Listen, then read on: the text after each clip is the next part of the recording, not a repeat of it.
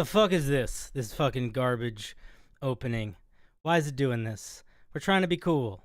We're trying to start cool, and it keeps loading slow. You know what I mean? What's the deal? What's the deal? I gotta change it, I think. You think it's the best opening? I hate that it keeps loading. Fuck it. We're transferring back. We're moving back to the classics. Go to hell, everybody. I love you. I'll be on in 2 seconds.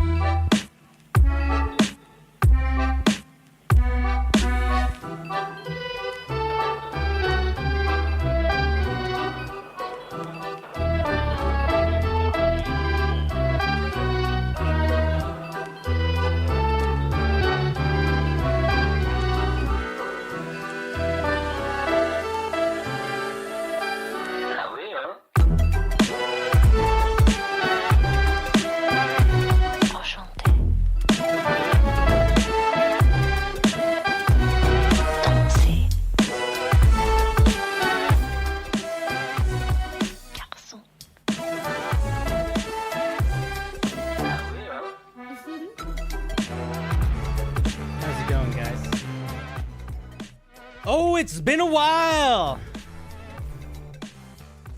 It's been a while, friendos. I was away. I was in the far off lands. I was so far away. But I'm back. For you. And I hope you're excited. I'm excited. I was born excited. And I'll die excited. I'm sweaty. We haven't even started yet. That's how you know it's going to be a good stream. Who's here tonight? Name yourselves. Hey, Jamie. Hey, Giraffe. Hey, Bildo. What's up, Rascal? I don't know what jorts is, but I accept it. This song is not called jorts, but maybe it's used in jorts. Jean shorts. Oh. Guys, we got some cool new stuff going on. Oh man, I missed you fucking animals, you glorious beast. What's up, Hold Action? What's up, Butt Poncho? Just a velociraptor? You're so much more than a velociraptor. Matt Thorne, you're no thorn in my side. Ross Gosling, hello, hello. Bildo. Vinicius, what's up? Tradosio. S. Obelisk. Oh my goodness. If it isn't Ethan Hobbs. Hobbs and Dubs and all over. Chris Go Yeti. More like Go Sasquatch. What's up, Orca Ace? Puppeteer, how's it going, buddy? Wolf Channel, ooh, bark bark. Meow. Or I guess not meow. Bark bark, not meow. Bark bark. I was right the first time. Bark bark. Hey Pat, what's up, dude? John Barnes. Karthik. Karthik. T-H-I-K thick. Not T-H-I-C-C thick. Aardvark, what's up? Oh man, guys, I'll be honest. Oh boy, I'm excited for tonight. I don't know how many pieces we have off for review. We're gonna be doing stuff a little. We got something a little different for tonight. It's gonna be good. It's gonna be good. You'll see. What's up, Dead Rat? What's up, Squid? What's up? How's everybody doing? Oh my goodness. Oh my goodness. What a wonderful turnout. Look at all these beautiful people. I missed you guys. Oh man, welcome to the Homebrew Review Show. Hello, my name is CinderBlocksally. If you are new to the channel, I am a guy that does a lot of stuff that is D&D related, but not exactly D&D. So I do a lot of talking about D&D. I do a lot of reviewing D&D homebrew. I do a lot of stuff that what I try to do is foster an environment that is fun, but a little frightening, but is engaging, specifically with you, the audience. So the main way that I do that is you guys can submit homebrew that you have written to me, and I review it. Now, in the past, I basically had a homebrew review night, and you had limited opportunity to submit to it, and that was that. But we've changed it up. And now what we do is we have a homebrew review wheel for the week, and it can update as the week goes. So, for example, if you didn't know that I'm doing homebrew review this week and you really want to be on the homebrew wheel, if you click the command right there that says brew, the form will appear and you can submit the piece, and I am going to update the wheel every maybe hour or so. So if you submit a piece tonight, it will get on the wheel tonight. It won't be on the wheel immediately because I'm not going to update it every 2 seconds because that would be insane. But I am going to update it on the hour. So you guys can remind me to do that if I forget also. But at 8 o'clock, I'm going to update it. At 9 o'clock, I'm going to update it. So the idea is that you don't have to even wait for the next night to be on the stream, potentially. Does that make sense? But it's still, keep this in mind. Keep this in mind. Please keep this in mind. It is still just one submission a week. So don't feel the need to scramble to submit something if you don't have something ready yet. Because, again, there are multiple nights of the week. I do this every night. And once your piece is in for the week, that's it. And I will review it in the way that I do, which means that I will tear it to shreds if it feels like you didn't put much work into it.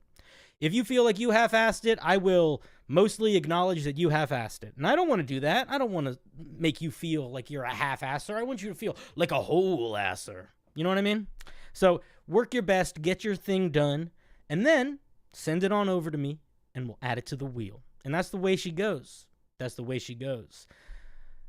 How does that sound? Does that sound good, everybody? What's up, Lord Sword? Am I going to bring guests back? Man, I got guests coming tonight. I think Patrick Perini is going to join me tonight, and I think there is a chance we might get some other guests tonight, too. A couple other creators who I've become friends with a little bit have said they might want to hop in. So I kind of just made an open invitation. So we might get a handful of people in tonight.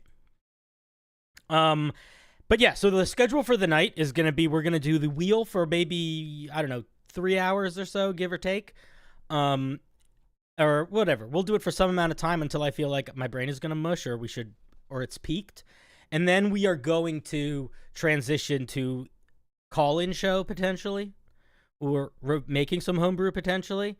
But we might just do homebrew all night. I'm not sure. We're going to play it by ear. Suffice to say, we're starting with some homebrew. Okay? Okay? Okay. Okay? Okay. Good. Good. Great. Great. You still play Pathfinder? I've only played Pathfinder like 3 or 4 times. It seems like it's very fun. Listen, I mostly play only D&D, but I still think Pathfinder is probably really cool. A lot of people that play Pathfinder, I feel like they like to throw a lot of shade at D&D, and that's fine, but I don't feel any need to throw any shade at either of them. I feel like they're both probably pretty fun, you know? I'm not sure why, but I do feel like people like throwing shade. I think it's because they don't like I know why. I'm not dumb. It's because Wizards of the Coast and Hasbro are not a good company. So you want to not like them. But I do think you can still like the game. Anyway, that's all I have to say about that.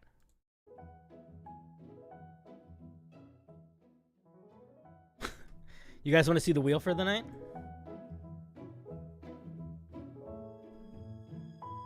Boom. Look at it. It's kind of small compared to our normal wheel size, you know? Oh, yeah. Big chance of getting picked tonight. And let me just see something here. All right. Yep. So I'm going to refresh the wheel probably at 7:30.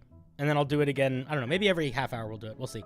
We'll see how often we do it. It's a little bit tedious to do, so I don't want it to take up too much time. You can't read the names? I don't know what to tell you. You'll be able to read them when the time comes. Tradosio, 3 months and you don't regret it. Tonight is going to be a good one. I feel it. Oh my goodness, buddy. Has it been 3 months already? Whoa. Time flies, my guy. That's crazy. That's nutso. You're Vinny in the wheel? Nice. You can actually read the names? Nice. You've got a lot of work in progress stuff, but nothing ready. No worries, Arcade. You can read the names. All right, I think Patrick is going to join us. Pat, I think we're just going to do a call instead of doing voice, instead of going into the room. Let's do it. Hey, man. How's it going? It's going well. I wanna see something here. Yeah. Let me. I need to adjust the volumes and stuff a little bit. Yeah, no worries. How are you doing? Let me know how I'm coming in. I'm doing good. Chat, how's getting some swag together for PAX Unplugged. I know. I'm excited for it. Chat, how's Pat sound coming in? Hello, chat. It is good to see y'all. Sounds good? Sounds fine? Okay, cool. Wonderful. I know GM Workshop is in the waiting room. What's he doing in the waiting room? I don't know. That's you know ominous. what? You know what? Let's fuck it. Let's go. I'm hanging up on you. Let's go to the waiting room. Sounds good. Hey, what are you doing here? All right. We're in. I'm just vibing. What's up, man? Guys, okay, wait, guys. Let's promote you for a second. So this is a person, GM Workshop. Say hi. Hi. GM Workshop is this is GM Workshop. He's on Twitch a lot of the time. Hiss. I'm just kidding. But he does a lot of Baldur's Gate stuff. Hiss to your face. And he does a lot of he does what I don't do, which is actually play D&D on stream. But he does it like to a crazy extent where he makes these nonsensically complicated and beautiful Tailspire maps and does like chat plays. He's very fun. What's up, man? Gotta love it. How you doing? I'm excited to play again on Wednesday. Yeah, it's the last leg. Nice to meet you, Patrick, I think. Yeah. How's it going? I'm glad we finally get a chance to meet. Yeah. I'm just I wanted to congratulate Cinder. I saw his short about like PAX, but you're here too, so that's awesome. And you got invited as a creator. I just want to give you a big shout out because you deserve it and you're awesome. And you should feel affirmed and you're a good bean, and that's it. That's literally why I got in line to just say you're awesome. All right, well, that's very kind of you to say, good sir. Very kind of you. I mean, he's bright, so. All right, yeah, fair. I'm not good at the compliments. I hate them, but I accept them for a little bit. Chat, everybody should just like give big props to Cinder. He's a good bean. I will kick you out of this room. And he's awesome. And everybody, room. You should make affirmations every day how awesome you are. See, this is the problem. I don't actually want to kick you out because I feel like you're my friend, but I like kicking people out when they say nice things. Now I feel conflicted. Do you want to stick around for a review of Homebrew, or did you? I don't want to. I just wanted to. I'm happy to stick for a few minutes while I'm doing some stuff in the back end here. Why not? All right. Well, listen. No pressure. But everybody should go follow GM Workshop on Twitch. There's his Twitch. Don't worry about it. That's literally not why I'm here. I don't care why you're here. I mean, yeah, but still. All right, the first piece we're going to look at is by someone named Rev. Oh, I love when they have a really small name, so it's hard to find them. Okay, here they go. Let's see. This is actually the third version of this class they've made over the course of a year. Holy moly. And they think, I think I've gotten to the point where it is interesting both mechanically and flavorfully. Granted, it's a longer read, but I think the formatting is clean enough that it's not a pain to skim over. If it is skimmed over, I'd like to highlight the 3rd and the 5th level features specifically. Well, Rev, I'm going to tell you 2 things right now. 1 is that I appreciate good formatting. And 2, I don't think you read the submission rules, because if you submit a whole class, I'm going to look at the early class features, not the late class features, or even the mid-class features, because you can't really judge a feature out of the context of the other features. The only ones you can really do that with are the early class features. So I'm gonna interrupt you because Persuasive Wink just dropped $20 and you're worth every penny. Boom. And shout out to Persuasive Wink for being amazing. Well done. Persuasive Wink. Wait, $20. It's a hell of a wink. Oh my goodness. It's a hell of a persuasive Oh my wink. goodness. That is very, very kind. Wait, I have to do my little, give me 1 second. Persuasive Wink, you caught me too early. I wasn't ready for money, but I appreciate it. But here, wait, let me do here.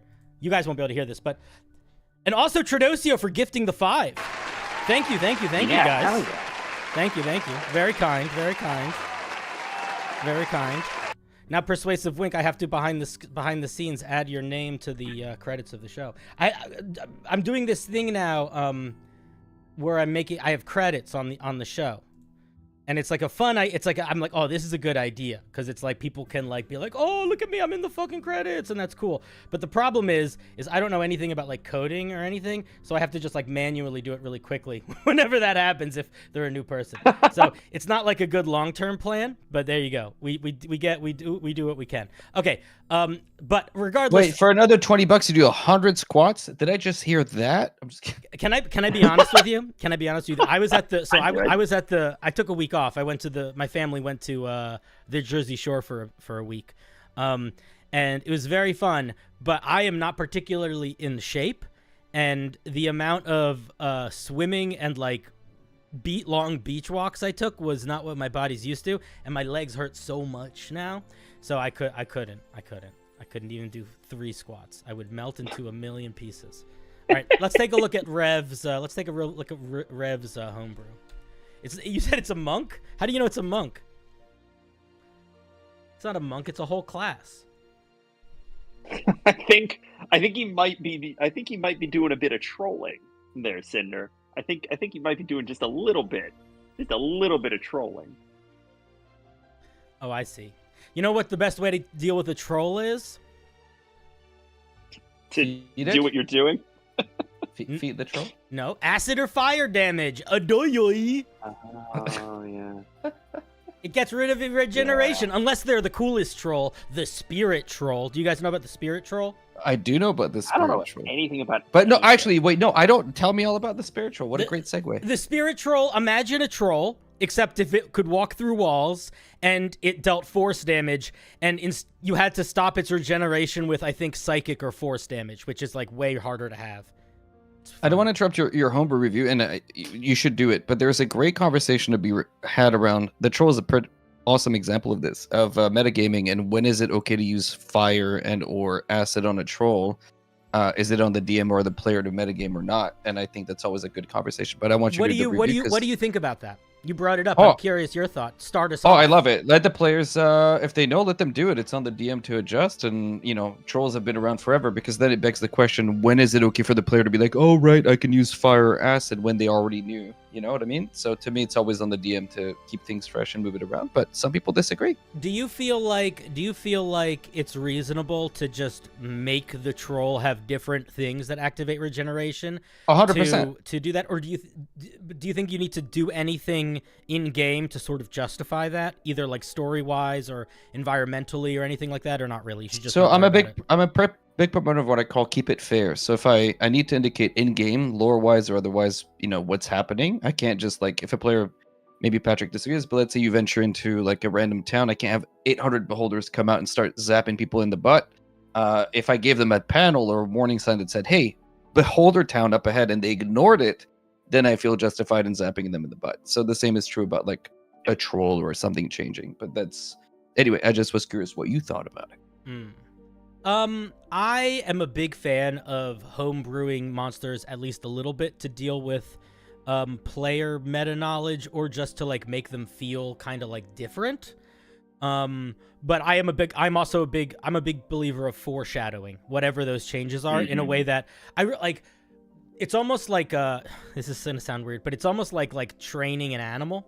Like if you let the players learn that they can use environmental clues and sort of like outside of the box world logic to solve the problem of the monster, it encourages them to pay a lot more attention to like the details of the world, if that makes sense. And I feel like it's like a good reward loop where the player gets to feel more satisfied because they like realized, oh, this is like this sort of environment and there's all these lightning bugs, so maybe lightning does something with this troll, or and vice versa. The dungeon master's like, oh, they really are paying attention to my world building. This is nice.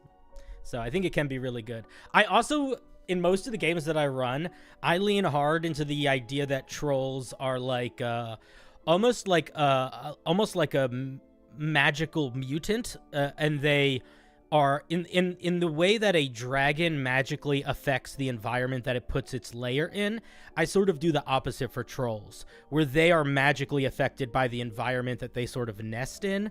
So I pretty regularly will have trolls be radically different depending on if they live by a lake or if they live by a Feywild tree or stuff like that, because I think it's just fun to have them be these like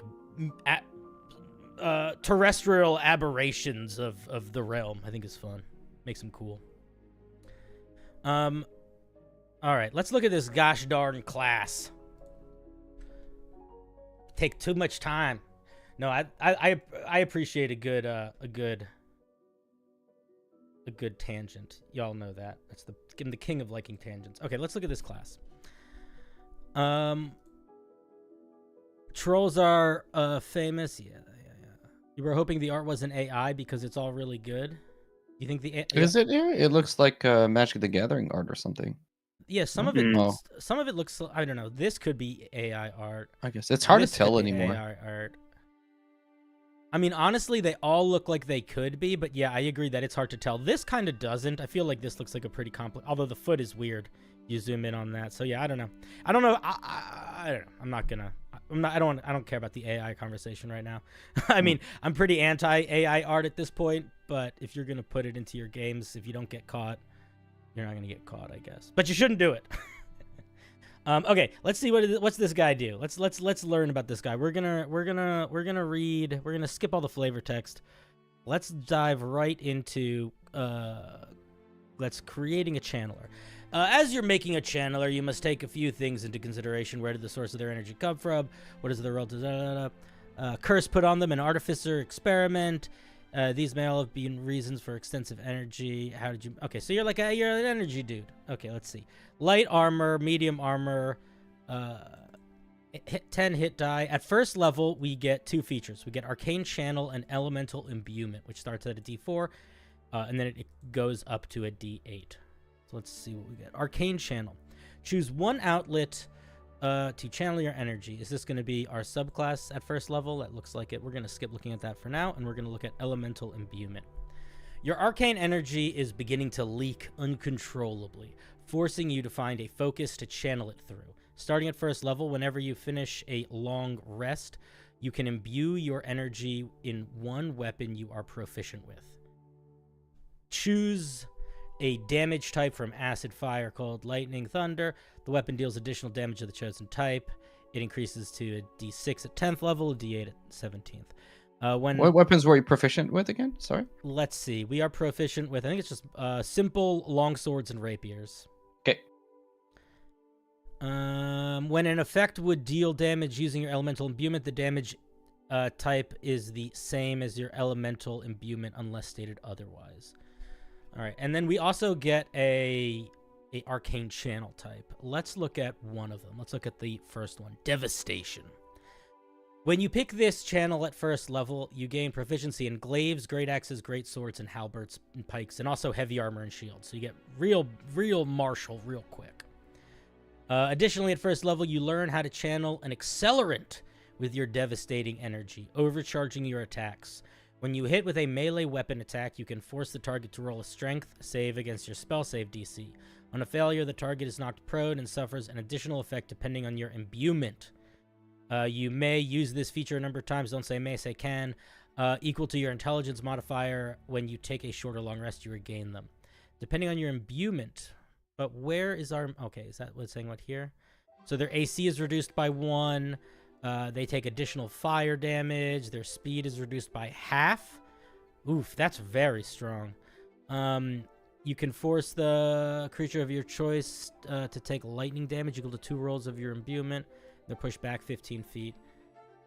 All right, so at first level, you basically are... You're like a little energy wielder, and you can do a special extra attack, basically, with your energy, depending on the type that you get. All right. Do we get extra attack at 5th level? We do not. Interesting. Let's look at Arcane Attraction. At 2nd level, your internal magical power tends to seek out various sources through which to channel itself to, allowing you to get a sense for what is magical and what is not. As an action, you can sense the presence of magic in the area. Until the end of your next turn, you know the location of each source of magic within 30 feet of you, whether it's a magic item, a spell, or a creature created by a spell. You know which kind of magic source it is, but you don't know the details of the source. Once you use this feature, you can't do it again until you finish a short or long rest. And you also get a fighting style. So by 2nd level, you have essentially you essentially have detect magic once per short rest. You have a little bit of extra elemental damage, and then depending on your subclass, you either have a special super hit you can do, or some spell casting, or probably some other stuff. What do you guys think so far? Does this sound like a thing? Are you like? Can you show me the table at the top again? Sorry, there it is, right? That one. To see. Go ahead. Sorry. Oh, sorry. Go ahead. No, go. Yeah, I was just going to say at high level, I'm still not sold on this being a class, right? Like, this is the lens that we always bring to classes, is like, should this exist as a class, or should this maybe be a subclass or even a series of subclasses on top of something else? And I don't know. I mean, I could see an arcane channeler being a really cool fighter. I could see it being a really cool ranger. I could see it being an interesting rogue.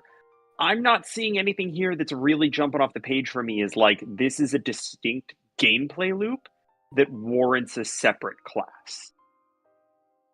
I'm not sure if you picked up on something that I'm missing, but that's kind of where I'm at with it.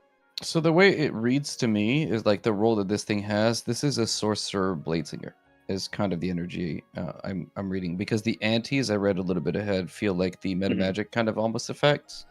You're just a tanky sort of thing that only does one attack, so you don't get multi-attack either, which is fine.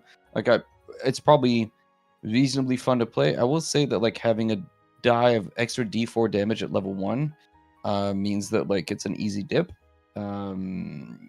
I'm not seeing spell casting anywhere in this creature, so like I'm not sure if it's actually a spell caster. I think spellcasting looks like it's baked into one of the subclasses. Okay. Hmm.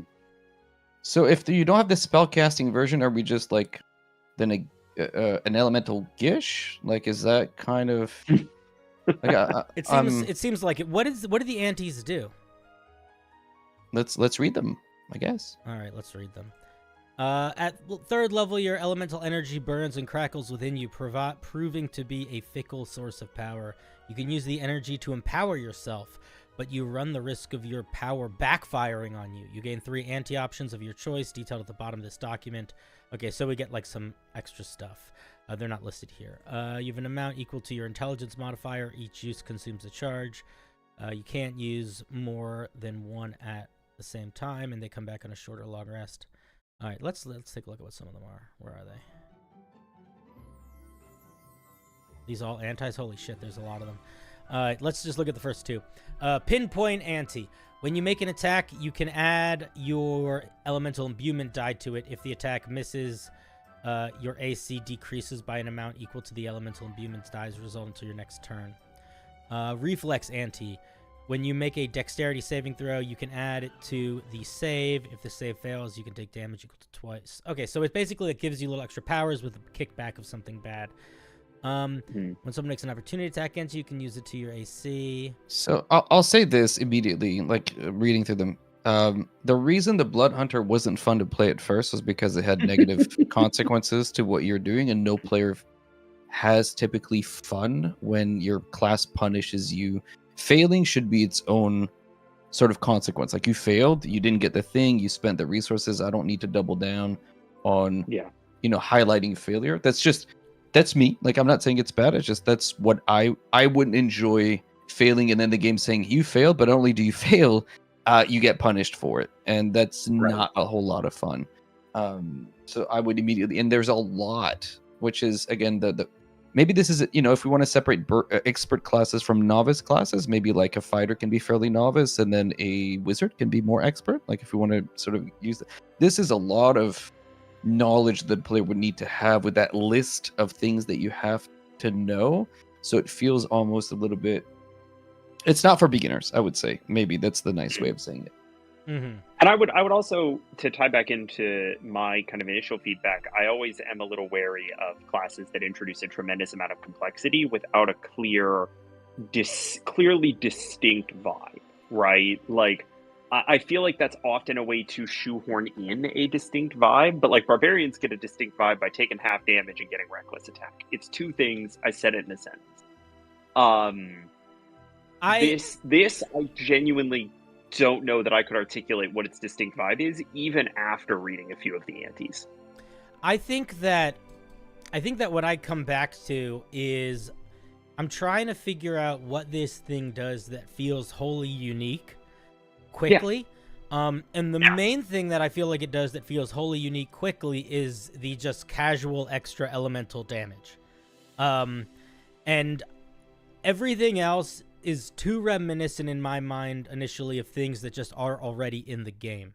I'll summarize it this way. Okay, I've read it a little bit more. You get extra attack at the 11th level. What this reads like is a Battle Master fighter with elemental spin on it. Mm-hmm. Is kind of what it sort of reads like, which is initially but it already kind of, like, I don't know that you need its own lane, but it's that's kind of where I think it slots in, having read a little bit more of it. Maybe the creator can disagree, but that's the energy. I think that I definitely see that, and I guess where my head sort of starts to go is I'm wondering, like, because I like the idea of somebody that wields the elemental like a melee weapon and fights with elemental energy as a martial type character. I feel like that there is definitely space, I feel like, for something like that. I think that the challenge becomes very quickly just how do you justify that not being a fighter? And I feel like the way to do that, if I were this creator, would be lean more into the elemental fighting.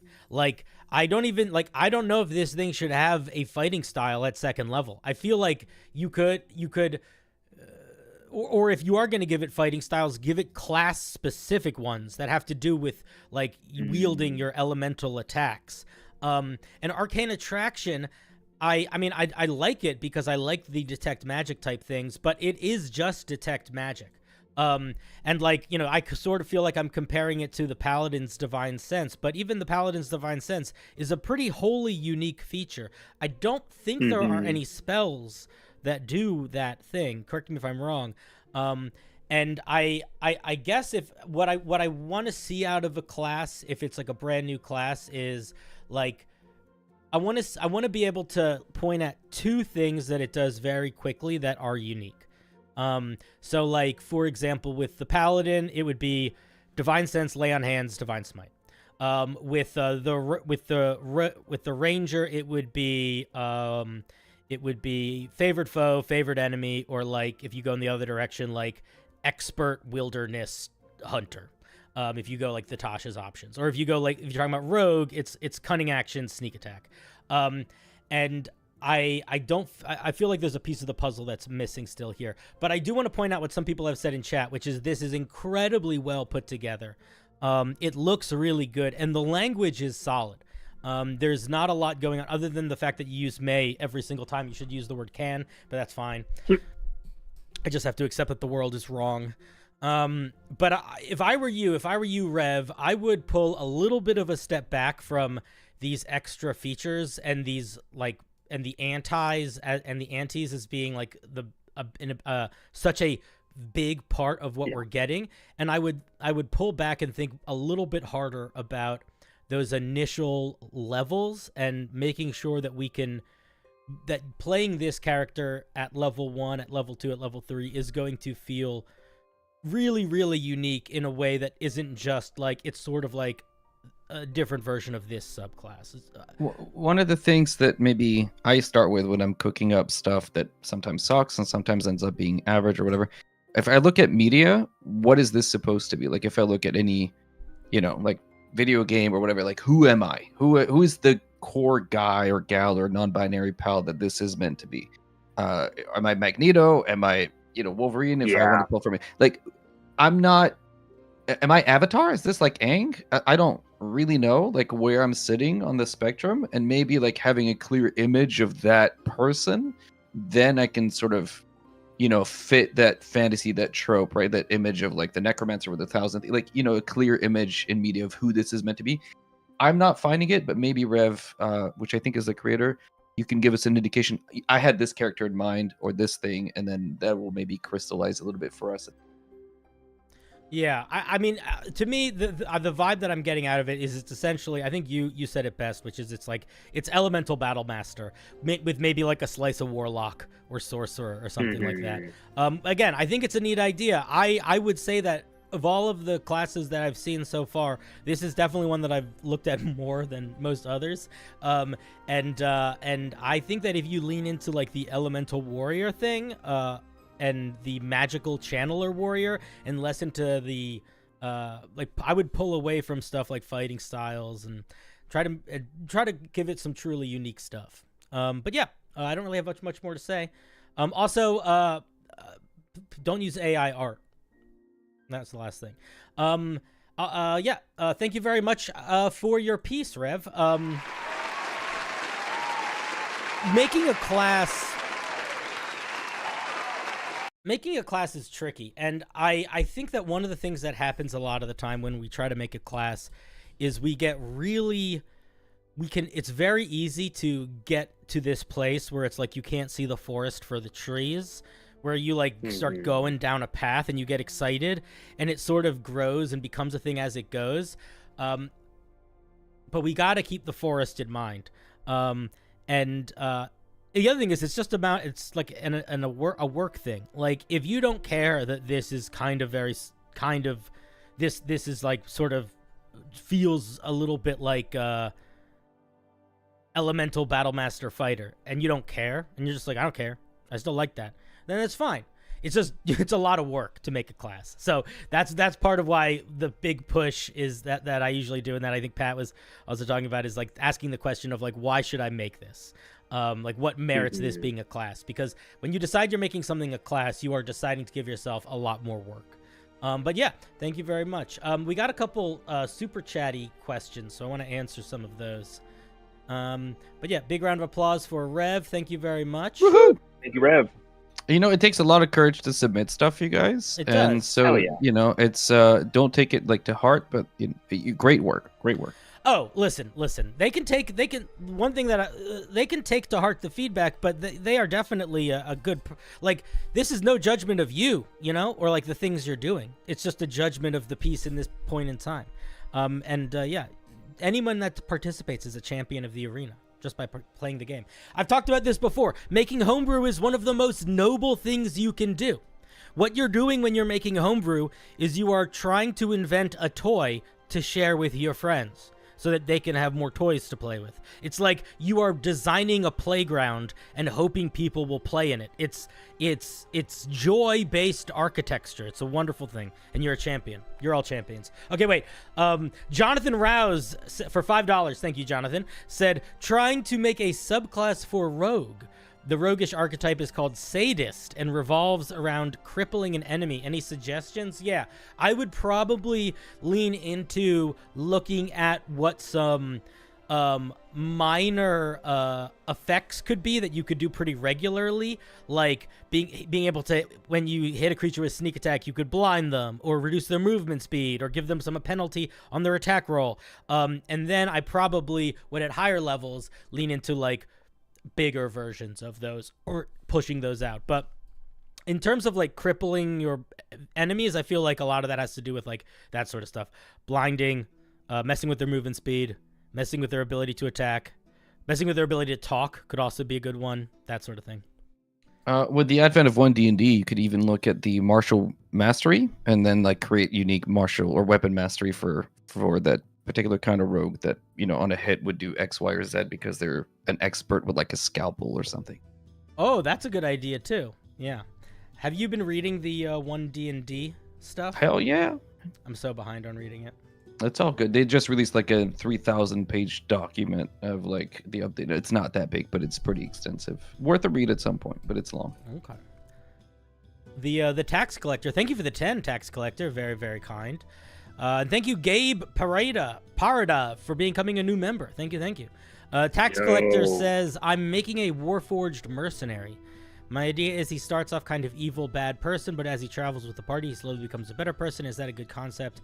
How should I do that? The tax collector, that is literally a character that I played in a campaign once. His name was Casanova Frankenstein, and he was a shadow sorcerer, Warforged, and I played it with his goal when he started the campaign was to take over the world, and he was very openly a super villain, but not very good at it yet because he was just a level 1 character. But he went out of his way to acknowledge that his party was like the most valuable tool that he had. So even though he was like openly, I'm going to take over the world, he was very, very good to his party, did absolutely everything he could to help them and to like ingratiate them to him, so that on the few times that he wanted to do something strategic that would give him something powerful or help him towards a goal, they would be more inclined to help him do that. The other thing that I'll say is the party that I was playing with was super down for me to have a character that was like pretty evil. They thought it was fun and funny, so that's another thing. But over the course of the campaign, it was less that he became less evil and more that he became more invested in the party. And what started as him being invested in the party because it's like, these are tools, and if I help them, it's like keeping my tools clean. And it turned more into him actually like starting to like care about the things that they cared about. But yeah, that's what I would do. Make sure the people that you're playing with are super down for an evil character, though, because if they're not, it's not fun. You can also look at what's that movie with the Megamind? Megamind is great. Yeah. Megamind is such a slept-on movie. Yeah, he's a villain, but then he slowly turns into the good guy, right? Like it's just, but it's still doing like villain stuff. It came out around the same time as Despicable Me, and Despicable Me did way better, but Megamind was a much better movie. Megamind is still a very good movie. I think it's great. More people should go see it. Go team Metrocity. Yeah, it's it has some of the best. It's great. David Cross, everybody's great in it. Okay, let's do it. Let's do another spin. Megamind. I haven't thought about that movie in a while. In college, I used to watch that. I watched that movie like weirdly often in college. All right, next we're gonna be looking at a piece from Doggo. Doggo. Doggo, This is gonna I be good. hardly know go. Name like that.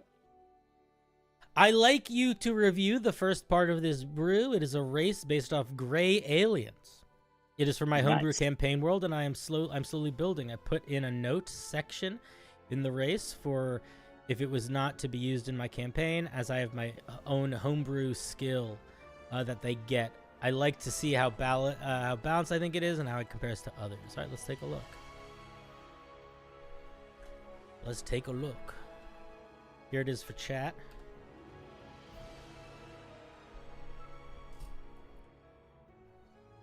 All right. The Zeta Reticulon. Okay.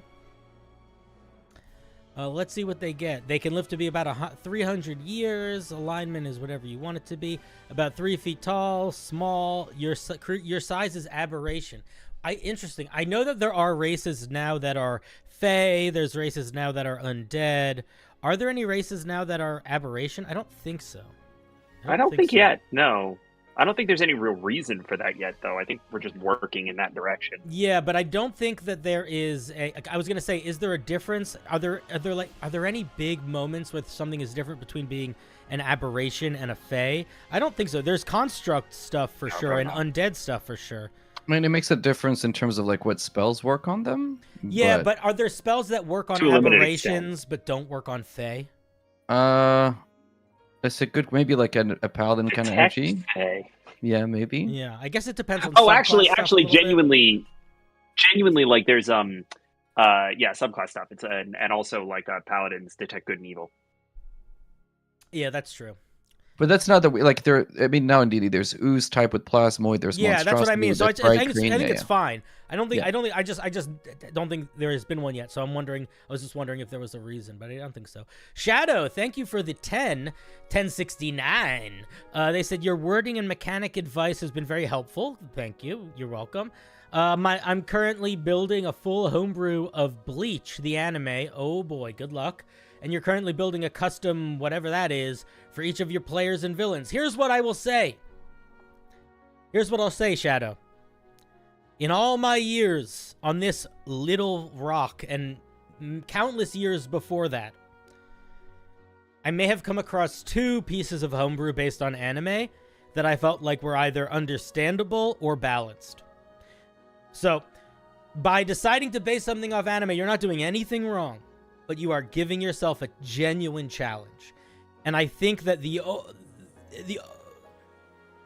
it's less of a challenge if the goal is just for your home game table, because then you are the only one that must reap what you sow. But in my experience, the bombastic nature of anime in general is hard to confine into D&D. And a lot of the time when you try to encompass all of the things that happen or that an anime character is capable of in the show into a D&D thing, it can become either way too powerful or really bloated. So I would just be cautious of those things. But I wish you luck. I wish you luck. I'll also say that I started watching One Piece on Netflix, the live action one. Still haven't watched the anime yet, but I will tell you guys, and I hate to say it, I like it a lot. I am enjoying it. I like it. And it almost makes me be like, I could see if the anime has a similar vibe to the show, I could see why people like it. Because it is legitimately goofy fun. It's well shot. It could be so cringy, but somehow it's not. And I don't understand why it's not cringy, because there's so much stuff that happens in it that should be cringy. It rides the anime tone just enough that it works for live action, but still can be kind of cartoonish. And I don't know if I will ever watch the anime, because that still is 1 billion episodes, but I will watch the live action version, and I will enjoy it. So there is a hope. There is hope. I'll tell you what, if you make some homebrew based off the live action One Piece, that's the homebrew for me. All right, let's take a look at what this thing actually does. Your creature type is aberration. So my guess is the reticulan technology skill is your homebrew, thing. That's fine. We'll just assume this is essentially getting expertise in a skill. Thoughts on letting people cast spells without spell slots by making a check where the spell fails, you get a level of exhaustion on a failure. So there's a game that does this already. Shadow Dark RPG has a system that's similar to this, which is really, really good. You cast a spell, you make a check. If you succeed, you can cast the spell again. If you fail, you forget the spell until you take a long rest.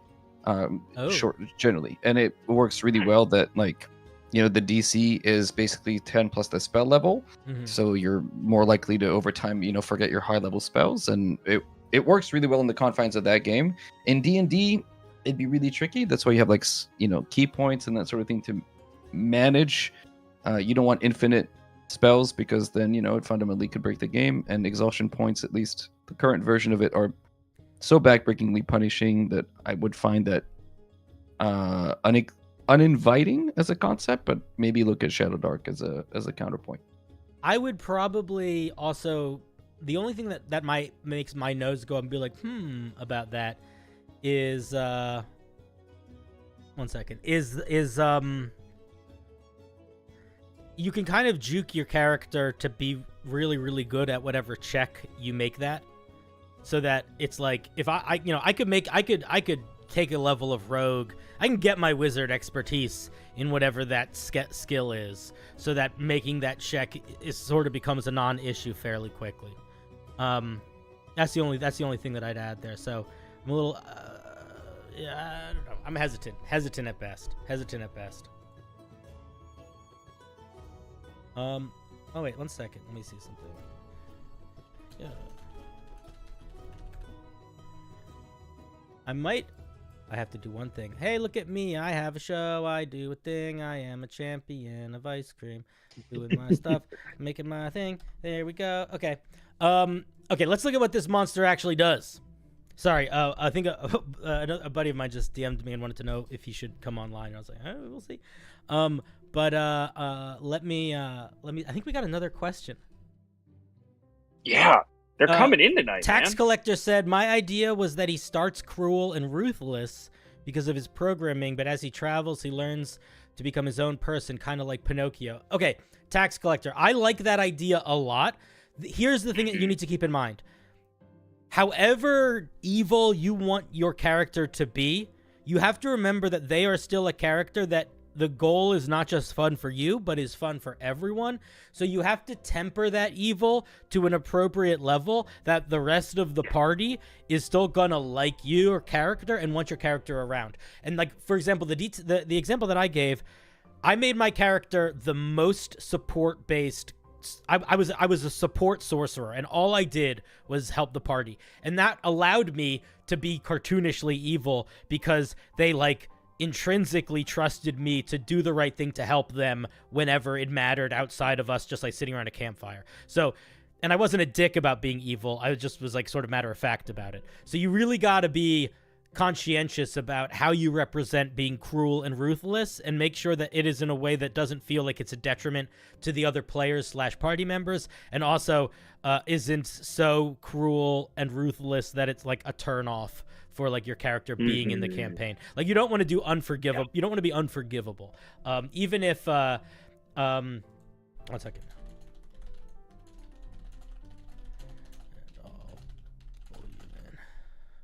You don't want to be unforgivable. You want to make yourself a person that is reasonably still a likable character. You can be utterly unforgivable in like a one-player scenario, but you know, it's a lot to ask people of that when you're playing with other people. Let's look at this alien. It's got so they get expertise in a skill. They also get psionic mind. You know the Dancing Lights cantrip. At 3rd level, you can cast Charm Person spell with this trait. At 5th level, you can cast Hold Person. Once you cast Charm Person, Hold Person this way, you can't cast it again, so you finish a long rest. You can also cast either of those spells using any spell slots of the appropriate level. Here's what I'd say. First of all, you need a spellcasting. We need to know what spellcasting ability score we're using here. The only thing that I would say is this structure of you get a cantrip and then a first level spell and then a second level spell that you can do once a day is something that like we've seen a bunch before. It's a pretty powerful ability to give a creature. If you give a creature this sort of tiered spell casting, it's got to take up a good amount of the weight of like what the creature gets. And with this one in particular, in my opinion, Charm Person and Hold Person are pretty strong spells to give with this. Hold Person in particular. So I would be extra conscientious of what other things you give this to keep that balance somewhat tempered. You do say what spellcasting ability you are. I'm so dumb. I'm sorry. Boop, boop, boop. I should have just checked. We get telepathy. And that's the main thing. So we get telepathy, we get 3 psychic spells, and we get expertise. I think it feels pretty reasonable. I don't think this feels overpowered. I could see an argument for not getting expertise in a skill, but just getting proficiency in it. Also, if you want to give expertise, you can't actually write expertise. You got to write it out like what the ability does. So say what expertise does is it allows you to add double your proficiency bonus twice to a check. So you would just have to write that out that way, where you're proficient in the reticular technology skill. Whenever you make that skill check, you can add your proficiency bonus twice, something like that. What do you guys think? Thoughts? The only thing that I would say is that aside from the fact that you are an aberration as a creature type, there is very little to me about this that says alien as opposed to just psychic person. Yeah, I think that's right. This is giving me I have no issue with this. It's fine. I'd even probably allow it at my table. I don't much. I think balance wise, it's fine. It just gives me the end. So this is like a cross between the Kalashtar, the Verdun, and the Gith, kind of like mix. So the Kalashtar are out of is it Eberron? I think Eberron.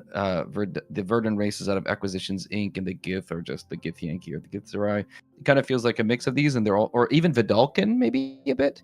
And it works, I think, to alien with big brains and psionic or psychic energy. Why not? I would trust maybe an image or two would be kind of nice to tie it in, and some lore maybe like to kind of get a sense. I think they got some lore. I didn't read it. There's a little bit up here. No, I guess there's not. It's just sort of there's a little bit. There's a couple paragraphs up here. It's just about how they're aliens from the far realm and they're little and green. Seems good. Yeah, I think from a balance perspective, there's nothing out here that's crazy. Yeah, I think it works. I guess I just wish it was a little bit more alien. I also could see a big argument for getting rid of dancing lights and putting in mage hand, just to lean more into that psychic thing. But maybe dancing lights is how you're representing like the stars in the world. But yeah, pretty solid, pretty cool. All right, thank you, Doggo. Let's get one thing I'll say. Yes. They didn't give him dark vision. Let's go. Yeah, no dark vision. Big round of applause for Doggo with their little psychic alien. Doggo. Very cool, very cool. Thank you. Much appreciate. Much joy, much good. Much ice, much cream. Shadow says, played an evil genie ranger who'd captured his mounts and animal summons in a bottle that functioned as spell slots. That is a interesting idea for an evil character. A djinn that's minions are like captured animals kept in like a genie dimension. That is pretty dark. Yeah, very weird, very cool. All right, let's spin again. It's like an evil Pokemon. It is like an evil Pokemon. Have either of you guys ever played like evil characters, like true evil characters? Yes, definitely. Were they for evil campaigns, or was it like yeah? But I've also been able to so I mean I've been DMing since '94, so playing is a rare treat. So every character that I play is the bad guy, so I guess that's evil. But I've had plenty of evil players at the table. It's been pulled off maybe twice really well. It's lawful evil, and it works with the confines of the party. So they'll use the logic and they'll convince their party member that what they're doing is reasonable. And it was fun to watch like one of our characters slowly convert the rest of the party to what is essentially like really logically based, evidence-based evil actions. And they were, even the paladin's like, well, it's hard to argue with this. It follows the letter of the law. So that was a lot of fun. Yeah, I like evil characters as long as it's done well. Chaotic evil I find is like typically incredibly just obnoxious.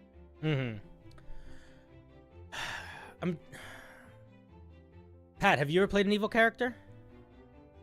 No, but really, I've only ever played like 2 or 3 characters. So Yeah. I played lots of evil characters because I'm the GM all the time. The thing is, the way that you're describing evil characters, I think would be a lot of fun to play. I've never played anything like that. The only evil characters I've played have really been chaotic evil characters, but they haven't been stupid. They just are like just purely in it for themselves, but in a way that they're thinking like long term, where it's not like, how do I get one over on everyone around me? It's like, how do I get the crown of the kingdom? You know what I mean? So it requires an element of like collectiveness when they play. I know, Cinder, you've been playing Baldur's Gate 3. Patrick, have you played BG3 at all? I have watched Cinder play it quite a bit, but I do not have a machine that is capable of running. So, like a really interesting evil character in there is Asterion, right? You could presumably like ascribe the evil, but he's just really selfish, right? He's just this guy who's in it, or even Lae'zel borderline can be evil, but it's not evil in the way that like it would hinder the party. You know what I mean? And like playing a character like this, I think would be quite fine and even like good aligned parties. They just can be like, all right, fine, I disagree with what you're doing, but I'll go with it. But when they get their chance to just like be a little bit on that, all right, well, that's maybe a little bit sadist, and the rest of the party will go along with it every once in a while. I think that's like a really interesting evil concept. Tradosia said they think that Asterion was chaotic neutral. I don't know. You guys should fist fight about it in the spheres of Palania. I will politely disagree with that assessment, but that's fine. Tradosia was politely reminding me that it is now time to refresh the wheel. It is. So I'm doing this new thing where basically people can submit stuff to the stream while we're streaming. So the way that I do that is now there's the new wheel. So anybody that submitted any homebrew within the last hour, congratulations. You should now be on this wheel. And I think it worked. Yeah. Cool. Yay. I'm going to be honest, guys. I have played such little Baldur's Gate in terms of understanding the story. Most of the Baldur's Gate that I've played has been like hopping into other people's games and doing a quest with them. So I haven't gotten to know any of the NPCs at all. But what I have gotten to do is play a couple quests, which has been like remarkably fun in a way where there were a couple times where I was playing and it was like, this just fucking feels like D&D. This is just D&D. And it was amazing. Actually, wait, I'm going to pull somebody in right now. You guys don't know this. This is my buddy Endo. Hey, Endo. Hello. Hey, how's it going? How's it go? Oh my god, we got a full fucking party in here. How's it going? So Endo, you're one of the only people that I played Baldur's Gate with. Yes, and you are a small little warlock just unlocking forbidden knowledge and throwing things around. Yeah, Dr. Fizzwimble. Yes. But we played the Hag quest together. That was sweet because I had not ran that through on my first playthrough, and it was so cool. It was, but it really felt like a D&D quest. Like, spoilers for the Hag quest, friends. Turn your ears off. I'll go like this when the spoilers are over, okay? This is what I'll do when the spoilers are over.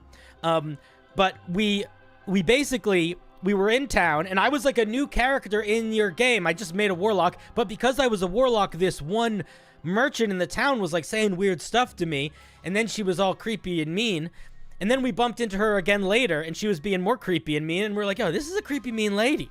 And then these guys were like, she kidnapped our sister. And then we like went to her house, and there were all these evil things around her house, and then she went through the wall, and then we like went into her house, and then there was this giant dungeon below her house in the roots of like a gnarled ancient tree, and there were like all of these people being tormented and tortured in this like horrible dungeon of people that had basically made deals with her. And then we had to go below that and do all of these like almost became like a you had to like jump over things and stuff. It became like a platformer for a little bit. And then like a big fight with her at the bottom. Oh, it was so cool. And the fight was really cool. Basically, she could split up into 5 versions of herself, and each one could do a full attack. So she could like cast Ray of Sickness or whatever like 5 times. Jesus. But each of the clones just took 1 hit to go, and if you could figure out which one was her, you could just keep attacking the one that was her. But it was a really hard fight, but man, it was so much fun. And it felt like a whole solid quest. It was great. So cool. Yeah, it's a fun fight. But if you kill it, if you manage to kill her before she goes into her lair, which is possible, then you talk to people in there and they're like, I wish I'd never made a deal with the Hag. It's kind of fun. Most of the people that we saw that were in there were like staring at paintings of themselves and crying. Yeah, it's like they made a wish, but they weren't specific enough about the terms and conditions, and so she fulfilled her duty, but like in the worst possible way, monkey's paw style. Yeah. Yeah, they also had that great aspect where you're in the fight, which by itself is challenging enough, and then they had the secondary aspect of saving these people's sister who's in the cage and she swaps places with them, so it just like adds that whole nother dimension. You can also just shove her in the hole and she dies, which is really funny. I wasn't able to do that, but I was able to do that with a giant spider. Or no, I wasn't Endo. Nice. You did, but we were knocking spiders off cliffs, and you knocked that like level 5 spider off the cliff. It was so good. Yes, the matriarch. Yeah. All right, let us see. So this next piece is by Cosmic. Cosmic said that read the description. They're mainly looking for grammar help. All right. All right. How long is this description? Oh, it's perfectly not too long. Narrator Nate is complaining that we've only done 2 homebrews. Oh, hush now, my friend. It'll be fine. Sometimes we gotta take some time. Work it out. We gotta work it out. Stormweaver is a large, segmented worm with thick armored plates. I think you mean plates? Across its body. Its armor is a light gray.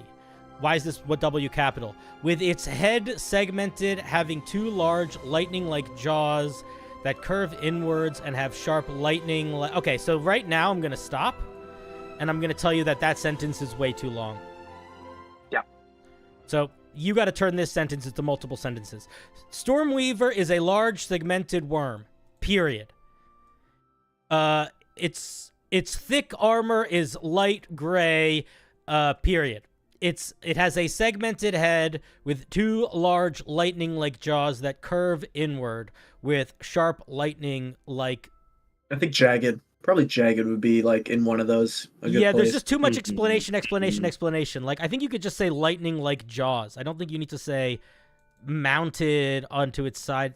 I would just drop this part. I don't even know what you're trying to say with that. Its body segments are mostly great. What does that mean? With hints of, do you mean gray? I think you mean the word gray here. Mostly gray with hints of blue on the sides.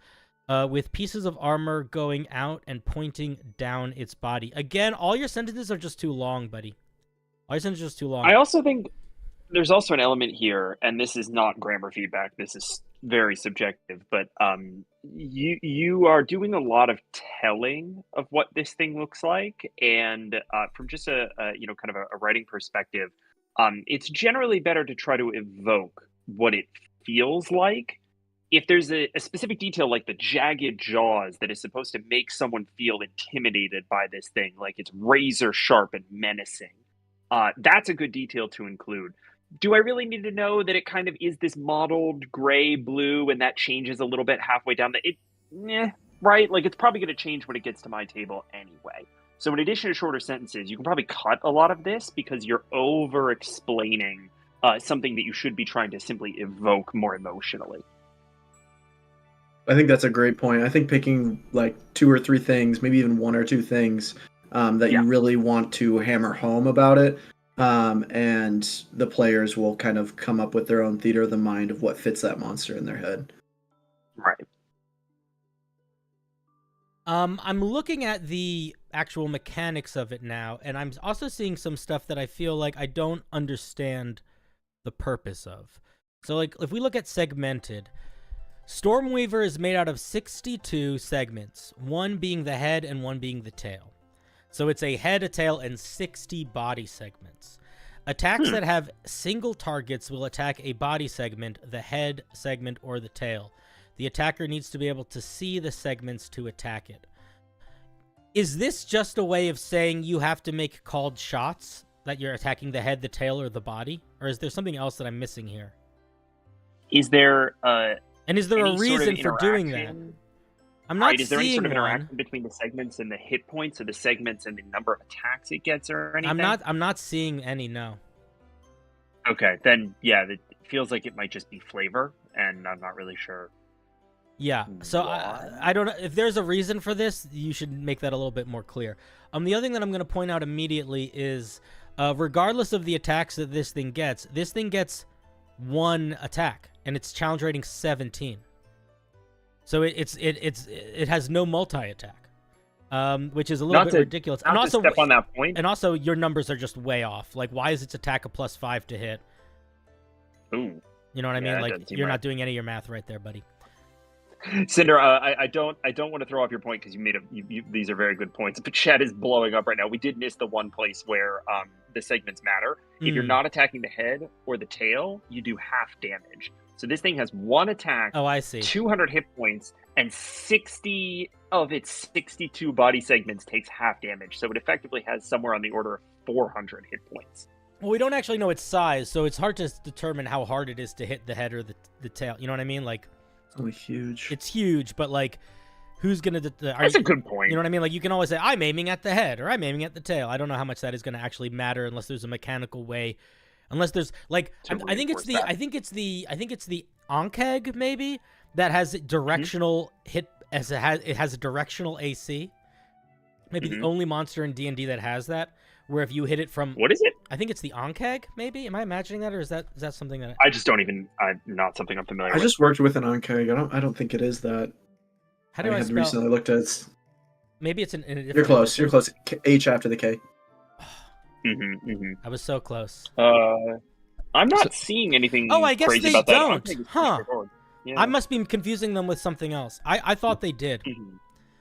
Mhm. But yeah, if you're gonna make something like this where it has body segments and you're gonna, I would make it like, I would make it like, if the creature, whenever, I would make this all one ability first of all, and I would basically say like, if they are making an attack, they have to call a shot if they're attacking the head or the tail, and there's a penalty to that attack. They get like a -2 to their attack roll on that or something, like just to signify that it's like a smaller target that they're aiming for. But the larger point, other than that, because I apologize, I often judge something before I read ahead, is that this thing is going to get demolished by action economy. So just super briefly, I rewrote the description in your Cinder's Brew. It's short. It's not. It's just simplifying it for you. I don't remember who submitted it. And then if you need a shorthand, I guess, for the damage and the hit points, I'm sure Cinder's got his own system. This is what I do. Maybe it's helpful to you. Hit points, take the challenge rating and multiply it by 15. That should be your baseline. That's roughly how many hit points this thing should have. And then in terms of DPR, damage per round, take the CR, multiply it by 7 on the higher end or by 5 on the lower end, and that gives you the amount of damage you should be dishing out in one turn of combat. There. So your numbers are a little bit off in that sense, but it should be doing about 85 damage per round at CR 17, and it should have roughly like your hit points are kind of bang on. But that's it. Yeah. So whenever I didn't have a system like that at all. I didn't. That was So excellent. That was impressive. So what I did is I grabbed every monster in 5e up until I can't remember what. I put it in Excel because I like Excel. I tracked generally like it just creates like a small algorithm and it breaks down into about that formula where like the hit points is CR times 15 to 20 depending how boss monster you want to make it, and then the damage output is usually CR times 5 to like up to 7 on the higher end, and that roughly gives you but then we know that the CR system in 5e is kind of wonky, so you can adjust it up or down to your liking, but that generally gives you like almost a book exact damage output. That's very cool. I do Write that love down. Write that down. Yeah, everybody write that down. I do love the idea of a giant lightning worm though. feel like, oh, it flies. I was going to imagine that it would burrow. When I think of segments, I think burrowing, but I accept. But yeah, I don't really have a lot more to say. I think that your numbers are probably are what are going to be taking the biggest issue with right now. It's got to have more things it can do with its turn. Like it should be able to do like a bite attack, a tail attack. Like I would have it do like, like 2 bite attacks and a tail attack, and it can replace one of those with one of these special features or something like that. Another thing that I wanted to touch on real quick, and anybody on the call, correct me if I'm wrong here, but when you roll for recharges, if a thing has multiple recharges, you roll to recharge that thing a separate d6 per ability, right? Correct. That's how I play it, at least.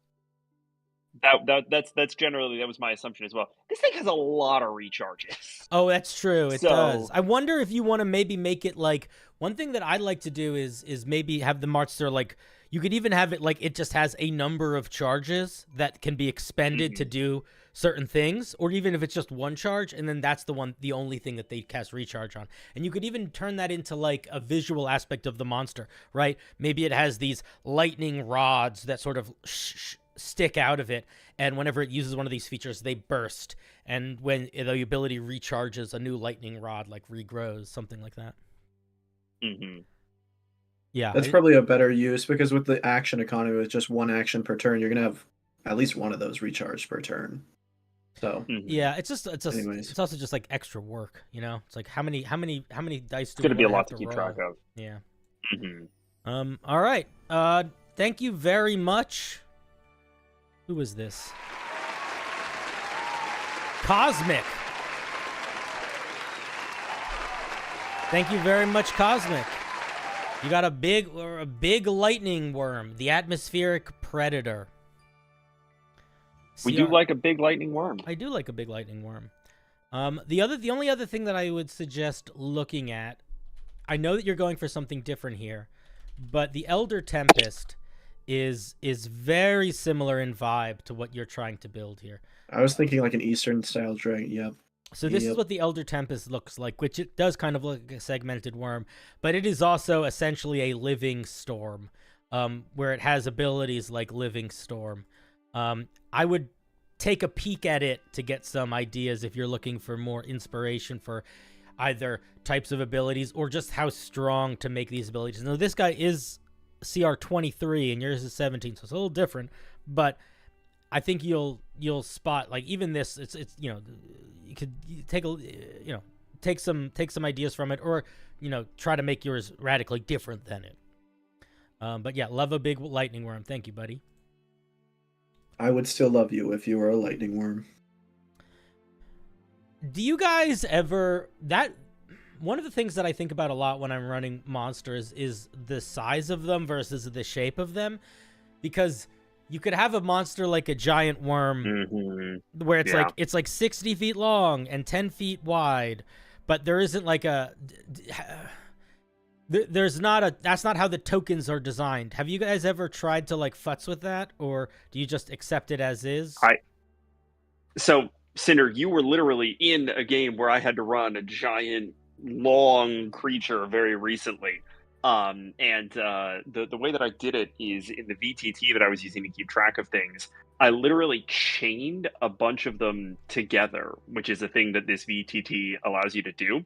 So I just put a bunch of 10-foot, 4x4 tokens down and connected them in a line and would rotate them as needed. It was inelegant as hell. Yeah. Philip says, good to remember that no creature fully occupies its space. I suppose that's true. And so, yes. One creature that's actually in the book that breaks that is the Kraken, right? Like, because it's got the little extra tentacles that sort of litter the battle map. Oh, yeah. I guess that's true, so it's already kind of doing that. And yeah, I mean, in D&D, I think 5e specifically, like Colossal or Gargantuan or whatever that big size is like 6x6 and bigger, right? And you could just modify that however you want. Like, to me, it still blows my mind that like the Tarrasque is just, a 6x6 grid or whatever it is, which should be like right. a trillion by trillion. Like, I don't know. I shouldn't be able to quite. It's a moving mountain, for crying out loud. Like, why does it have just a tiny base? Anyhow, but yeah, I think you're absolutely right. Like, having a monster that You know, a Behir shouldn't be like a 4x4, 3x3 grid. It's like this snake-like creature that shoots lightning out of its butt, you know? Like, make it creepy, make it slimy, make it fit through like narrow cracks in the walls that the players can't follow. Like, that involves like a whole new terrifying element to the game. Matt Thorne says gelatinous cube is clearly the perfect efficient life form. Exactly. The only time go. No, you first. You're the That's guest. like the only experience I have with gargantuan and above is my players using a massive Warforge. I think it was the Warforge Colossus versus a kaiju type beast. So it was like Pacific Rim. So they were both massive. They're both colossal. So it ended up working out. I've heard lore that the Behir, if people don't know what a Behir is, it's a cool looking guy. It's like a lizard that has too many legs. But the Behir was invented by storm giants to fight dragons, as like a thing to fight dragons with. Now, I don't think that makes any sense because it can't fly and it shoots lightning. And it's like, that doesn't work against a lot of dragons and it can't fly. So I just want to say that the giants might have made a cool monster, but I don't see how it helps them fight the things that they want to fight, which are dragons. Depends on the kind of dragon, right? Because Behirs, what's the resistance or immunity on a Behir? Just lightning. So on a light, I guess maybe they're fighting a bunch of lightning dragons. But then it their becomes breath isn't going to do anything. Yeah. I understand, but at that point, then you have at least something kind of tanky. I don't know. Or what if they're not Hear as me out tanky here. as the giants that made But them? watch this. Watch this. They throw the Behirs. Okay. Javelin Behirs. Yeah, You know that what I'm makes saying? sense. Yeah, okay. It's a lightning I buy javelin, that. yeah. I buy that. I Yeah. buy that. The javelin Behir. I buy that. Okay. Asked and answered. Asked and answered. Thank you for clarifying. When they're bored, they actually blow them up and make balloon animals out of them. Oh, we have a piece from Tradosio. Tradosio is a big name in the community these days. I almost missed this wheel. Huzzah! I made it in on time. Now here's just hoping that I am spun. Well, guess what, buddy? Hoping has paid off. I'm gonna burp soon. You got it. Oh, that burp had like meat in it. I hope you had a nice time on vacation. I can smell it. I can smell Here's it. the from here, barbarian dude. I promised. Okay, so this barbarian is going to be a this is called Path of the Vigilante barbarian. I have heard about this before. Now, one thing that we're gonna notice immediately is that this is in a document full of things, but the link that he sent auto took me to the page of the right piece of homebrew. Anchors. So we let's love an just anchor. say that is friggin' great. Tradosio, you immediately get one up on the rest. Now, for folks that are like, I don't know how to format homebrew, let's take a look at this for a second. Tradosio is formatting it, I would say, in the perfect way if you want to submit a piece for homebrew to be reviewed. This is the template that I've shared on my Discord, basically just changed so that it's 2-column, and it is essentially the same template that Wizards of the Coast use when they put out their Unearthed Arcana. And it is, you don't need to make your piece any more complicated looking than this when you're trying to format it. I know that people sometimes get really worried about formatting, and some people really like doing stuff with GM Binder. You don't need to do any of that if you want me to look at your piece. You might need to do that when you want strangers to look at your piece on the internet, because pictures sell something more than words.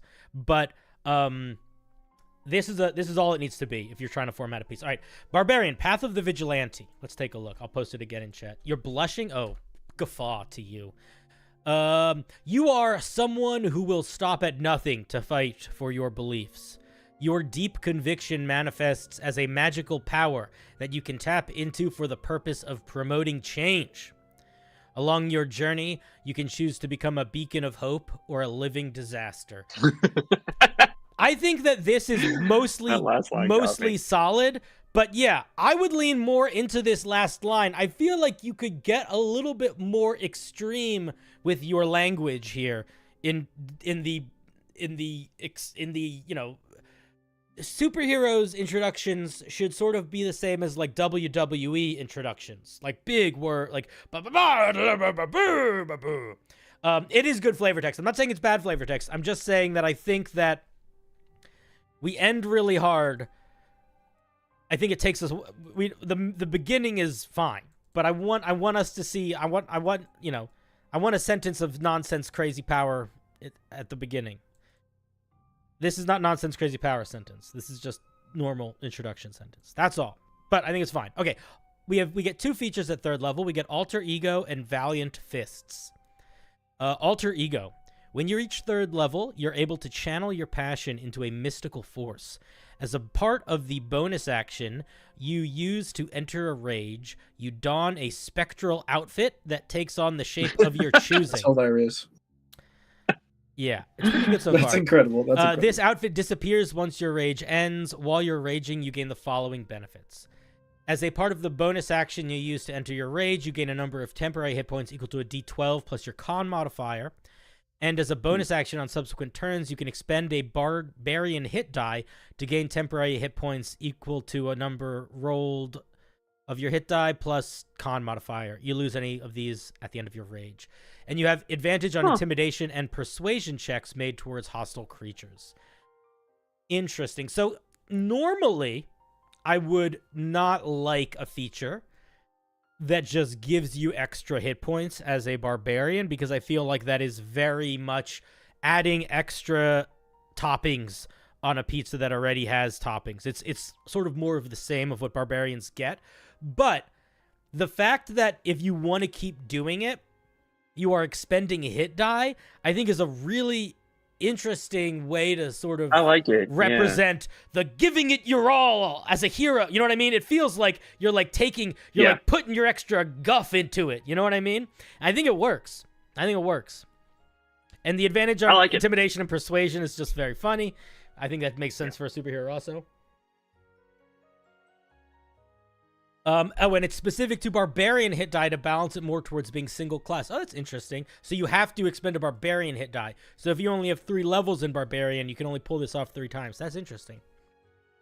I don't know if you need that limitation, if I'm being honest, because if you are multi-classing into anything that isn't a barbarian, the die that you're going to be rolling on that hit die is going to be less than a d12 anyway. So it's going to be like less valuable if you're using your sorcerer hit die. Because I know all of you sorcerer barbarians are out there. Let's look at a Valiant Fist. At 3rd level, your unarmed strikes deal force damage equal to 1d6 plus your strength modifier.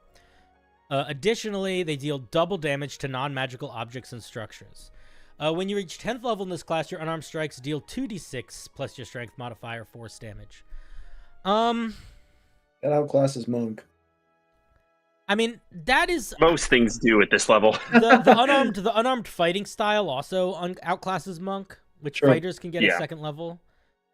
I was actually gonna say, does this feel like enough at 3rd level? Yeah, 3rd level is usually pretty big. I have a thought here, which is I'm not 100% sure which direction this is going to end up being a problem in, but we're at 3rd level. We've gone through all the 3rd level features. We're questioning whether or not it feels like you've gotten enough. And I'm going to be honest, this feels like a superhero in so far as you get a cape, but it doesn't feel like a vigilante at all, if I'm thinking about that word in that specific way of like a beacon of hope or a living disaster, right? That idea of just taking it into your own hands. I'm not really getting a lot of vigilante, and I'm not really getting a lot of superhero beyond the flavor. Well, I think the superhero I wonder if it's enough narratively either. Yeah, I feel like the unarmed strikes dealing force damage and them doing double damage to objects and structures sort of represents that, where it's like you're punching walls and stuff. But yeah, I get it. The only thing that I'd say about this that I don't love is that I do feel like you're sort of stuck in this weird position where if you want to encourage fighting unarmed, you are now sort of, are you just making a better monk? But also, how do you want to encourage it in a way that there's a reason to use that feature consistently instead of a great axe. Like, I don't think force damage is enough to justify using my fists at 3rd level. I would so much rather have a d12 than a d6. I'm wondering if it would make more sense to, like, I would almost encourage you, like, I think that you could go in this direction, but I would almost encourage you to take it further. Like maybe when you're fighting unarmed, there could be a potential for some amount of like throwing people around or I was going to say maybe an auto grapple, something like that. An auto grapple is not a bad idea either, but something to help really make you feel like you're super strong. You could look at the Way of the Open Hand Monk for some ideas there, but again, you don't want this to just be a monk, but better. Here's an idea. However you execute a grapple, whether or not you decide to go down the auto grapple route or not, what if you don't take movement speed penalties for dragging people with you? So you can just pick people up and run them to where you need them to be. That's a good idea. I was just reading a monster that does that. It's just that's fun. There's a feature. It's like the Goliath feature, right? Like where you count in one size bigger kind of thing. I don't think that feature makes you not take movement penalty when you try to drag a grappled creature, though. Does it? I think you count. Yeah. So by the rules, I think if you count as one size larger than anything that's one size smaller, like you could grab a medium creature and drag it without penalty. I didn't know that. I never really considered that. That's cool. Yeah. I think so. Question mark. Chat will correct. Cinder's gonna use the shit out of that on unbalanced encounters now. Cool. But Poncho is saying that's only true for objects in carrying capacity, not for grappling creatures. Okay. You thought about that? You just didn't want to stack? I guess the question to ask yourself is, at 3rd level, what's more important? Is it the bonus action temporary hit points, or is it cool punchy powers? I understand not wanting to do both there. I would argue that the temp hit points might make more sense at a different thing, but let's see what we get at 6th level, because I do like all the pieces of the puzzle that are here. I just don't feel like it's enough, and having your unarmed strike increase to 2d6 at level 10 I think is fine, but I feel like it's a band-aid on the issue that is an issue, which is that damage is not good. Possibly a fear-causing ability would fit well within this subclass, in like the whole vigilante thing, that many barbarians don't get. Maybe like a fear and or charm, depending on, because I feel like that also is sort of represented in the persuasion versus intimidation vibe. Yeah. That's an interesting idea. All right, let's look at 6th level. I want to see more of the totality of where this thing goes. Superb Soldier. At 6th level, your body is enhanced to be capable of awe-inspiring feats. When you make a saving throw, you can roll a d6 and add the number rolled as a bonus action to your total. You can do so after the roll is outcome. You can do this feature a number of times. Isn't this just the same as what the Zealots get? Let me read the whole thing. You can use this feature a number of times equal to your Constitution modifier, and you get expended uses when you finish a long rest. After applying this bonus to a death save, you can throw. If applying this bonus to a death saving throw increases the total to 20 or higher, you gain the benefits of rolling a 20 on the d20. Interesting.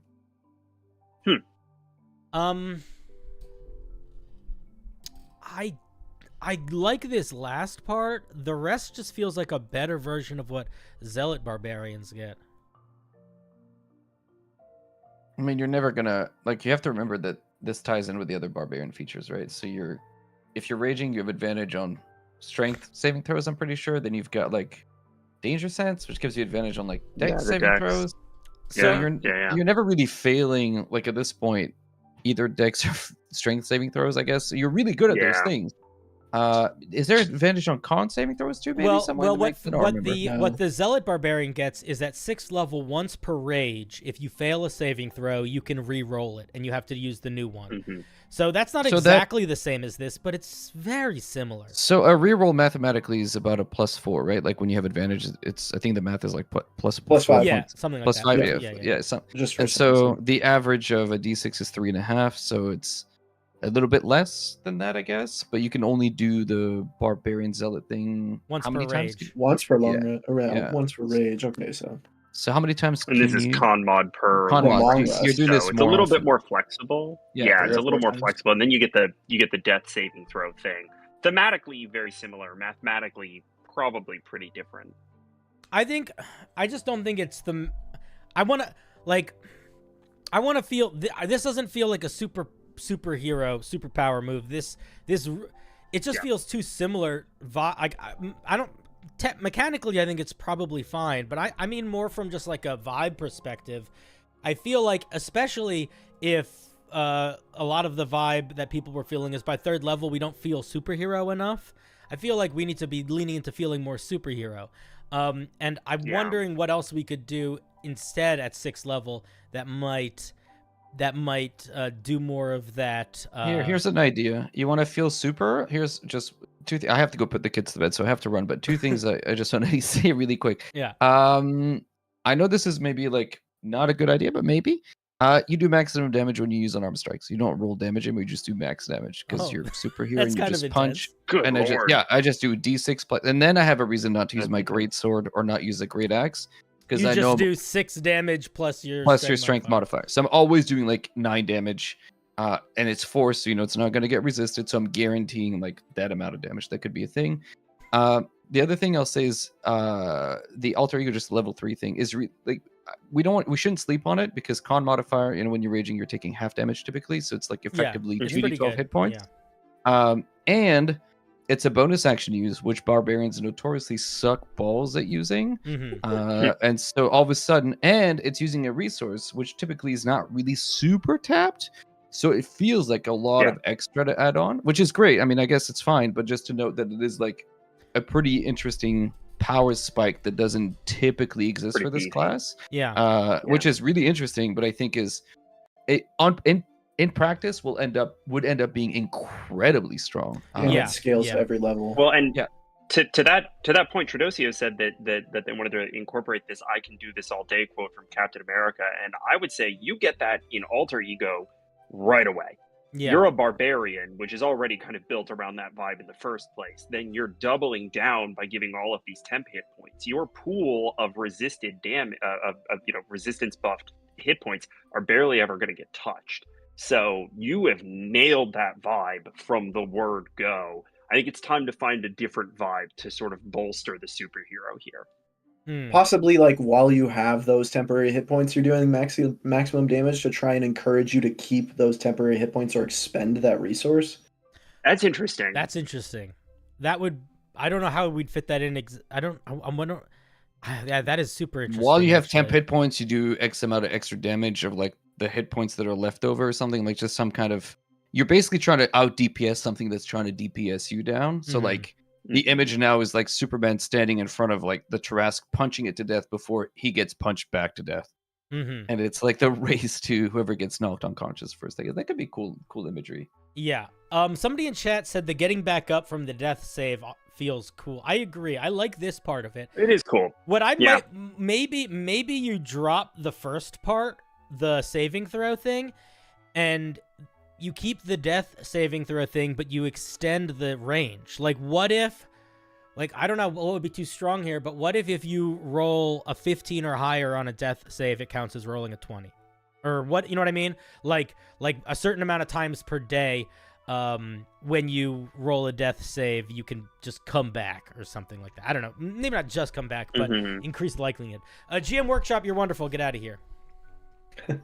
I mean, you could also do a thing where anytime you would otherwise fall to 0 hit points, you roll effectively a death save. You roll just like a d20, right? And then on a 20 or on a kind of on anything north of a 10, you get to stay up, right? There's a lot of stuff that you can play with there, for that like sense of resiliency.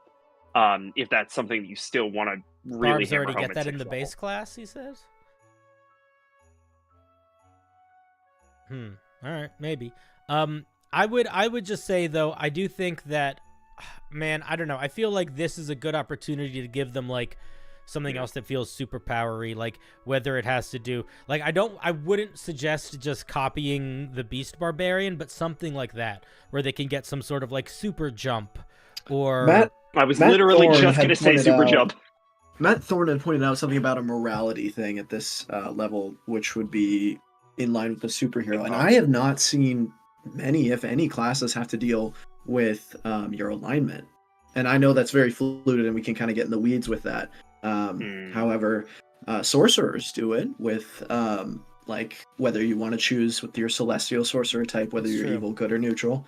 So I don't see why it can't be done if you want to pick a 3-choice kind of block. Yeah, you could, and you wouldn't Yeah. even need to necessarily make it alignment based. You could basically make it like, you could use words like Avenger, like Dark Avenger, or like, Beacon of Hope or stuff like, you know what I mean? You could just use sort of like Yeah. vague words to sort of symbolize that. But, if you go Dark Avenger, maybe you get some sort of stealth and something else. And if you go Beacon of Hope, maybe, I don't know, whatever. You get some a resistance to some darkness things, or there's places you could go with it. But I do think that's worth thinking about.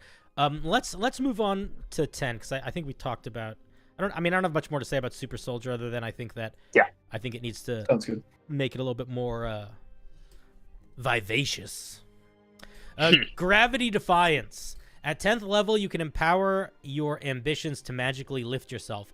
While you are not wearing any armor, you gain a fly speed equal to your walking speed and can hover. There it is. You can use the shield. Yeah, so we get a flight at 10th level. Flight is really strong. I think it's solid to get this. I might make it so you can only get this fly speed while you're raging. Oh yeah, I absolutely would make it, because it also just doesn't make any goddamn sense to get a fly speed when you're not raged. Like, what about What? being the normal Clark Kent gives you a fly speed? Come on. Fair. You think it's too strong because Psy Warriors feel very shafted now? Oh, poor Psy Warriors. If this is breaking the bank, and I'm not convinced that it is, but if this is breaking the bank, there's lots of stuff that you can do. Like, if you haven't landed by the end of your turn, you immediately fall 10 feet or something, right? Like, you could put in little limitations that make it a little bit more like a super jump and a little bit less like a bird, or an Aarakocra kind of thing. Mhm. I'm unconvinced that it's necessary, but you could. I think if you do keep it as a fly speed, you should also clarify that it's a hover speed, because you're flying like a superhero. You're not flying like a guy with wings. But yeah, I would probably limit it to rage. It says walking speed and can hover. I think it does cover that. Does it say hover?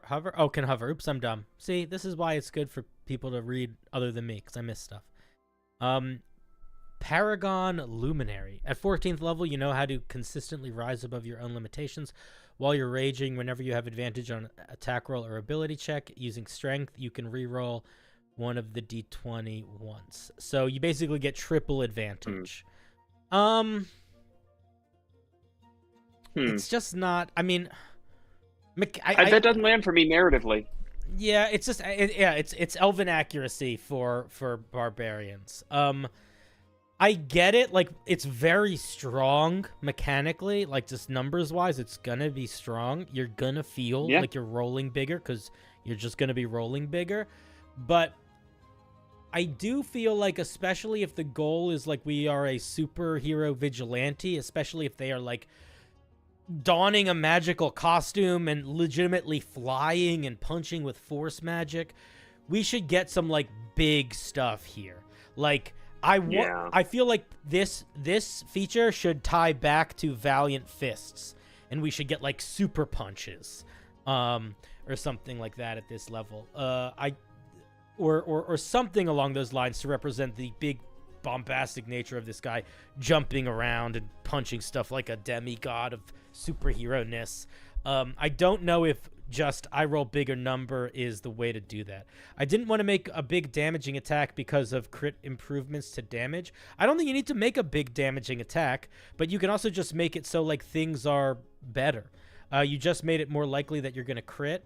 I know I see that. I just don't know if that is the... I don't know. I just feel like that's not, in my opinion, the move for... let me rephrase that. I think that can represent what you're trying to accomplish here well, in that you are just stronger and better at hitting. But I don't love that is the only thing it brings to the table. And I kind of... I don't know. I kind of wish it was more of a unique vibe to it. Like, the way that it's written right now, both 14th level and 6th level don't really do anything that feel unique to this subclass. and I Yeah. want them Actually, to feel could more I unique. I want to pull back on this a little bit because I want to do a little bit of a thought experiment. I want to pick and choose what I feel like is the majority of this class and kind of just say it back without the titles of things. At third level, you get a way to get consistent temporary hit points by expending your hit die, and your punches do a d6. That increases to 2d6 at 10th level. At 6th level, you get a plus d6 to saving throws, and if you roll a death saving throw above a 20, you come back on a 20. Then at 14th level, you get triple advantage on strength throws. To me, if I were to read all of that, I'd be like, the punching barbarian. Yes, you're very good at getting into fights. Right, like It's almost like it's the pugilist. It's the pugilist. It's the pugilist again, right? Maybe a little bit more, kind of above and beyond powerful or resilient. But at the end of the day, I feel like there are a lot of tenets of what it means to be a superhero that are being represented by punching, which is the thing that, one way or the other, barbarians do kind of independently of being a superhero. So I definitely feel like, especially at 14th level, there's a lot of room for you to push on the interesting mores of the class itself, right? Like the idea of, I mean, we talked about morality being a thing, right? Like you set us up for, again, that beacon of hope or living disaster, and then that kind of never got touched again, right? Taking justice into your own hands, seeking to become the change. None of those things in your flavor text really got touched on again, and I think there's opportunity for them to be present. I'm almost wondering if it would make sense to take the 14th level, look at the 6th level, 10th level, and 14th level as ways to think about what sort of hero or vigilante you want to build. And almost like the totem barbarian, give you a couple different things that you could pick from, so that you are sort of building your superhero. Like, just to give you an example, somebody in the chat, I think Hold Action, said, "How about heat vision?" And my first thought was like, that's too specific. Like, that is, now you're making Superman. But then my second thought was, but if heat vision was a option amongst a couple options, and it's like you can sort of build out the flavor of your superhero, that could work. Kind of like Beast, like you were saying. Yeah, I agree. Yeah. But it's a different flavor. Because then, it really is. It is a bit of a different vibe for sure. But I think that I like the core meat of it, and I really like the alter ego. I really like, and I think Gravity Defiance is solid. I think it just needs to be a little bit filled out. I think 6 and 14 could use a little bit more specificity or I almost want to say like evocativeness or vibrance in the nature of what they do. Any final thoughts before we say goodbye to Tradosio's piece? Yeah, I agree. I think the morality of it, and just maybe including something about charms or fears or these choices and superpowers, and kind of really leading into that unique aspect of it that really comes to mind when you're thinking of a vigilante or a superhero. Yeah. All right, cool. Thank you, Tradosio. Thank you. Thank you. You are a champion. On that note, I'm rolling out as well.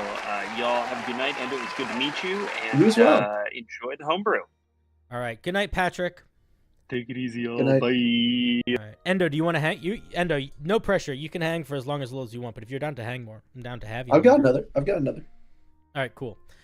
Before we go on to the next thing, I do want to point something out to you guys. I have an affiliate link for this pretty sick Kickstarter that is going out right now. I think I just posted it in the chat, so hopefully it should pop up. There it is. It's this Kickstarter. Let me just show you really quickly. They only have 3 days or so left in their Kickstarter. They've already made the whole thing. I've made a couple shorts about this, but it's basically an aerial combat program. So they have like a bunch of different ships. They've hit a handful of their goals. So it has like, just to give you a little sense of it, like here's some of the numbers. They basically created a system for building and fighting in airships that is vertical as well as horizontal. That's very streamlined and smooth. And honestly, in my opinion, the coolest thing is that when you get this, aside from just getting like a shit ton of spells and options and that sort of thing, there is an app that you get that you can use to build skyships in that has like 200 plus parts, and it's like very, very easy to use and very fun to just sort of futz around with. And then they have like a pretty straightforward movement system about like how ships move up and down and left and right, and a different order in which movement happens to create this sort of like dog fighting, playing chicken with other airships sort of thing. So if you guys are curious to do some Sky Zephyr airship stuff, their Kickstarter is only open for, I think, 2 more days, 71 hours.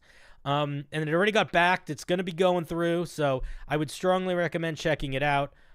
It's very fun, very cool. Use Sky in the Discord to see it, or the affiliate code I have in my video description. Boom!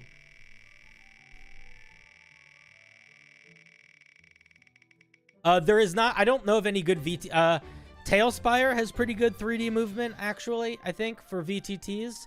But the system that they use doesn't require a 3-dimensional map, which is nice. Next, we have a piece from Nick. Another Barbarian.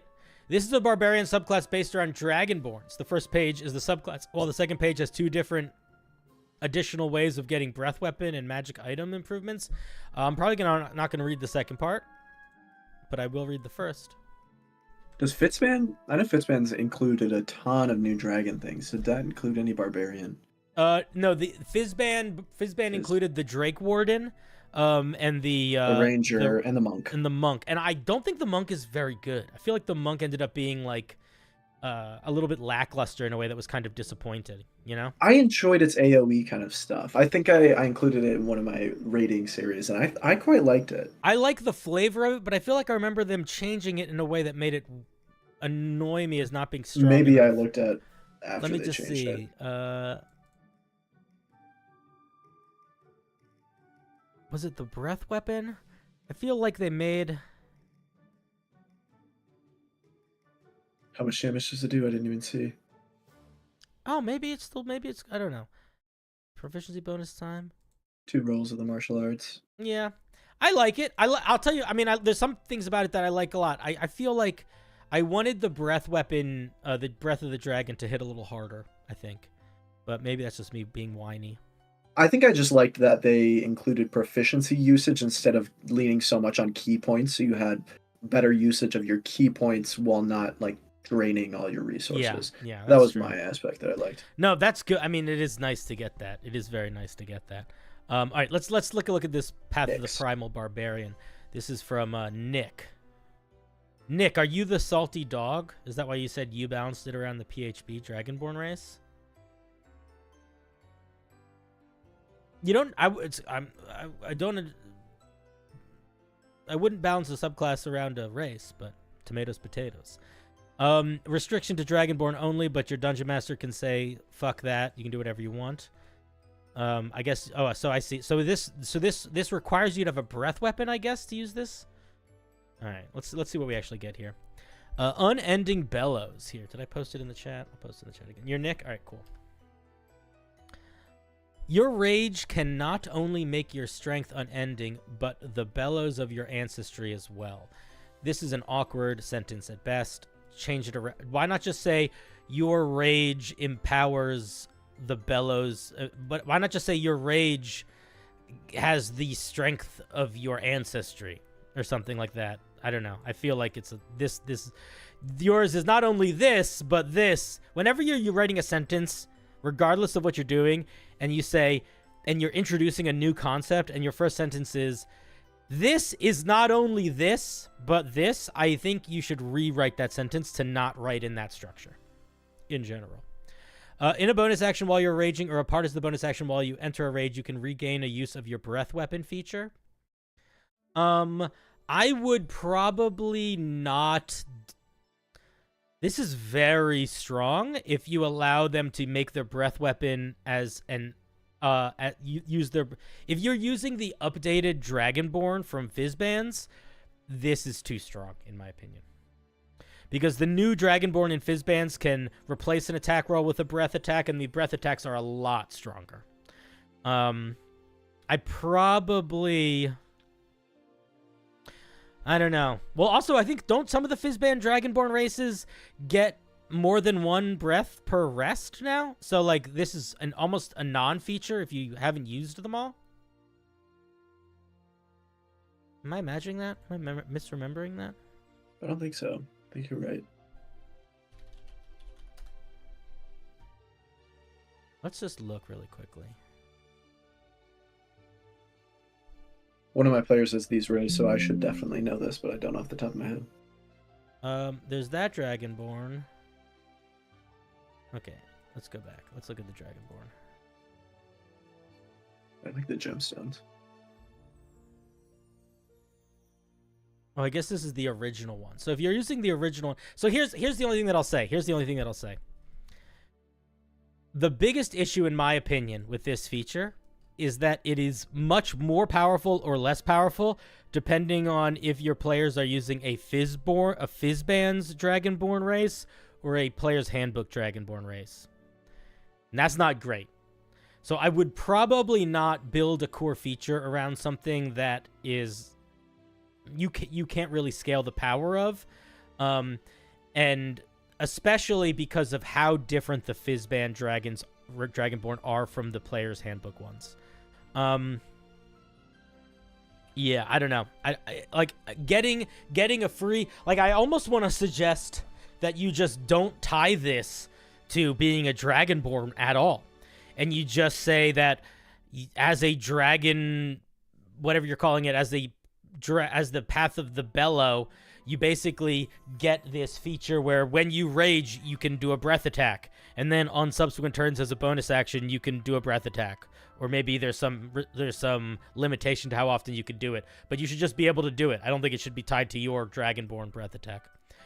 Let's look at Unyielding Pride. Your pride can now rival that of dragons. You gain proficiency in charisma saving throws if you already have proficient in them. You get either intelligence or wisdom. In addition, when you calculate your armor class, oh, you're from another country, you can replace your dexterity modifier with your charisma modifier. That feels weird. That's not going to be that strong. Like, I could understand...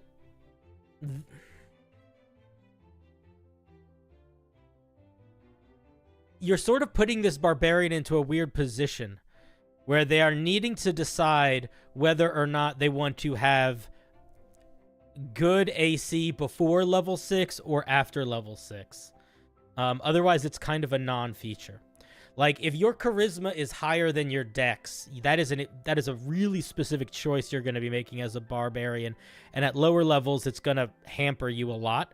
And then at 6th level, you're just going to sort of go back to having, like, a normal armor class, as if you just didn't do that. And then if you put your... Endo, am I being crazy? No, that really kind of pigeonholes you into, you're either going to have to start the campaign kind of at this level, and it kind of takes out multi-classing really as an option if you want that core feature. You're going to have to sink a ton of levels into it. I know that the breath weapon is kind of one of the primary features, but this seems like one of the features that should be, that usually in classes I see in the beginning. Yeah, whenever something allows you to, like, significantly switch your armor class or a core stat ability, that is almost always something that you get super early, and it's so that you don't have to deal with too much, like, spinning back and forth. It's one of those things that I think is actually an interesting challenge if you have a subclass that gets a thing at 3rd level and not at 1st level, because to give you an example, I have an idea for a barbarian that I haven't made yet, because this is a problem that I don't know how to solve yet. But I love the idea of a Dr. Jekyll and Mr. Hyde barbarian, where you are like intelligence high, and then you switch into being strength high when you're raging. And I don't know exactly how to do that. I have been playing around with it a couple ways, but the biggest issue with it is that it sort of requires you to like be a really shitty barbarian until you get to level 3, unless you switch it around a little bit. Like, the idea that I was playing around with in my head was that when you get to 3rd level as the Jekyll and Hyde barbarian, you can just switch your strength and intelligence scores, and then you just use your intelligence score for all of your strength-based stuff when you're raging. But even that, I don't know. I think that would be a little... I don't know. Anyway, I think this is like a battlesmith, almost. Yeah, like a battlesmith. Yeah, I don't know if it would work, but I do think about it a lot. I think that this 6th level feature assumes that charisma is it assumes too much about it being easy for you to have a high charisma. I also just want to say that I don't think getting charisma saving throws is a good representation of you being a dragon. Charisma saving throws in D&D are primarily used for things like why is this same fucking song playing? Charisma They're like saving big ouchies. Yeah, they're like they're like teleporting you against your will. Yeah, banishing. Yeah. That's the only one that comes to mind for me. Yeah, there's a couple others, but I think banishment is the one that is the most common. It gets in the mad category, like multi-ability score dependent. Yeah, banishment and possession for sure. I mean, look, getting proficiency in charisma saving throws is not bad. Getting proficiency in any saving throw that you don't normally have is good. I just don't think that it's enough on its own, and the second part is almost a non-feature. So I would probably switch out that second part and spend a little bit of time thinking, like, what else do you want to feel like a dragon? Like, what else does this character need to feel like a dragon? Should they be getting some elemental resistances, maybe?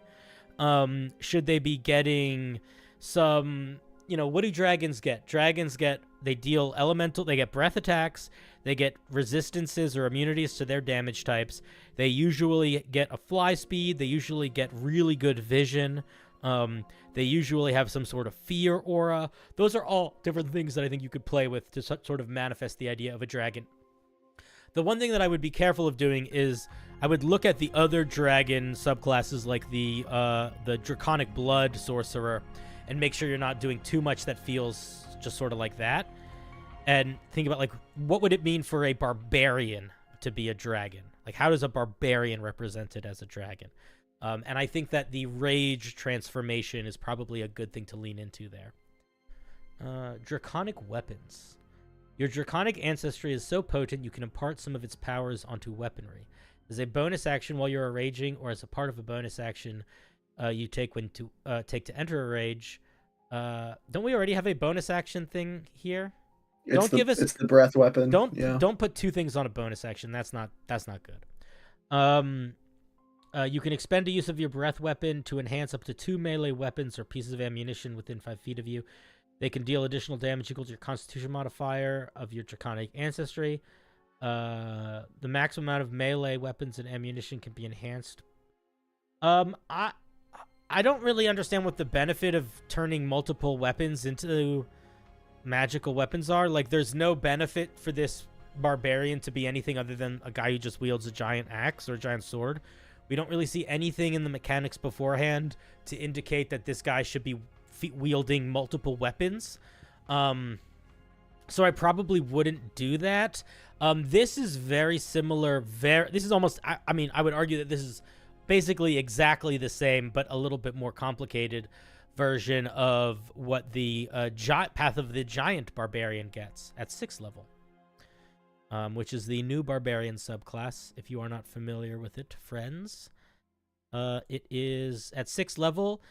Basically, when you enter a rage, you can choose a weapon, you can infuse it with elemental damage types, and it deals an extra d6 to the chosen type, and then it also gains the thrown property, so you can throw it. It's pretty cool. So again, I would say I think that this is a little overcomplicated for what the goal is here. If the goal is you just have elemental attacks now, I think that that's fine, but I don't think you need to make it all of this. I would just make it, you infuse a weapon with magical powers, and boom, there you go. If you want it to be multiple weapons, we need to see something in the mechanics earlier to like signify why that is relevant.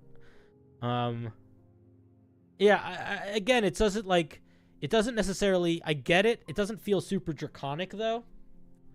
I kind of agree with Matt Thorne in the chat here as well, with there kind of being this charisma focus, and then we're switching back to Constitution modifier being the damage, when we're already trying to kind of focus on the charisma. It just seems like we're switching back and forth a lot between what we want. When I think of like the bellows of a dragon, you're trying to follow this primordial path. You think of like big lung capacity, this massive roar, elemental damage. So I would focus on Constitution more than the charismatic side of dragons. It's not a bad idea at all. I like that idea. Although I do think allowing, I like that idea. It wouldn't work with the AC because you're already using your con for AC.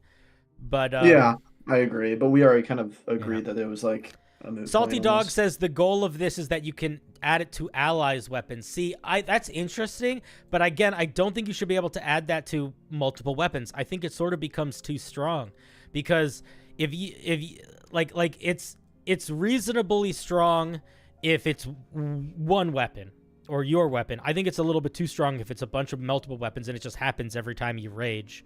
I think if you wanted to make this something where you could enhance multiple creatures' weapons, I think that's really cool, and I think it's worth doing.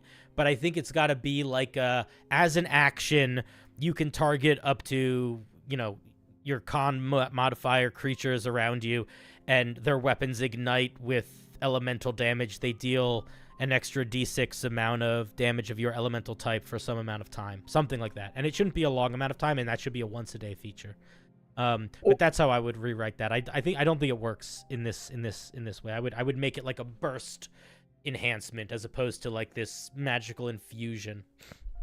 Yeah, I mean, or if you're also looking to go like assist your party, and kind of become more of a tank, you could almost do an area of effect, absorb elements, where you inhale the elemental attack that's coming at you and then breathe it out as elemental damage the next turn, and add that to some sort of damage type based around your con mod.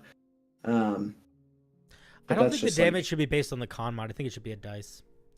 Well, usage based on the con mod, my bad. Oh, I see. Yeah, that makes sense. Path of the Beast Barbarian does have a similar feature. Path of the Beast Barbarian at 10th level. No, it's 14th level. Everybody gets to add a d6 damage to their attacks for a round, and you can do it proficiency bonus times per long rest. You also get some temporary hit points and stuff, but yeah, it is very similar, I'm realizing, also to what I suggested. But I still think that this is not the move in its current state. I still think it's too strong in its current state. It also creates weird situations where your rage is dictated by whether or not you're close to... Well, you can move around, right? It says while you're raging as a bonus action, so you don't need to necessarily pull it off in the first round of combat. You can pull it off multiple times in combat. I think breathing into your weapon to enhance them could be cool. Maybe not at 10th level. I think it could be cool too. I just think that I don't think it works in this way at this level. Let's look at 14th level.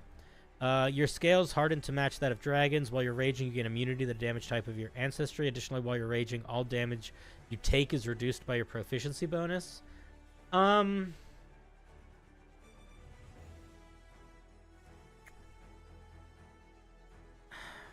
I don't know.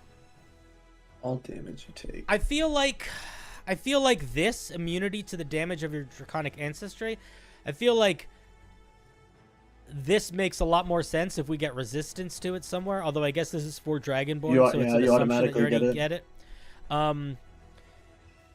Is this? I don't know. I just feel like there's something missing still. Getting your damage reduced by an amount equal to your proficiency bonus is very strong. But flavor-wise, I don't know if it's the answer for the.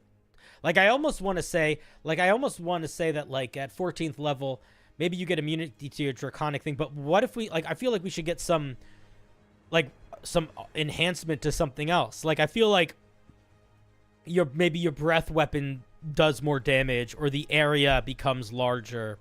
You know, I don't know. I also feel like depending on how you change draconic weapons, this could legitimately be the 14th level feature. It could be a bonus action to either breathe fire, roar, or breathe into a weapon while raging. Something like that could work. Buff the breath weapon. It's so weak at that level. That's what I was thinking. But Poncho was that there should be a buff to the breath weapon. Yeah, I think if we first level, if we base it around Constitution, allow you to use breath weapons equal to your Constitution modifier, possibly have like a air elemental ability where they can hold their breath for like an hour or unlimited amount of time, because we're going around bellows. This is like kind of around the lungs and this increased Constitution, that we want to focus on those things. That's a good point. Yeah. There is something about the path of the bellow and having the main thing be a breath attack that I do feel like we lose a little bit of that flavor later on, and maybe we should try to keep that. Yeah, if we want to capstone off on something like that. Yeah, it's an interesting idea. I do think that there is a fundamental flaw to it right now, which I think the solution is to just get rid of the Dragonborn restriction and give this its own unique breath weapon type attack, which is that if you are basing this 3rd level feature on the breath attack, it just is fundamentally stronger depending on what Dragonborn you pick, and I don't love that. I think that is where it breaks a little bit. Otherwise, I think what you'd have to say is this is restricted not just to a Dragonborn, but to a player's handbook Dragonborn, which I feel like is not ideal. You know, I don't think you want to do that. I agree. I don't really have any other thoughts about it. I like the idea of a dragon barbarian. And I think that you're doing some fun stuff here, but I do think that there's a couple places, specifically 6th level and 14th level, I think that could probably get a relook. That was the same as the other barbarian. I thought 6th level and 14th level needed a little bit of a relook. Interesting. All right, Salty Dog / Nick, thank you very much. I appreciate you sharing your piece. Good job. Well done, well done. All right, that's about it for me. This was tremendous fun. I wish I could stay longer. Oh, dude, no, honestly, man, I'm so glad you hit me up and were like, yeah, I want to come hang, because it is so much more fun. It's super fun. To people. Yeah, it's a good time. Thank you so much for the invite. Yeah, of course. Have a good one. And You as listen, well. it's an open invite. If you want to come hang in the future, just let me know. Also, Yeah, I know, appreciate before you go, do you want to promote anything? Don't you have a TikTok? Oh, no, I don't care. If you guys see me on TikTok, you recognize my voice and face. I do funny little bits, but I'm just honestly here to hang out with Cinder and in the chat. You guys are amazing. Yeah, guys, here's Endo. No, it's okay. You don't need to promote any of it. It's, if you see me organically, that's super cool, but thank you so much for the invite. Thanks for the promo. It was great hanging with you. Yeah, man. Have a good night. You too. All right, bye-bye. All right, that was Endo.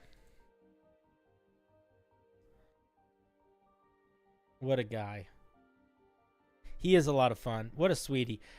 He was so like fun to hop into playing Baldur's Gate 3 with.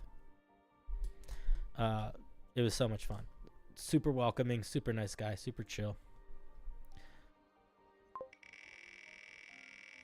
Should we spin again? Too late, I already did it.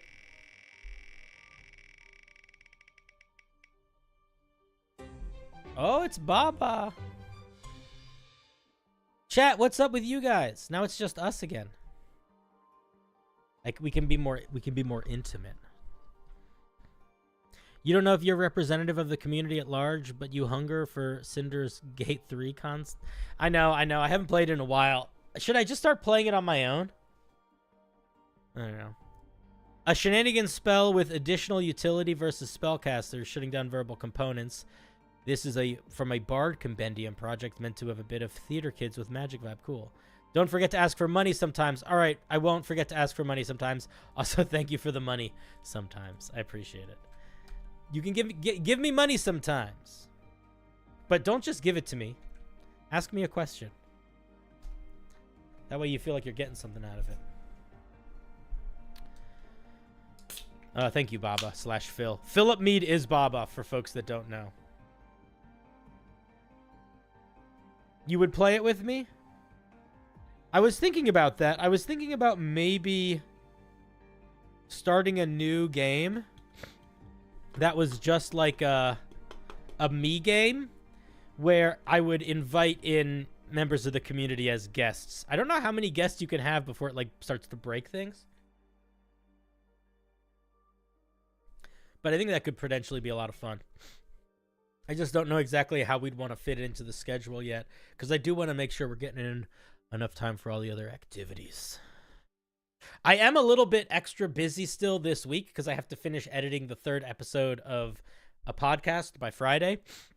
But after that, I will also have more time again. You hate to ask this question again, but what's your opinion on a subclass that hugely buffs something but restricts something else, like buffing intelligence, rely on abilities but restricts strength stuff? Nameless one. You can ask that question as much as you want. I am not pro it. I think that we talked about this a little earlier on stream, but anything that's very, very, very few things other than magic items in D&D are features that make you worse at something. And if you look at any of the current D&D design, any of the classes or races that gave debuffs have been changed so that they don't. Drawback for power is not proper trade-off, really. That's what, yeah, what Dragonist just said. So I would not do that if I were you. You love me? I love you too, Chris Go Yeti, a.k.a. Chris Go Sasquatch. Intrusive words. 1 action. 120 feet. Duration 1 minute. Concentration. It requires a sock. I like that. You attempt to control the mouth of a humanoid within range. Say within there, not just in range. Maybe it's fine. The target must make a charisma saving throw. On a failure, you gain control of their speech and can force them to say up to 15 words. You control the volume, tone, and inflection of these words as though you were saying them yourself. On subsequent turns, you can use your bonus action to force them to speak another 15 words. I like this a lot. If the target tries to speak, including the verbal components of a spell, they must make a charisma saving throw against your spell save DC first. On a success, they can speak normally on their turn. Otherwise, the creature can't speak while affected by this. Creatures that are immune to Charmed are not affected by it. Each time the target takes damage, they can repeat the saving throw. So the spell can end either by the creature attempting to speak on their turn, or the creature taking damage triggers the attempted saving throw also. So there's 2 ways that the creature can have their... You had your piece reviewed? You did have your piece reviewed, Cosmic. I forget which one I looked at of yours, but we did look at it. Don't be scared. Cosmic, did you send me the giant segmented worm? Or was that a different piece? I don't remember. Yeah, I'm getting people mixed up. Oh, speaking doesn't end, it just suppresses it.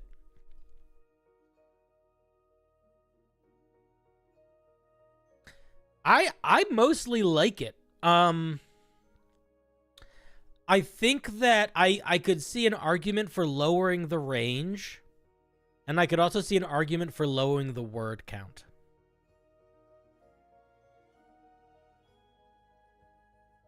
The atmospheric predator storm. Yeah. With the atmospheric predator storm, we mostly talked about how it was a little bit, there were aspects of it that needed some refinement in terms of making them mechanically a little bit more a part of it. And then also there was just some stuff off with your numbers and action economy.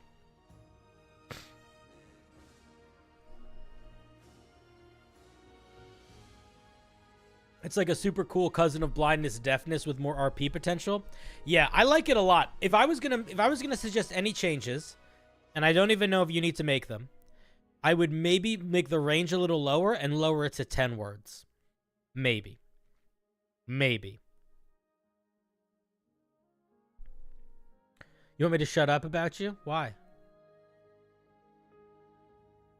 What if I just want to talk about you now?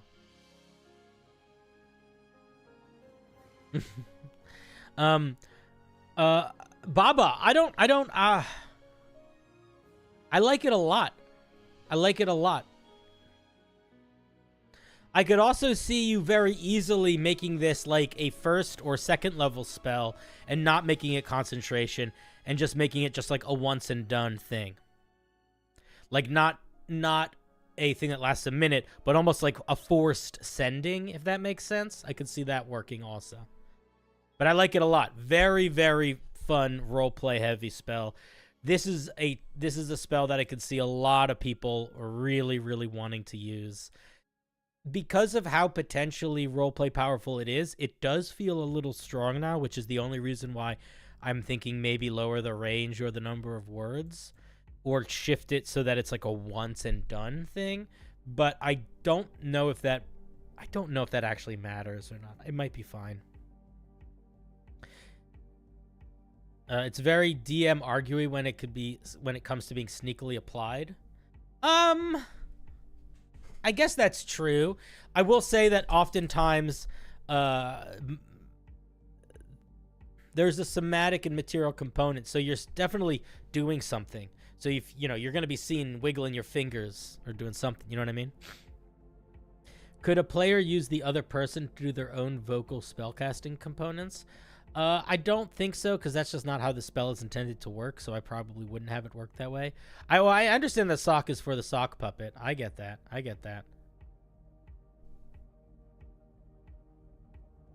I like it, dude. I like it. I think it's very fun.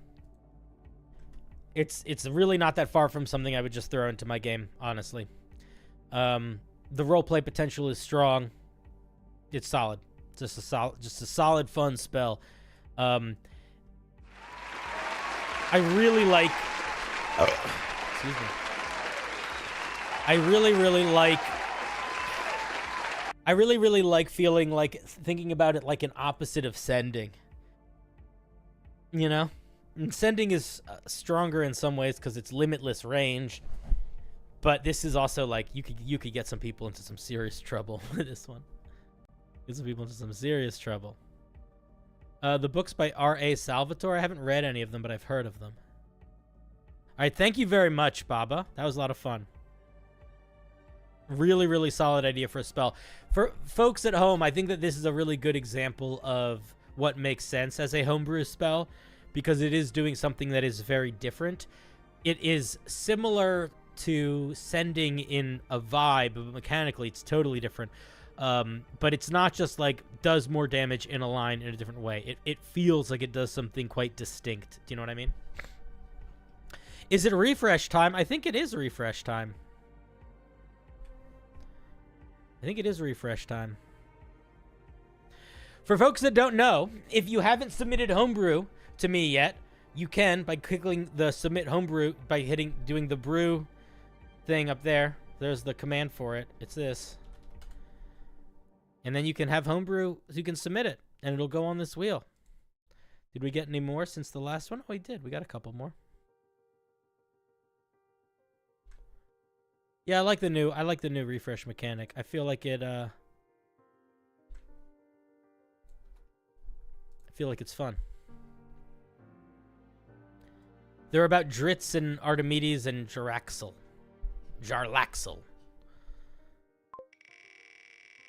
Oh, Dritz.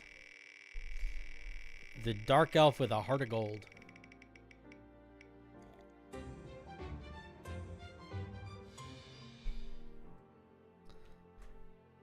Next river piece from Cody. I know, right? Look at it. We can make things up to date. It's pretty cool. Who would have thought? Next is Cody. Cody! Here's one of my first homebrew subclasses. The Ranger subclass is supposed to have a light horror theme. Oh, I love horror. Inspired by characters like Jason, Michael Myers, its main feature is a bleed mechanic. Bleed mechanics can be tricky unless they are very simple, because they can require a lot of things to keep track of.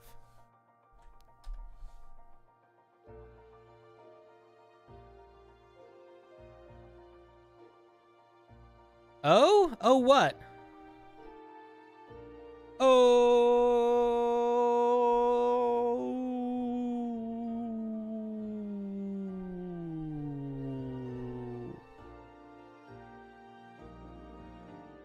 I think it is a solid take for a slasher ranger. Oh, okay. Oh, it's magic. You know. It's like, look, I love horror stuff too. If you ever want to win my heart over, send me something. Send me player options that are horror or monster based, and I'm usually a big fan. Let's see. They are eerie figures. Their presence unsettling to those around them. This is not a full sentence. I would probably not start with saying they. I would probably introduce who they are first before you say they. Also, what are they called? The Crimson Haunt? So I would say Rangers of the Crimson Haunt are eerie figures, period. Their very presence is unsettling to those around them, period. These Rangers are obsessed with vengeance against their favorite foes, their eyes filled with an unquenchable hunger for retribution. I would just cut this whole second part out. Excuse me.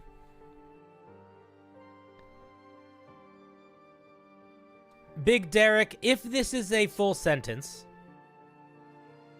and I'm not saying that it is, I'm saying if it is incredibly janky. Yes, exactly, Butt Poncho. It is janky.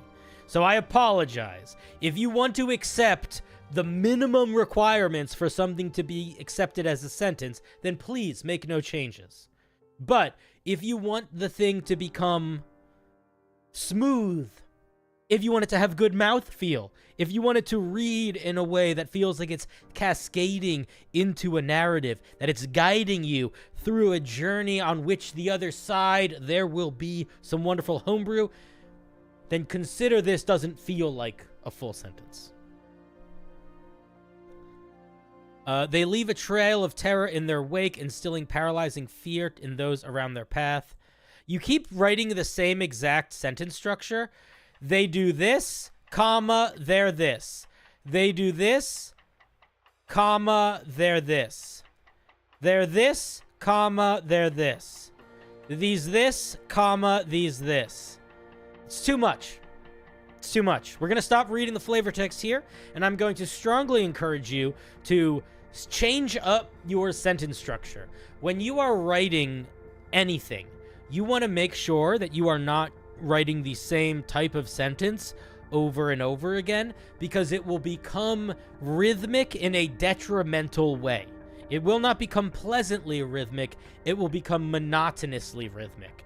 So what you want to do is you want to make sure your writing is a little bit dynamic. So the way that you do that is you include sentences that have very different lengths. Some of them are long sentences, some of them are short sentences. You can use the short sentences to punctuate the long sentences, and it will make them hit harder. It's sort of like slamming the door on an idea.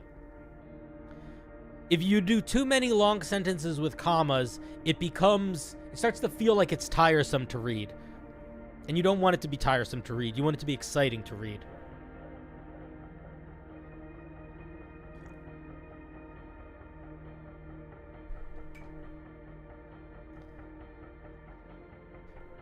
Also, you're sort of repeating yourself. They leave a trail of terror in their wake. Fine. Instilling paralyzing fear in those unfortunate enough to cross their path. This sentence literally means they leave a trail of terror in their wake. So kind of what you're saying here is they leave a trail of terror in their wake that leaves the trail of terror in their wake. You see what I mean? So like even that would be a great way. Get a long sentence here, boom, short sentence. Stuff like that. You don't need to repeat yourself when you're coming up with an idea. If you say the idea, you can just be done. There is a habit that we have as writers, especially if we're coming from the academics, to over-explain, to reiterate the point, to sort of repeat the idea. When we're doing more fiction-based writing, we don't actually need to do that at all. You can trust that the reader is going to get the idea out of it being expressed the first time, and then you can either move on because the idea is expressed, or express the next idea that is tied to it. The flavor text kind of reminds me of the book series The Ranger's Apprentice. Oh. I don't know that book series. Let's take a look at the features. At third level, we only get one feature, which is not a lot of features as a ranger. Most rangers get at least 2 features at third level. Some get 3. Harrowing Lacerations. At 3rd level, you gain the ability to imbue your weapons with the ability to cause... See, again, you're copying yourself. You gain the ability to imbue your weapons with the ability. You can just get rid of that. At 3rd level, you gain the ability to cause your... At 3rd level, your weapons can cause bleeding wounds. Period. When you hit a creature with a piercing or slashing weapon attack, the target takes an additional 1d4 plus wisdom necrotic damage at the start of each of its turns for 2 rounds. That is a little bit too much, I think. Hitting a creature that is already bleeding extends its duration by 1 round. The target can make a con saving throw or wisdom medicine check against your spell save DC, ending the bleeding condition on a success. Where does this sit in the action economy? Can they just do this at the end of their turns for free? Does this require an action to do? A bonus action? You can use this ability a number of times equal to your wisdom modifier, regaining your uses on a short or long rest. So, 2 things. 1, I would not make the bleed add wisdom. I would just pick the die. Just make it the die. And doing 1d4 necrotic damage over 2 rounds, I think is reasonable. And then hitting them again extends the duration by 1 round. I do feel like this shouldn't stack indefinitely. Like, if you hit a creature... Like, I feel like it shouldn't extend... I feel like... I don't know. I almost feel like this shouldn't stack. The idea is that it's a free action. Free actions do not exist in D&D. You still need to say where it sits in the action economy. So if you want it to be a free action, you have to clarify where they do it in their turn. At the end of the target's turn, they can make a wisdom bop, bop, bop, bop, bop. At the beginning of the target's turn, they can make a bop, bop, bop, bop, bop. But if you want it to be free, you still need to say where it sits in the action economy. 2 rounds. Honestly, if I were you, I probably would change this a little bit. I probably would make it so it does 1d4 initial damage once on the first strike, and then, like, once per turn when you hit a creature, it deals 1d4 extra necrotic damage, and then they take an additional 1d4 necrotic damage at the start of their next turn, and just leave it simple as that. So that it still would equate to roughly an extra d8 damage, which is sort of what most of these things, most ranger extra damage sits between an extra d6 and a d8. I think that would be a way to simplify it in a way that just would be smooth and you wouldn't have to think about it. There are stuff that works like this. Just look at how Reckless Attack is worded. But even Reckless Attack...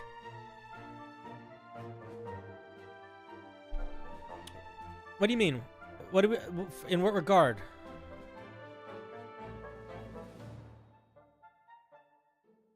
Reckless Attack still says where it sits in the action economy when you first attack on your turn.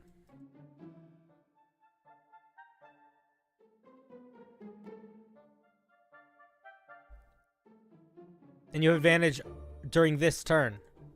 And then until the end of your next turn. It still sits in a very specific place in the action economy. Oh, I see. Yeah, so you're saying you should do that. I got you. There has to be a way to put in a bleed that's way simple.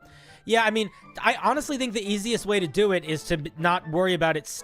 Don't deal with it stacking over rounds and you not have to think about which monsters have stacks of bleed. Just make it the first attack deals an extra 1d4 necrotic damage immediately.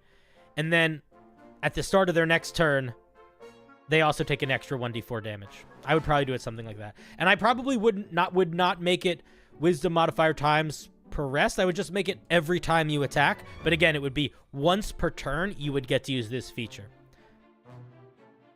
If the attack is a creature and favorite enemy is automatically applied and doesn't count towards your total number of uses. I would not do this. I would probably drop this part entirely and try to come up with another feature here. You said you want this guy to feel like a scary slasher, so I probably would put something else in here that makes them feel like a scary slasher, and I wouldn't have it tied to favorite enemy. 9 times out of 10, if people are familiar with rangers, they don't pick favorite enemy and favorite terrain. They pick the optional features from Tasha's, because those are unquestionably just much better.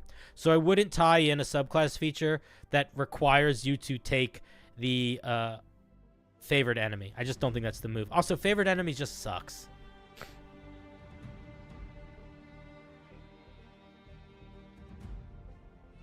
If you're attacking already, wouldn't the effect already extend? That's kind of what I'm saying. I think it would make it sort of natural. Does the subclass do any fear effects? I'm not sure. We're going to see. But that's all we get at 3rd level. I think that I would argue that this thing definitely needs more at 3rd level. So I would say, what else could you give this thing to make it feel like a slasher? You could give it, I mean, I wouldn't copy the Gloomstalker because you don't want to be doing exactly what another thing is doing. But, like, if you're looking for, like, the Gloomstalker is kind of the scary slasher ranger already. And what do they get? They get a special ambush. This is their extra damage feature. But they also can add their wisdom to their initiative.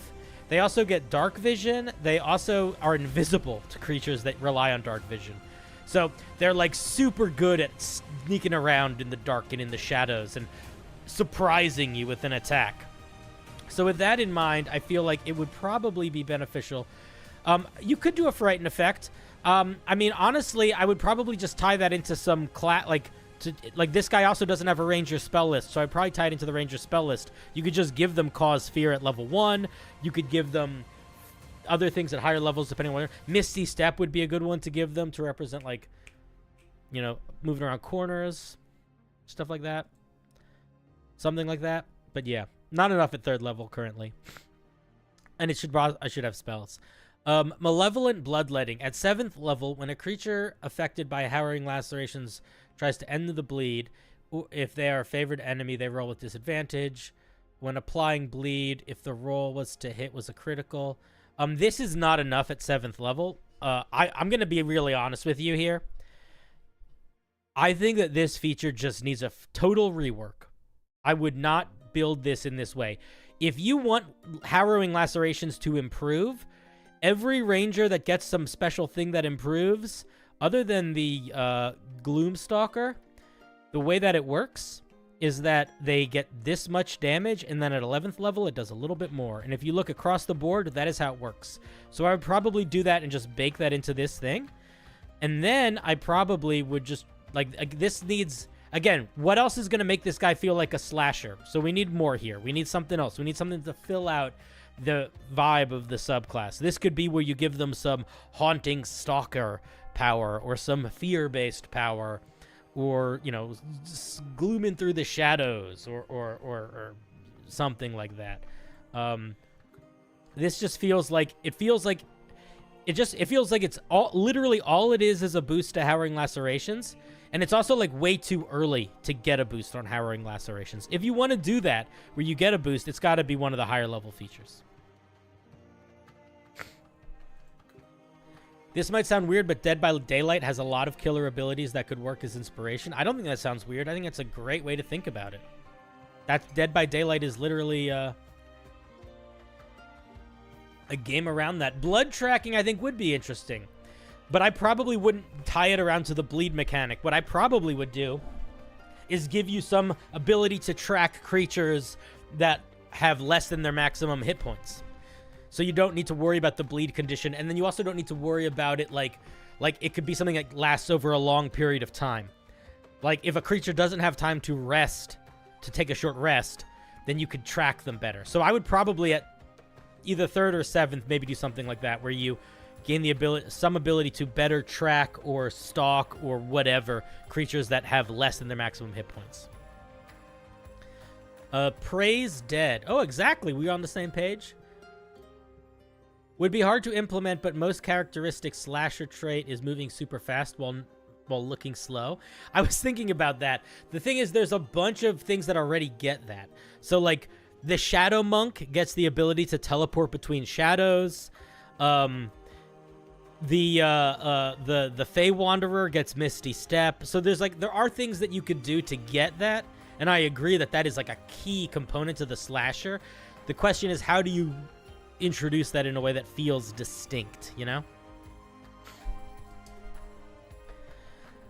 Praise Dead. At 11th level, as a bonus action, don't say may, say can, you can I really need to get an emote that is something that is, don't say, like a May with an X in it, so you guys can just spam that whenever that happens.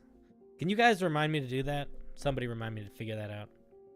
I gotta pay Origami to make one. That's what I gotta do. I don't want to have to think about it. I just gotta get Origami to make one.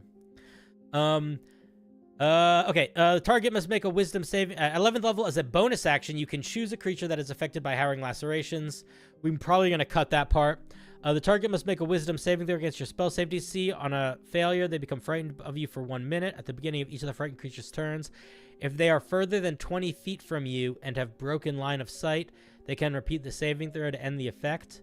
If they succeed on the saving throw, they become immune for 6 hours. You can use this feature a number of times equal to your wisdom modifier. If they succeed, this is, in addition, your proficiency bonus is doubled for any ability checks you made that use investigation, perception, survival. Okay. This doesn't fit the vibe of this subclass, I don't think. I feel like there's better ways to get the supernatural tracker. Getting triple expertise feels like a lot. Also, this is just a way worse version of the fear spell. Because the fear spell does all of this, except it does it to every creature in a 30-foot cone. Now, the benefit that this gets is it doesn't require concentration. But 11th level on Rangers really, really needs to feel special. If you look at most Rangers, at 11th level, they get something that feels a little bananas. This feels almost ordinary. So I would encourage you to think of, again, so let's start thinking outside of the box. Let's not tie things into the bleed of harrowing lacerations. What else could we do? How else could we interpret this in a way that would be interesting and more fun and more powerful? 11th level needs to be a big power boost compared to the fighter's extra attack. 500-foot teleport free action is wild, though. That would be wild, but I don't know if is that something that we get? I might have missed that. True sight against bleeding enemies. That could work again. That could work. I was thinking Dimension Door if no enemies could see them. Oh, I see. Yeah, that's not a bad idea. At 11th level, you could just you get if at 11th level if you are out of line of sight of any creatures, you can cast Dimension Door to another location that is out of line of sight. That could be really cool. I could see that working really well. I was going to say you could sort of keep the fear idea, and why not just have it so every time you hit a creature with your harrowing lacerations, creatures within 10 feet of you have to make a saving throw or become frightened of you until the end of their next turn. So the idea being that, like, you are so violently stabbing this monster that all the other monsters around it get scared or have a chance of getting scared. I feel like that could be cool. I feel like that could be cool too, and could help fill out the vibe of the fear side of things. Reviewing Homebrew would be a pretty fun panel at PAX Unplugged. Dude, I fucking know. I didn't get my... Listen, Malcolm, I'm so pissed. I did not get my panel stuff in time, but I want to do Homebrew review as a panel. I wanted to at PAX Unplugged, but I didn't get it in on time. So I'm trying to see if there are any panels that are going on that I know anybody on that I can get in on, because I do want to do some panels. But yeah, Malcolm, I agree, and I think that the next time I'm going to be at a convention, I'm going to work really hard to get a panel together that is reviewing Homebrew, because I think it would be a lot of fun. I am going to be at PAX Unplugged, though, if anyone's going to be there. And if you see me, you can say hello. I'm going to try to get some CinderBlocksally stickers printed that are of my face, so I can give them to you guys if I see you. So if you see... I can't make this promise yet. If I get the stickers, if they come on time, I'll let you know. And then, if I have them, and then I see you, and you can say, hey, and I'll give you a sticker if I still have any.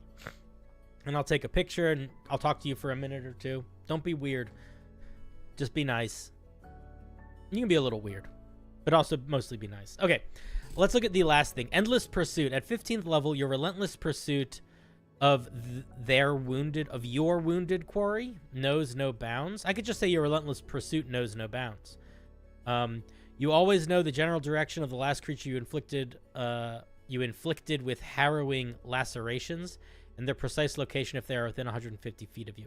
When a creature reduces their hit points by harrowing lacerations, you regain a spent spell slot or a use of harrowing lacerations. If you want to give them a spell slot back, you got to specify what level spell slot you're getting back. You can't just get... Because getting like a 4th level spell slot back would be a lot.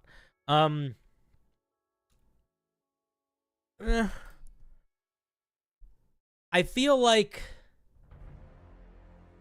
we're already getting a lot of features that sort of track our quarry.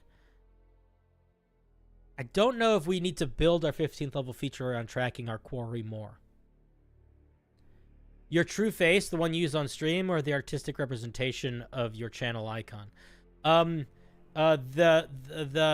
image, the flower me. This one. Do I not have a fucking... Oh my god, I don't have an emote for it. Well, that's stupid. I'll make an emote for it. I can't believe I don't have one. You know what I'm talking about? The flower monster. The artistic representation of my true form. It's the picture that you guys have as the little member badge. It's the member badge. I'm gonna need 10 or 12 sporadically placed stickers. Yeah. The features feel a little too focused on the bleed mechanic. I mean, they said they were focused on the bleed mechanic, so we don't want to fault them for that. But I do think that it's too much of it. And we need to pull back from that a little bit. But yeah, a pretty interesting little subclass. I think that you are going in an interesting direction. I would encourage you to lean more into the general vibe of the general vibe of slashers and not specifically the bleed mechanic. I did not draw that image. I paid an artist to make it for me. Believe it or not. This is the image that I will have stickers of. I'm also working on having merch made with that image on shirts. Because I think it'll be cool if you guys want it. Send it to you? Send what to you?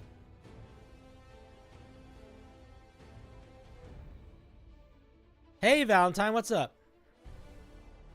All right, cool. Thank you very much, Cody. Really fun piece. I love me some slasher shenanigans. Let's give Cody a round of applause.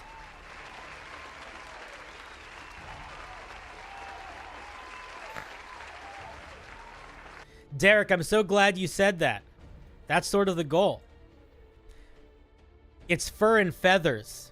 Because I was like, I want to be Eldritch, but I don't want to be slimy and tentacly. I want to be Eldritch with fur and feathers. So it's a little bit hairy, a little bit furry, a little feathery. I love it. It's me. It's the closest thing to what I look like anyway. Anyway, thank you very much, Cody. I hope you keep working on your piece. Thank you for sharing. Been obsessed with Baldur's Gate 3 for the last week. Hey, I hear ya. I'm waiting for cross-platform. I have a bunch of friends who are playing it on like PS5 or whatever, Xbox, and I want to play with them. But cross-platform is not a move yet. Way of Flow. Did you put the name of your piece instead of your name? I think you did. All right. Well, I don't know who you are, Way of Flow. You are named by your piece. Your piece dictates you.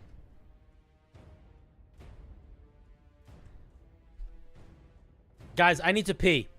I'm gonna go pee. And then we'll look at this piece. Does that sound good?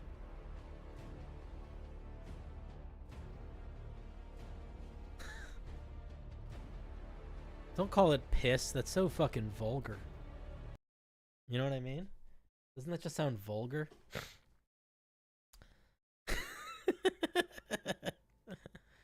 All right, I'm going to go pee. Let me find some good music to play for you guys while I'm peeing. And I will be back I'll be back in a little bit. No, not that. We listened to that already. All right, I'll be right back.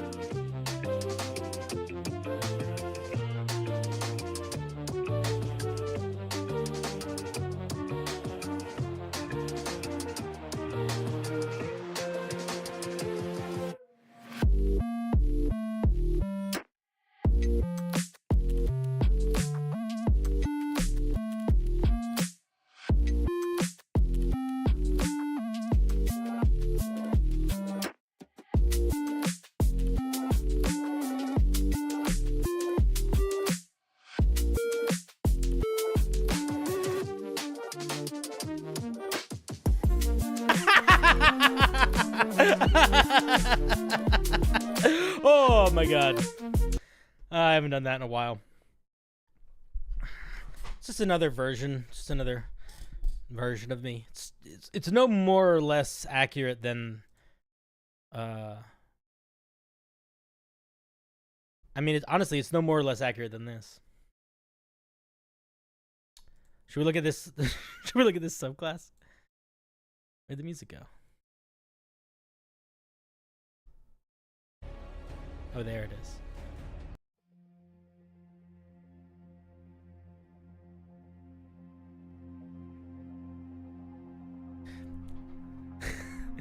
Lua, listen, I'm gonna be honest with you here. That's the best compliment I've ever gotten. Because what I don't ever want to be is just an ordinary stream with nothing cursed at all. My goal with my streams are that the meat and potatoes is a combination of engaging information and talking, but there is an underlying weirdness that can pervade. And there is lore that you guys do sometimes pick up on, which is consistent. That is sort of... Did somebody say cursed? Jesus Christ. You just scared the shit out of me, Ori. That was the idea. Oh my god, you got me so fucking good.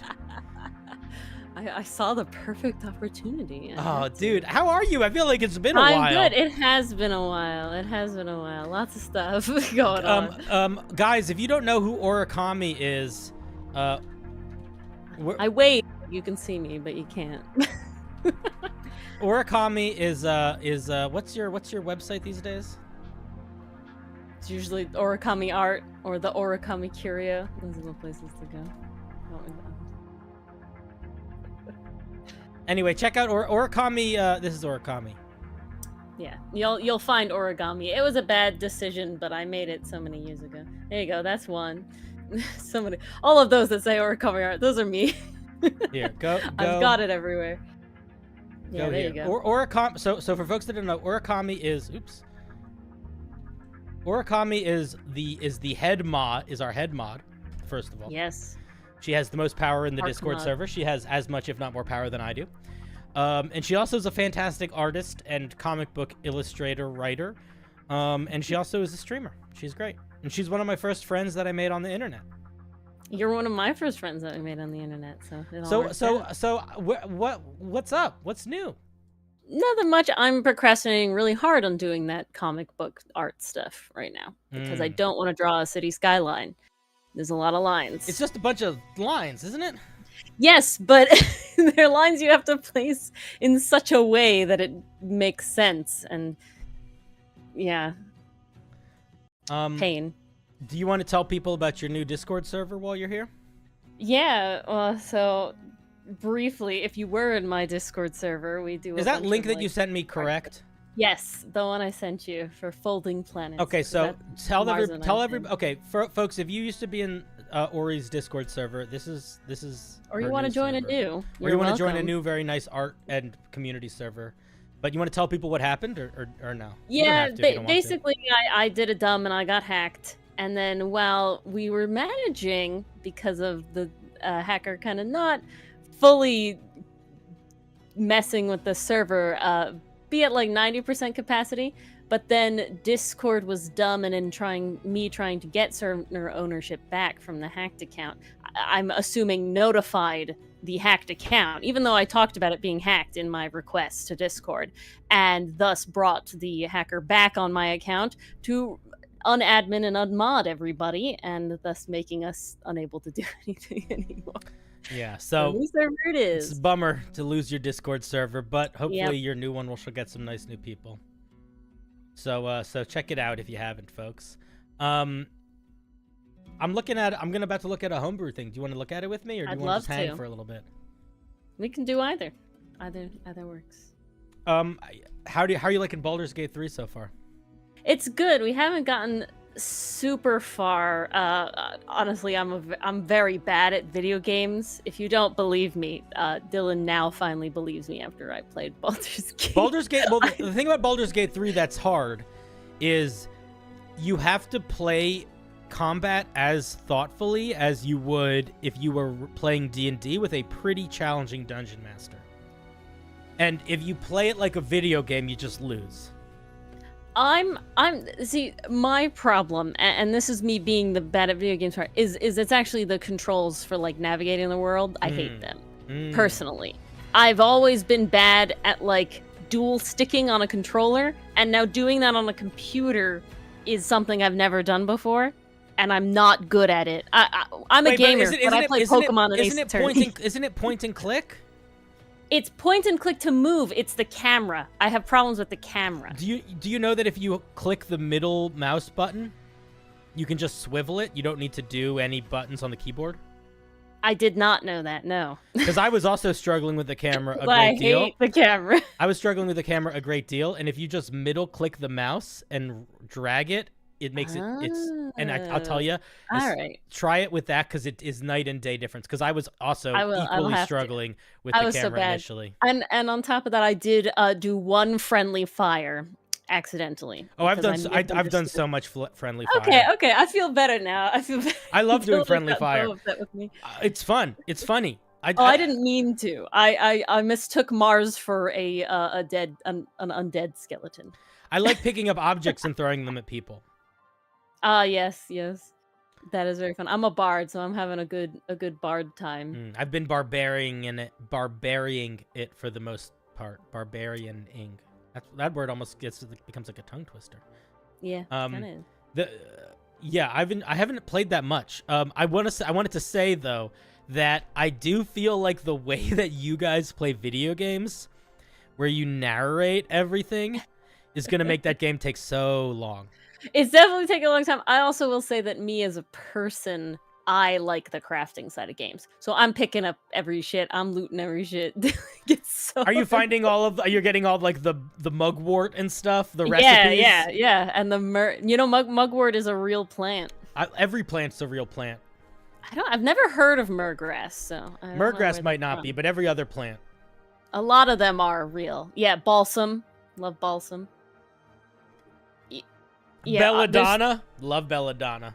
Yeah, belladonna. You know something fun? Belladonna. Another name for belladonna, or a type of belladonna, is called dwarf enchanter's nightshade. Isn't that way better? Yeah, that is. That's a real common name for a type of nightshade, which belladonna is a nightshade. Lua.exe says the alchemy system in Baldur's Gate 3 is really fun. Once you start using the consumables, the whole world opens up to you. Oh, that's what I've been doing. Big Derek is a little bit new. I don't know if I've seen them before stream tonight, but I will say, for a new audience member, whether or not they've been here before, I apologize if I forgot you, they are very good at being funny in a way that is a little bit making fun, but a little bit not. It's a dangerous line to ride, but they are riding it very well. It's my favorite line. That's my favorite line. And I think that the people that know how to do it the best are people that, like, you know how to do it really well. Also, pretty much everyone that's a mod, because they've just been around for a while. There's a couple of people. Derek's good at it. Baba is maybe the worst/best. But Big Derek is coming in hot. Coming in hot. There you go. You didn't forget Big Derek. They're new. I'm pretty good. I'll say this, Ori. I'll say this. When I started streaming, way before I had any right, I got into a conversation with somebody who is like a professional stream advisor. And I asked him a bunch of questions, and I sounded like an idiot. This was before I ever streamed anything. And like, realistically, I that conversation should have happened now, and maybe I'll be able to make it happen again. We'll see. But I sort of felt like I burnt a bridge with how unprofessional I looked initially. But one of the things that he talked about that was like he was like, if you can remember users, like, that makes like all the difference. And I was like, I don't know if I'm going to be able to, but I'm pretty good at remembering people that are active in the chat, even if there's a lot of them. I have the same thing. It's surprisingly easy, and like remembering things about you guys too. If you're like talking, like, I know, and I like recognize people in your chat, you know, in general, right? Oh boy! All right, let's take out this monk. I'm gonna be honest with you. I'm gonna read the first. I skimmed it a little bit, and I think my advice is gonna just be pretty straightforward and the same. I mean, I see a lot of maze. Well, listen.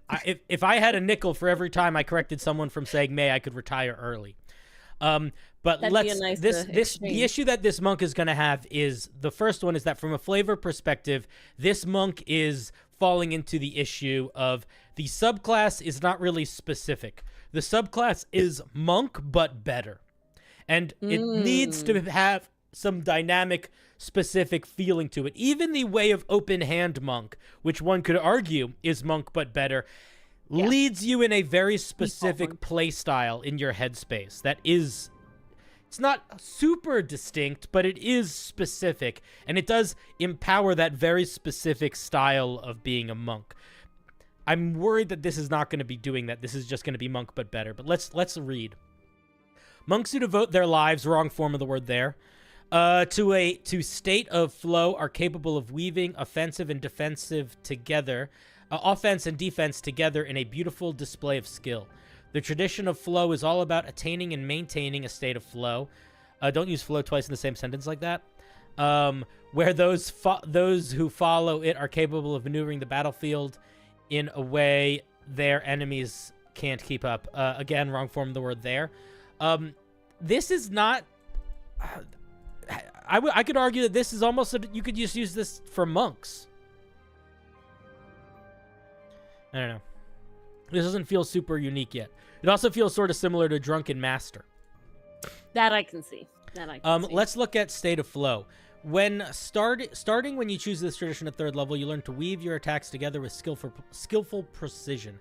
After you hit with an attack with an unarmed strike or while using a monk weapon, you can enter a state of flow. Flow ends early if you miss an attack, take damage, are moved against your will, fall prone, fall unconscious, or end a turn without having made any attacks. While in flow, you gain the following benefits. You can add your wisdom modifier to your attack rolls. You can add your wisdom modifier to a bunch of saving throws. You have advantage on acrobatics checks to escape grapple. If you fall out of your flow due to taking damage, missing an attack, does taking damage make you fall out? Oh, it's okay. You can spend a key point to keep it going. The main thing that I'm going to point out here is these first two features, just casually adding your wisdom modifier to all of your attack rolls as well as to all of these saving throws, is very strong. So even if you have to spend a key point to maintain it, one key point to get all of these powers for a round is very strong. I would argue too strong. And I would also say this does not present any specific vibe other than you want to just keep hitting and not be hit. And I don't know if the best way to... I don't know if it makes more sense to give a reward for accomplishing that or to give mechanics to help you accomplish that. You know what I mean? Like, this doesn't actually make you any better at flow. It just makes it so that while you are doing these things, you are better. I personally like the make you better at maintaining it perspective, because that feels kind of like adjacent to sneak attack, right? Sneak attack is this great thing you get, and then depending on which rogue you are, it like you get certain ways to keep sneak attack or get sneak attack. Yeah. I would also like separate from vibe, getting to add your wisdom modifier to every attack roll, because the way that this works right now, I hit a creature one time on my turn. That guarantees me I'm adding my wisdom modifier to every attack I make for the rest of that turn, minimum. And that's always on. That just feels too much. Monks are missing all the time though. The point is to make a lot of attacks not all hit. I guess, but like I don't like but Data, I agree with you, but do you not feel like that's too strong?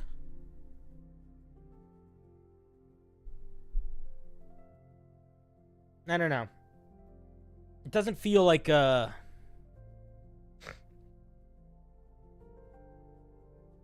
don't know. It doesn't sit right with me. It just feels too strong. It just feels too strong, and it feels like it's not making you better at doing the thing. It's just rewarding you for doing the thing. I just think losing flow from missing is odd. This feels too strong, though. Yeah, I agree. Losing flow from missing. Yeah. Because, correct me if I'm wrong, Barbarian's Rage you can miss as long as you attack. Yeah, right? you have to attempt an attack. So it's just like so many features. It's also like yes, this is really overpowered. And maybe they tried to balance it by having so many things turn it off. But I just It's a feel lot like to think to it's a keep lot. track of, too. Yeah, it's too much to keep track That's of. the problem. Yeah, it's too much to keep Right. track of. That's what I think is a big. It's kind of like a video game thing, right? You've talked about that. It would good, having so many conditions could be good when a computer's keeping track of it. Mhm. But you as a person, like, you have to remember, and certain players are good at that, but not every player is good at that, and it's just a lot of stuff. Yeah. Yeah. I'm wondering.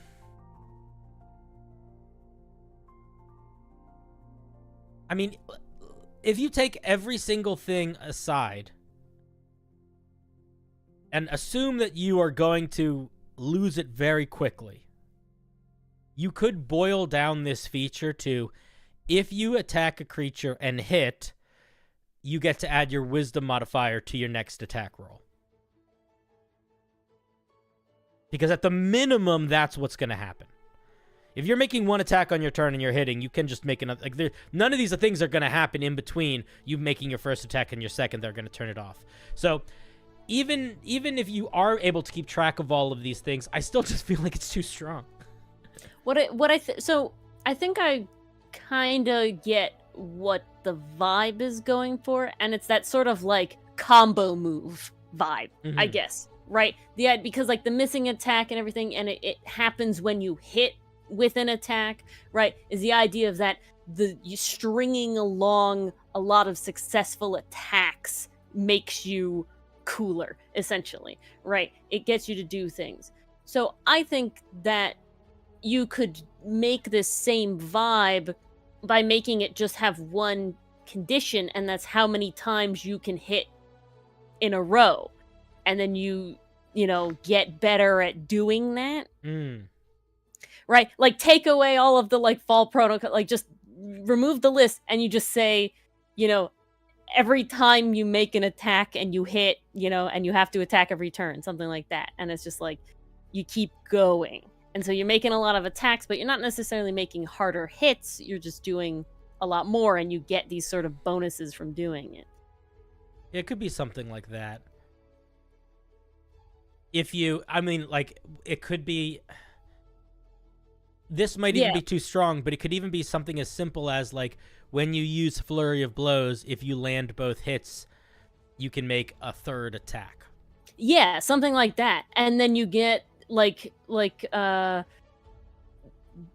improvements, level up stuff. I can't remember the word. Features of to help you be better at hitting both or something like that. To either give you additions if you meet certain criteria, or just as you level up once per combat, you get to be better at it somehow, something like that. Keelan said, what if a hit lands, you get a bonus to successive attacks? I think you would have that's to where be... we're going. Yeah, you'd have to...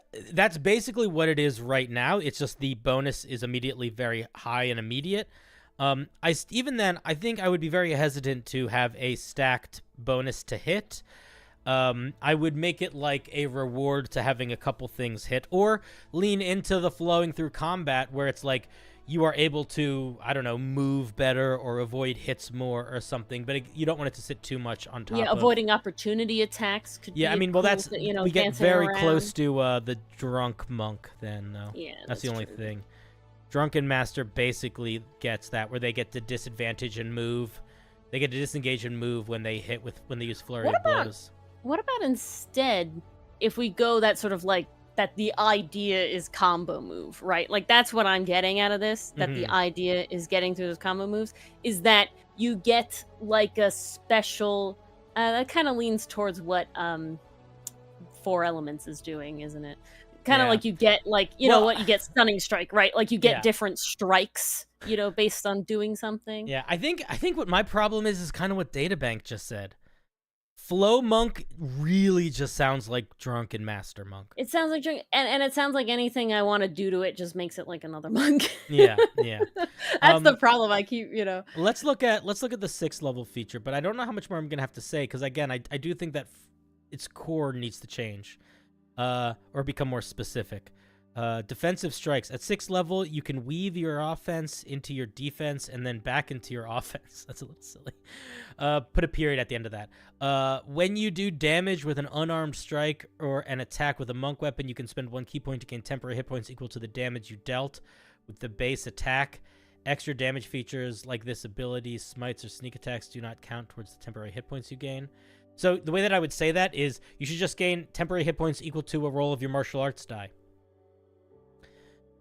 These temporary hit points last until the start of your next turn. If you had any of these temporary hit points left over by the start of your next turn, if it hits, the first attack you make on this turn deals extra damage equal to the amount of temporary hit points you had. I kind of like that, actually. That's interesting. Yeah, that's the vibe I think we're going for. Yeah, you know? I like this. I like this. You're gonna have to change some of your wording around here at the end. Like, this is all one sentence. Or no, it's not. But this is all one sentence, and it's a little bit long. The way that I would say that is, if at the start of your next turn you have any temporary hit points remaining, the first attack that you make on that turn that hits deals extra damage equal to, I would probably just say, roll of your martial arts die. I don't even know if you need to have it equate the same amount. You could just make it like you just get an extra roll of your martial arts die, or you could make it equal to the amount that's left. I think that could be fine. But I think it's kind of a cool feature. Who is Cinder's guest? My guest is Origami Art. Hello. She is a artist. She is the head mod of my Discord. She writes a web God, comic. Apparently, compared, Cinder's the eldritch being. I am God. Yeah, you're a local god. Yeah. She's a comic book artist, and she runs her own shows and Twitch Let's Plays, where she and a couple other really fun creators do like narrator of all the things, and they play games like Ace Lawyer Adventure and Yes. Ace Attorney. The best Ace game. Attorney. It's a lovely game. I love that game. Yeah. We're doing that for years. We got content for years. Yeah, you do. You do. I don't actually know. I go back and forth. I enjoy watching your stream, but I don't actually know how much I love all of the narrator stuff. I feel like I need more space to be silly and to just yell, and I feel like I have to be like almost like orderly. It's too much sometimes, where it's like, oh, I don't want to interrupt Mars, but I want to yell this annoying thing. Oh, see, the fun of we record all the game sessions, right? Because I make YouTube videos out of them, and everyone's recorded on a separate channel. I think you guys do that with Rally, so it's like, oh, I can just move you over if we need both people saying something. I can cut Mars out. If it didn't really matter what you said. That's funny. I didn't even think about that. Origami did not draw the main icon that I use, but I did just commission her to make a rendition. And I actually need to reach out to a bunch of other people. I reached out to people a while ago. I'm looking for artists to do. I'm saving up. I need to save up a little bit of cash first. But I have this. I did make the emotes though. She made all the. Yes, Origami made all my emotes. And I'm probably gonna get you to make a couple others soon. Yeah, I have this image of I want to do more weird scene transition stuff with my my emblem and have like lots of different versions of them that I can kind of morph and switch between. So I reached out to artists, but if any of you is an artist and you are looking for some commissioned work, and you think you could make an interesting rendition of my Cinder portrait, it does not need to be accurate. It could be in your own style. You can email me at cinderbsally@gmail.com. It's the email address in my YouTube channel description thing. And let me know your rates. Send me your portfolio. Because I'm looking to hire some artists. Origami was the first, and I think I got emails from like 5 to 10 other people who I haven't reached out to yet, but I'm going to. You didn't find your email? Look in it's in the YouTube channel description. No, it's literally in my channel description. It's not in the video description. Like if you go to my About page, there's an email section. You can click email.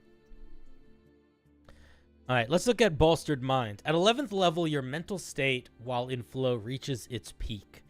While in your flow state, you have resistance to psychic damage, gain advantage on wisdom and charisma saving throws, and cannot be charmed. Also, you do not fall out of flow as a result of taking physical damage. This is, again, it's like the only thing that really feels unique here is resistance to psychic. Everything else is just monk, but better.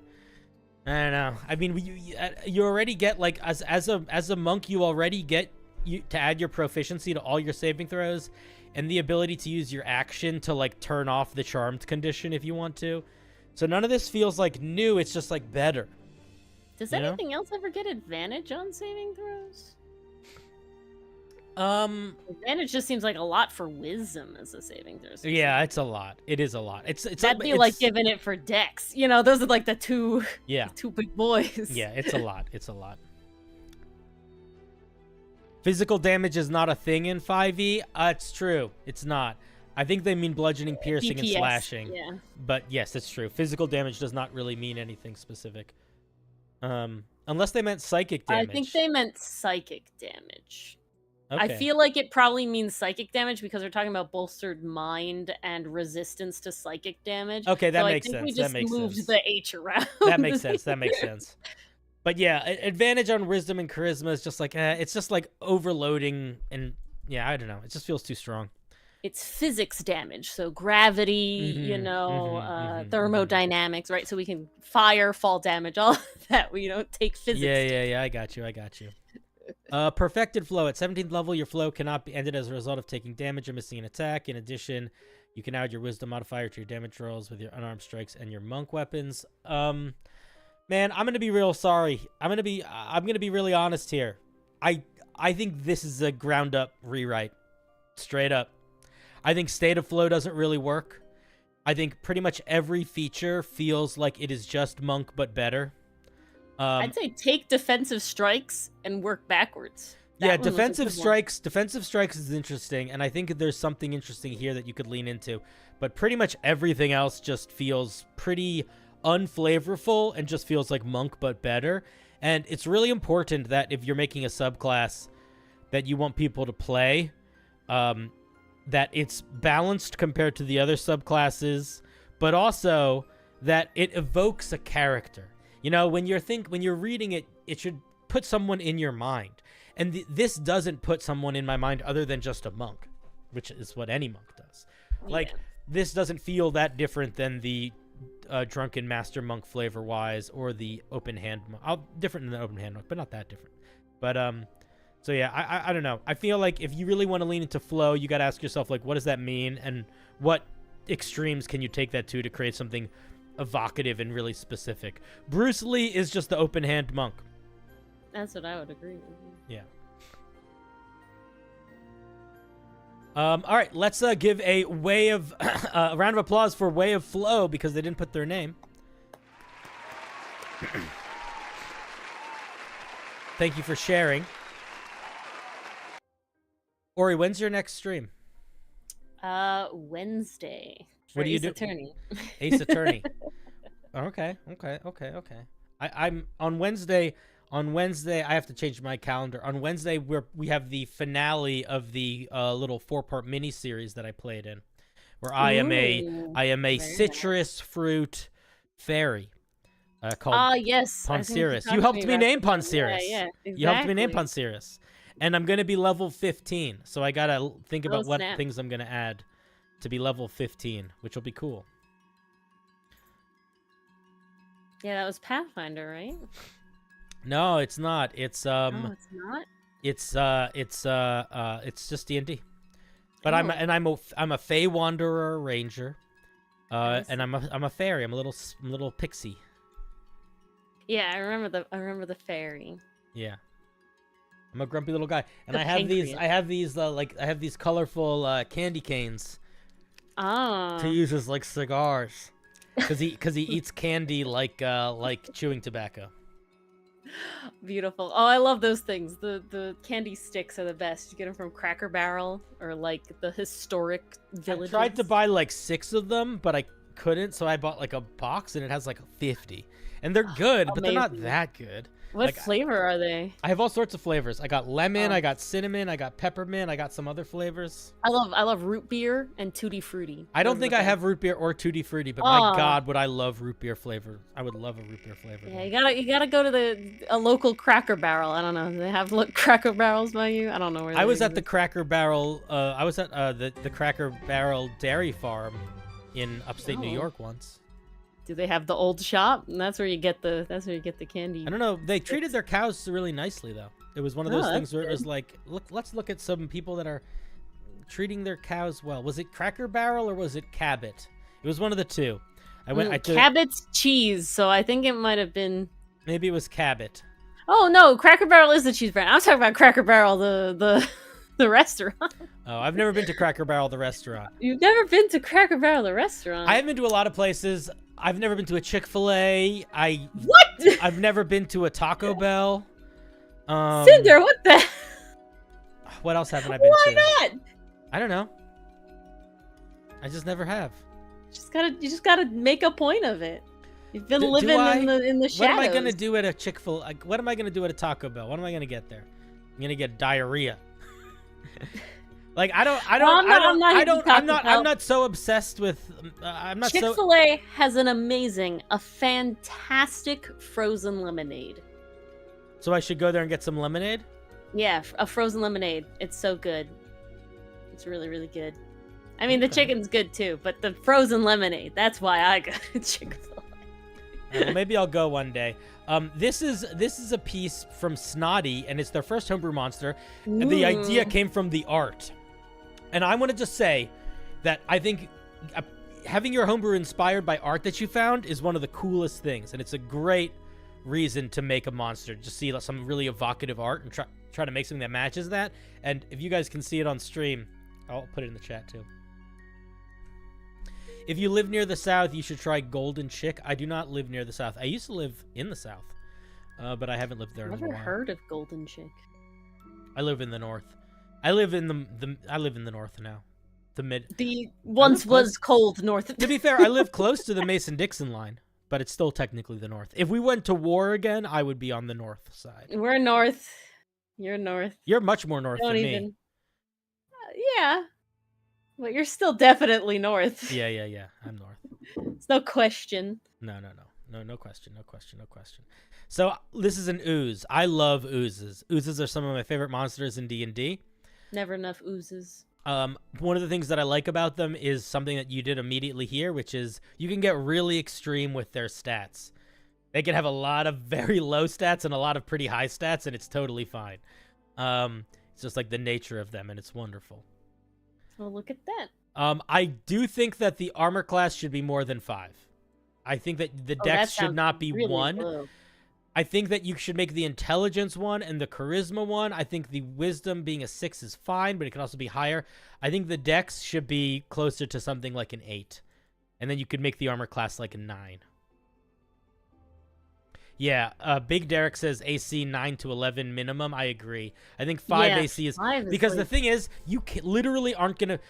Most level 1 characters are not going to be able to miss with an attack. That's Because what I'm thinking. a yeah. level 1 character, if you do point buy, is going to have a +5 to their attack.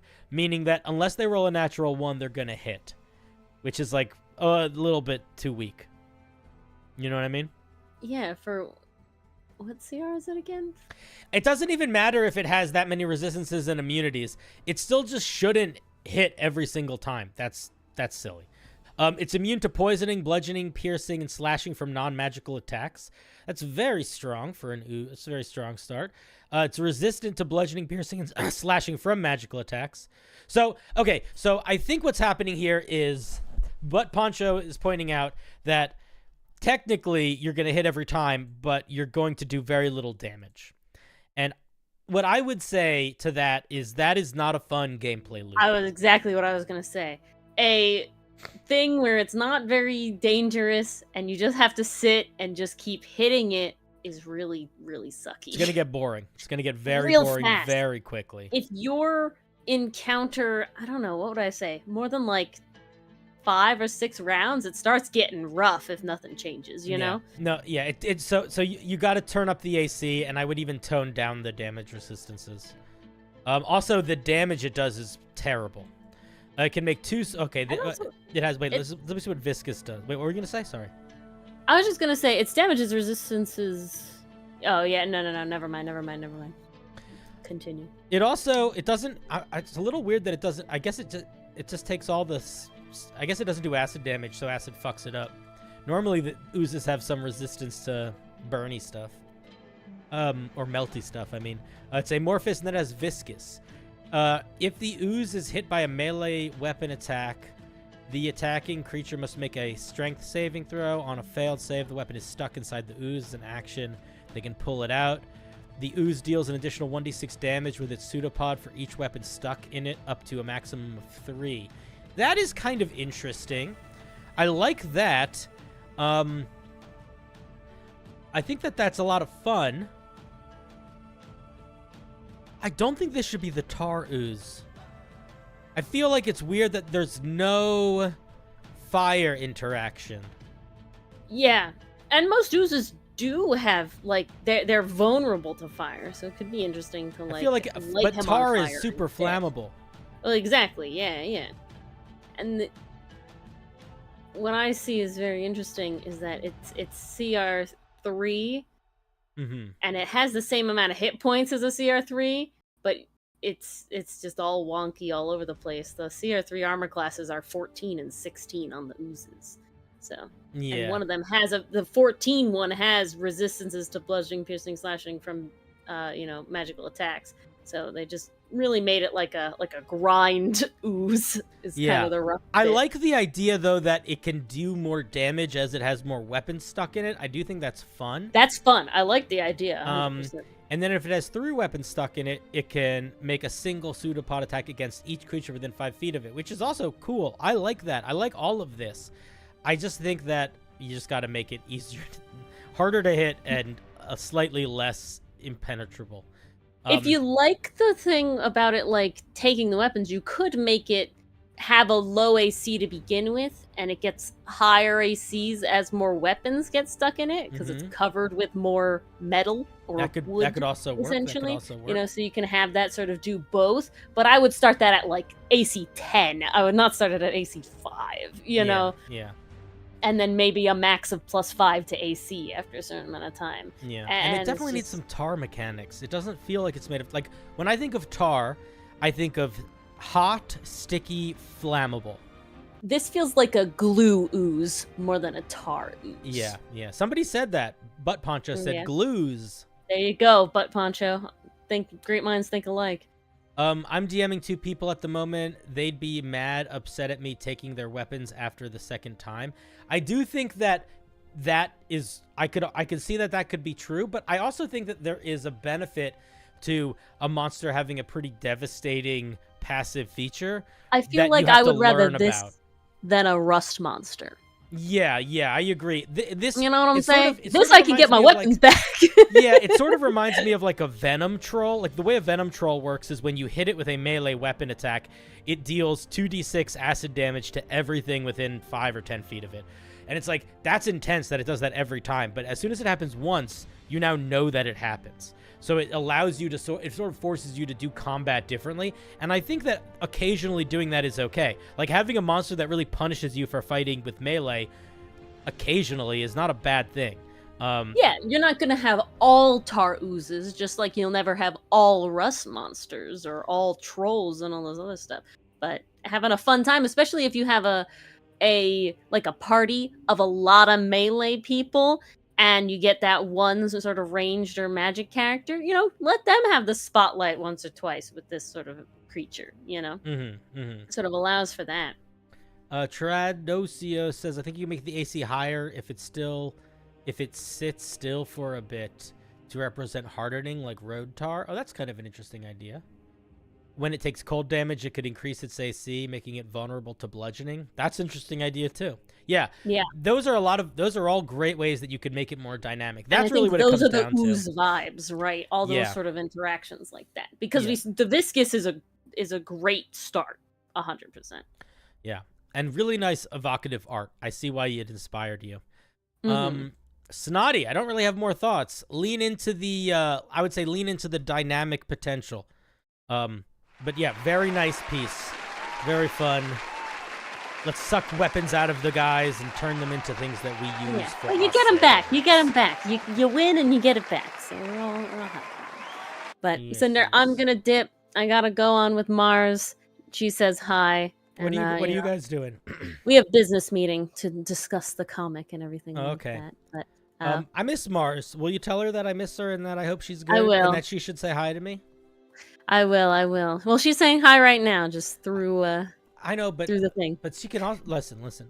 I I appreciate that you represent the keystone through which I have met her, and that we have become friends. But she doesn't. She can just talk to me. I'm a cool guy.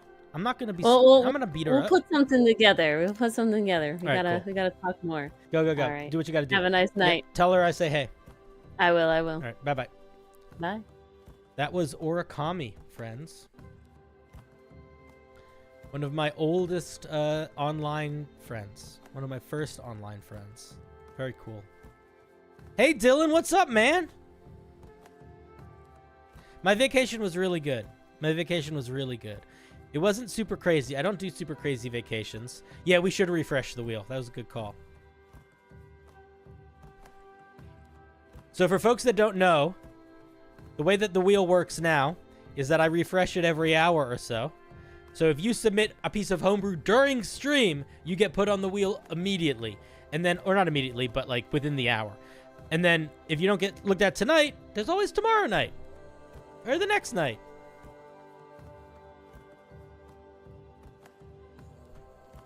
And it actually doesn't take that much time to do it all. That's it. It just takes a couple seconds. It's pretty easy. Let's see. Luat, did you get on? You did. There you are. Cool. Welcome. For anyone stuck in the ads, oh, is our ads happening now? I don't even know how to check to do that. I guess ads happen sometimes.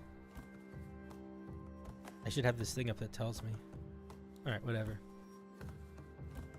Is there a certain recommendation for a format of subclass homebrew? There literally is in the form. The form expresses very clearly all of the recommendations.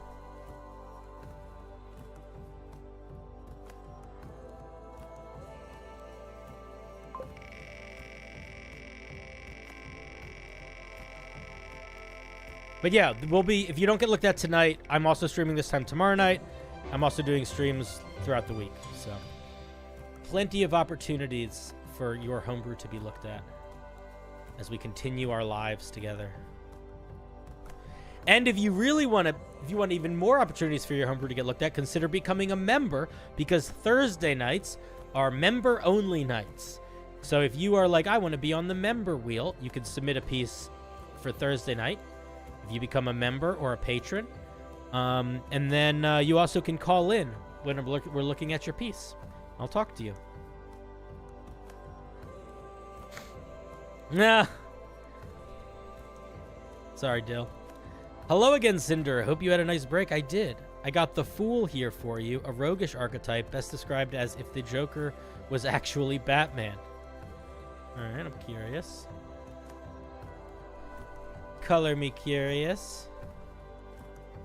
Oh, look at these goofy fonts.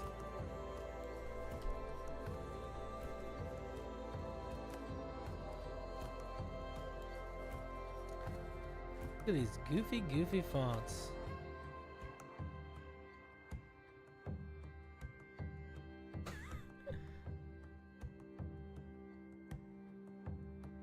All right. Let's take a look. Sorry, I zoned out for a second. I was looking at Discord.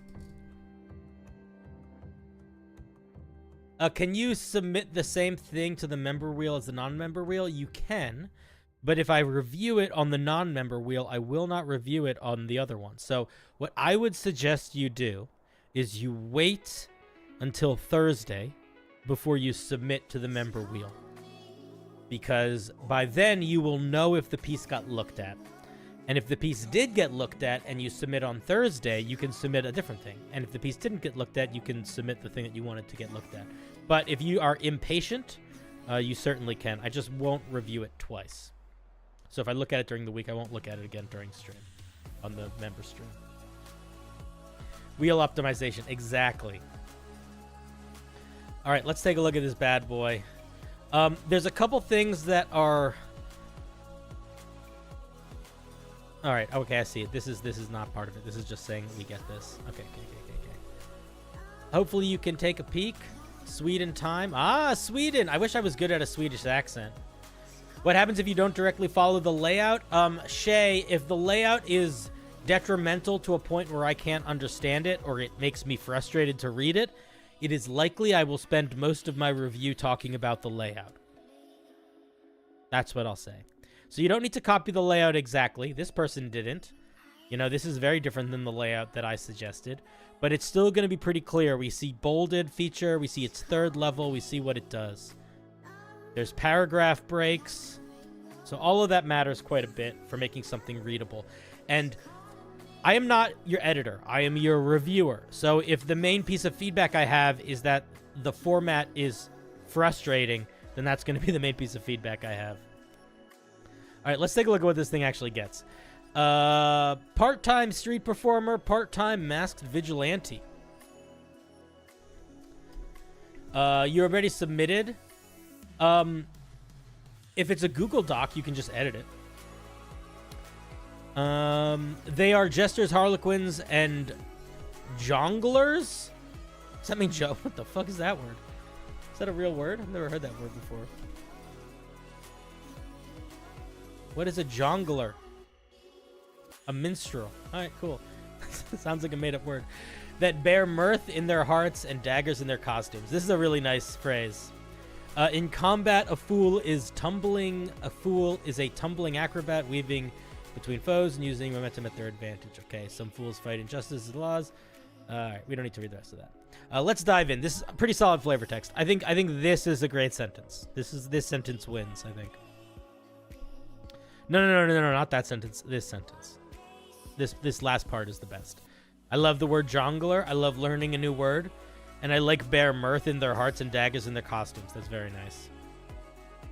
Yeah, jongler. Jongler. We're all learning. We're all learning about jonglers. Your comments are always 5 seconds after you comment. I don't know if that's normal. I will say that they pop up pretty quickly, I think, on the actual like chat. They might pop up a little slower in the screen, they might pop up slower in this thing, but a 5-second delay is pretty reasonable for a stream. And yeah, it often is not just my Wi-Fi, but it's a combination of our Wi-Fis. Okay, if mine is chosen tonight, don't review it. I need to fix a few things. All right, let's look at what we get. Harlequin at 3rd level. Do we only get one feature at 3rd level? We get 2. Nice. Okay. You gain proficiency in the acrobatics and performance skills. You gain proficiency with the disguise kit. While wearing a costume, creatures have disadvantage on wisdom perception checks and intelligence investigation checks to find hidden objects on your person. Okay. I'm going to be honest. We're coming out strong. This is an interesting feature. This is a wonderful example of a ribbon feature. Because it's situationally useful, but it's not cray-cray. I like it a lot. I immediately don't like how you're incentivized to not take acrobatics and performance before level 3. Oh, that is interesting. Do you know what I would do if I were you, Butt Poncho? That's a great point. Can I say what I would change this to? I would probably say you gain proficiency in acrobatics or performance. You're picking. You're not getting both. And then you could also say, if you already have proficiency in that skill, you can add double your proficiency bonus. You could essentially get an extra expertise, but specifically in acrobatics or performance. I might change it like that. Well, no, the Scout Rogue, not necessarily, because they don't just get proficiency at level 3. They get extra expertise in those things at level 3. The Scout Rogue adds double your proficiency bonus if you're using nature or survival. It doesn't just give you proficiency. I like the Scout Rogue. You think it sucks? All right. I feel like the Scout Rogue is the best way to play a non-magical ranger. I'm learning through watching these and seeing y'all's reactions that I've been thinking of D&D and small potatoes. Listen, we're all small potatoes. If a second source gives proficiency, you get a different proficiency of your choice. It's deep in the rules. Only doesn't happen if it says if you don't already have it. That's a good point. You could say you gain proficiency in one of these. If you already have it, you get something else. But I wouldn't give you 3 free proficiencies to pick from here. So you would have to change it a little bit. It wouldn't be exactly that data for this, just because I think it would be too much. I would say you can just give it expertise in one of the options of your choice without needing it beforehand. Yeah, that's kind of what I was thinking. All right, but I love this second part. Love it. Let's look at what else we get at 3rd level. Tumbling Fool. If you used your action and didn't deal sneak attack damage to a creature, you can take the dodge action as a bonus action. Huh. Additionally, you ignore difficult terrain while moving through other creatures' spaces. And you can freely move through, but not end your turn in spaces occupied by hostile creatures. I'm going to be honest here. I don't love this. This is ridiculously broken for multi-classing. That's a really good point. I didn't even think about that. I didn't think about that. Yeah, this is pretty janky for multi-classing. I don't like... Here's what I'm going to say. I don't like that it's one of its main features, because keep in mind, at 3rd level, these are our core features. These are the features that we're going to have the longest in the game. So they are going to define our characters the most. They're the features that we are going to use the most. So they have to pull the most weight compared to everything else. What's up, Skim Milk? And I don't know how I feel about one of your core mechanics incentivizing not doing sneak attack. Do you know what I mean? I don't love that. I don't love that. Ignoring the difficult terrain to move through, the way that I would phrase this is, here's how I would phrase this.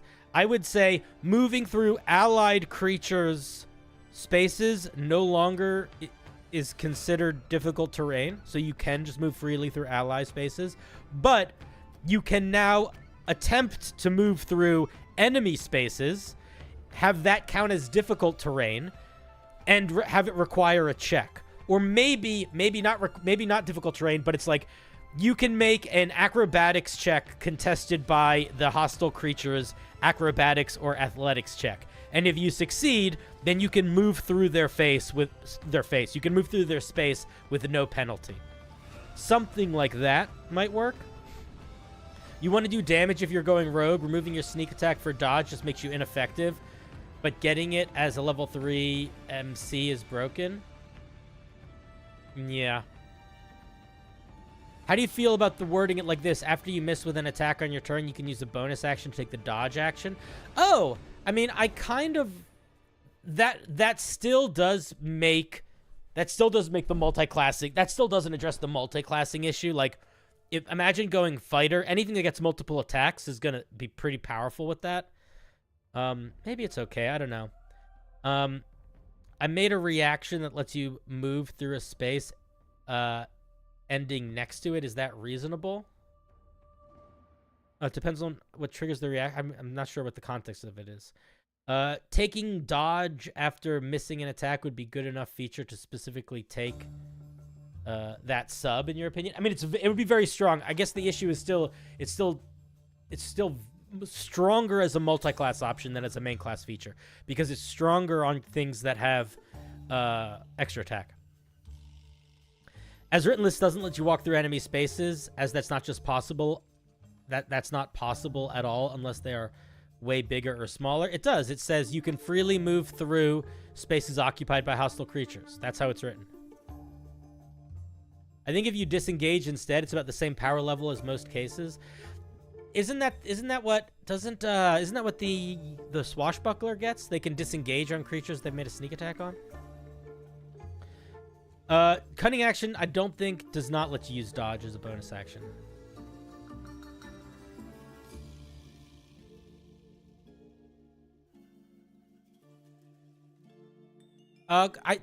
Cunning action doesn't work. Cunning. I think you guys are mixing up cunning action. That's fine, but cunning action is disengage and hide, I think, and dash. I don't think it is dodge. I think it's everything but dodge. Yeah. Oh, look, the music got all, like, clowny. I didn't do that on purpose.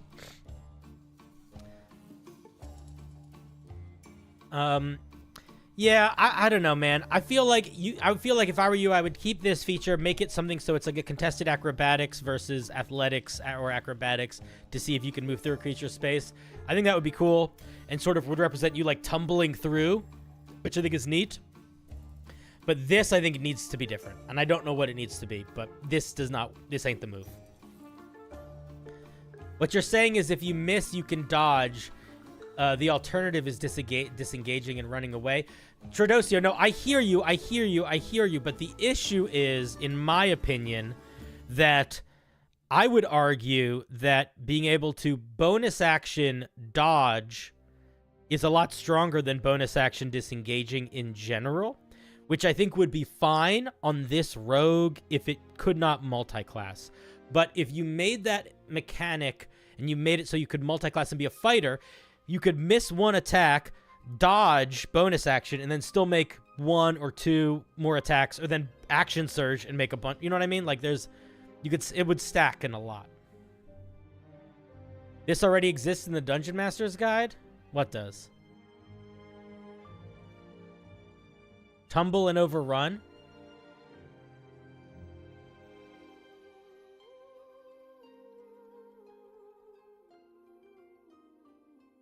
Tumble and overrun bonus action? Are you sure? I've literally never heard those terms before.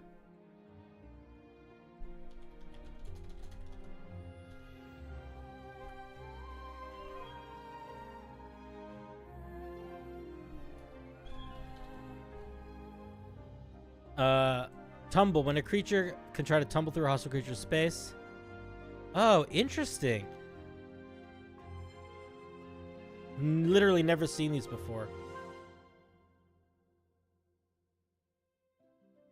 Interesting.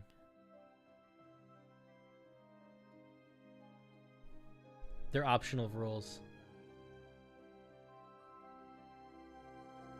Maybe if you successfully tumble, you can attack with advantage. That could actually be an interesting way to do it. If you successfully tumble through a creature's space, you can attack them as if you could get sneak attack off. I wouldn't give you advantage necessarily, but I could make it so you automatically get a sneak attack if you hit. I think that could work. They're optional, but so is the Cavalier's Mark. That is directly referenced in the class description. That will overlap with the later feature. Keep reading. All right. I think we can all agree though that this ain't this ain't working in its current state. There's a lot of ways that you could go about shifting it around. But let's keep looking. Masquerade.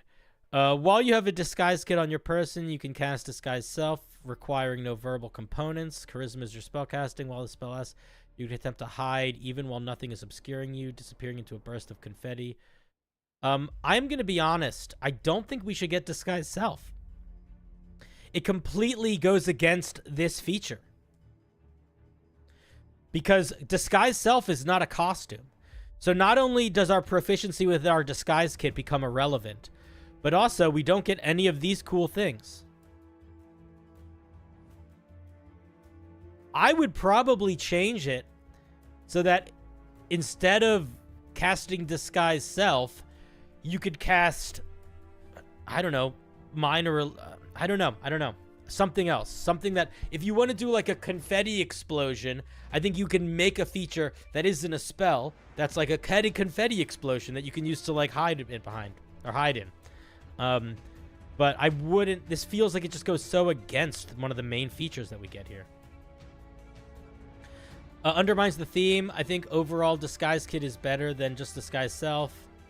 I would cast Enthrall. quick change disguise artist. That's true, maybe a quick change. The other thing that I want to point out is that we get all of this cool stuff with keeping objects hidden on our person here, but it has not come back yet. And I feel like we might want to have a feature that ties into the hiding objects on our person a little bit more. A quick change is kind of a fun idea. I do like that.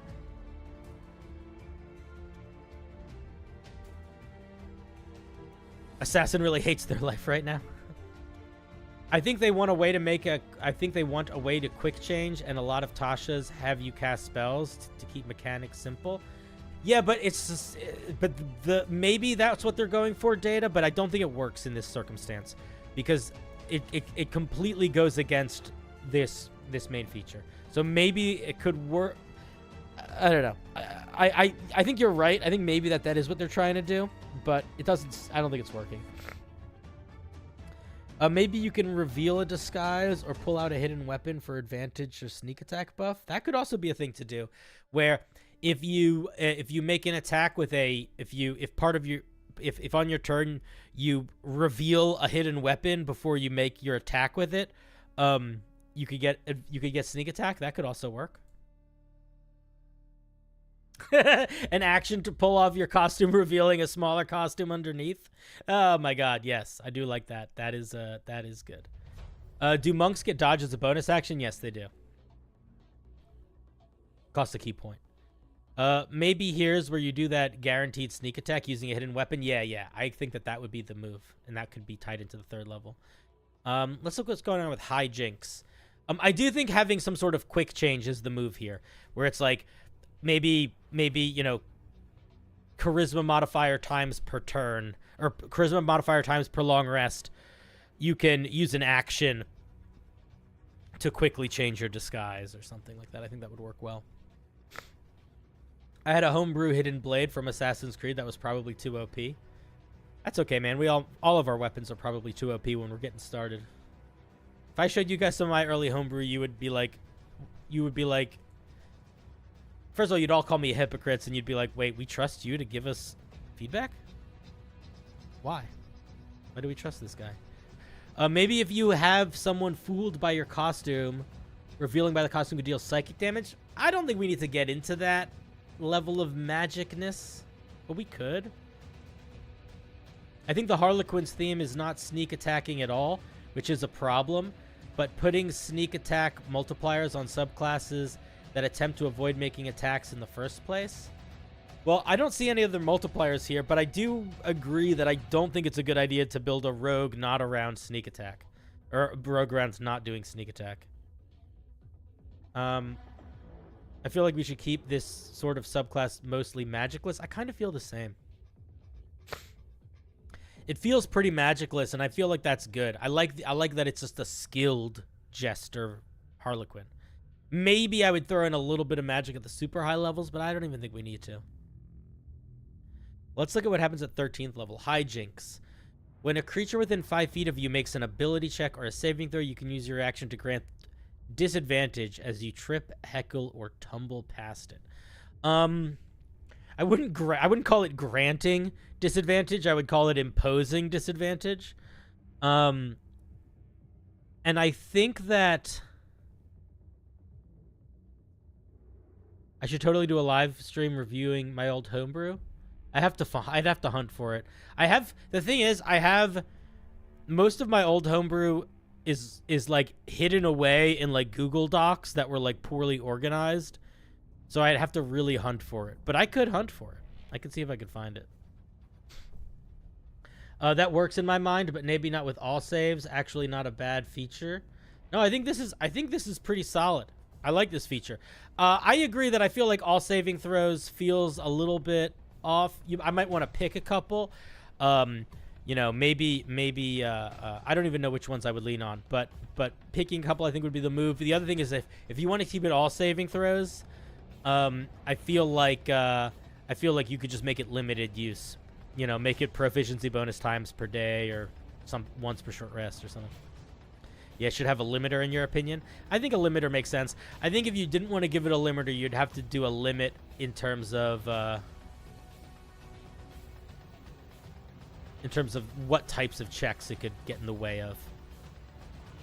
You've never done Homebrew? It's fun. A limiter is a reaction. It's not going to happen a lot of times. The other thing that is actually good to think about here is reactions are really valuable for rogues because they have, what is that feature? Uncanny Dodge, which requires a reaction. And it's like one of their main defensive features, Uncanny Dodge. So if you're sacrificing Uncanny Dodge to do this, that's not a small deal. What is heckle? Heckling is like when you make fun of something from the audience. You're like the crowd making fun of the people on stage. But I don't know. I feel like we could put a little bit more limits on this. It's the only defense they have, and a rogue in melee is a dangerous game already. Not ideal.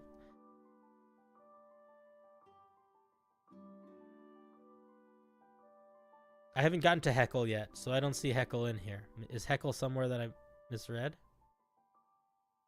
I think this is all just flavor text. I don't think any of this represents anything mechanically. I don't think we need to worry about what any of these things say. I think the core mechanic is when a creature within 5 feet of you makes an ability check or saving throw, you can use your reaction to give a disadvantage. When do streams usually end? They usually end between like 11 and 2 a.m. It really depends on how much energy I have and how much fun I'm having and how much you guys are, how many of you are here and how active you are and how much money you want to cut off yourselves and put on the pyre. How many pounds of flesh you want to sacrifice to me? Can you tell me how many hours left since your time is not hella the same? It is now 11 o'clock, so I'll probably stream for another 1 to 2 hours, maybe a little bit longer. I really don't know.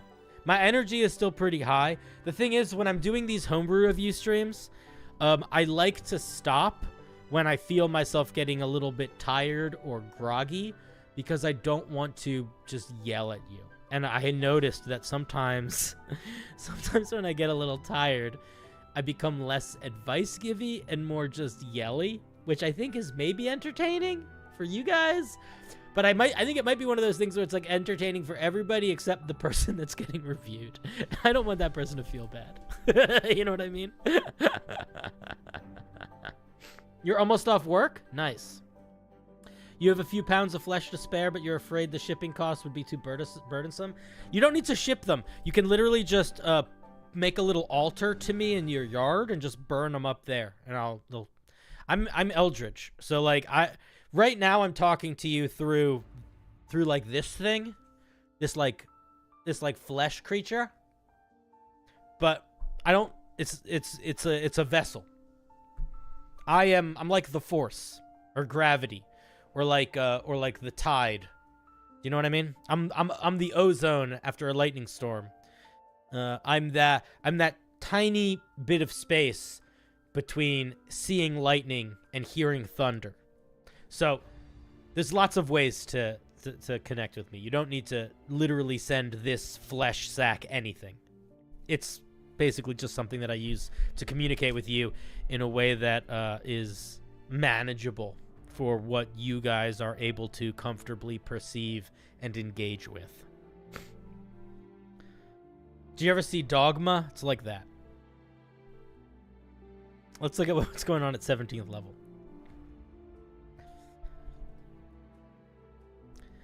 A Venn diagram between purple, a hurricane, cotton candy, and child's laughter. Yeah. Probably some other gross stuff too, though. A little bit of violence for sure. Dylan! 2 months. Very cool. Dylan is another guy that like showed up kind of recently. I guess the summers kind of flew by. How many of you guys are students that had to go back to school recently? And let me ask you guys an honest question. First of all, thank you, Dylan. That is very, very kind. But let me ask you guys an honest question. How many of you are students that are in school right now where school has started recently or is about to start? And if you are a student, honest question, does that make you more likely to be someone that is watching streams or less likely?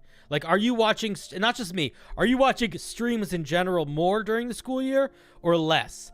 That's one question. And then question 2 is, are you watching them at radically different times or at the same sorts of times? Those are my 2 questions. I genuinely don't know. I haven't been a professional streamer long enough to know if I should change my schedule based on the school year. I have to think about that. I'm not going to make a poll. I will never make a poll. No. That's too big of a decision to make a poll for 11 o'clock at night. I'm genuinely just asking for the curiosity's sake. On the community tab poll would be a place to do it. Yes, Bot Poncho. That is true. That is a good play. That is a good idea. I started on 4 p.m. for you. You're doing homework right now. I don't get analytics. I get some analytics. I don't get, but they're more like, they're not like which people are using the internet more that are also using me at different times. It's more like, when are the people that watch me most likely watching my shorts, or how often do people normally stick around to stream, or like what age range are the people that are watching streams. That's more of what it is.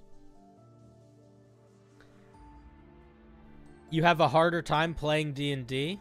Yeah, D&D can be rough when you don't have the freedom. If it's a podcast like stream, then anytime I have my earbuds charged, but any game streamed would be a few hours after. Yeah, I don't really do streamed games. I've streamed gaming a little bit. I'm gonna be honest. It does not seem like you guys enjoy it when I stream myself playing a game.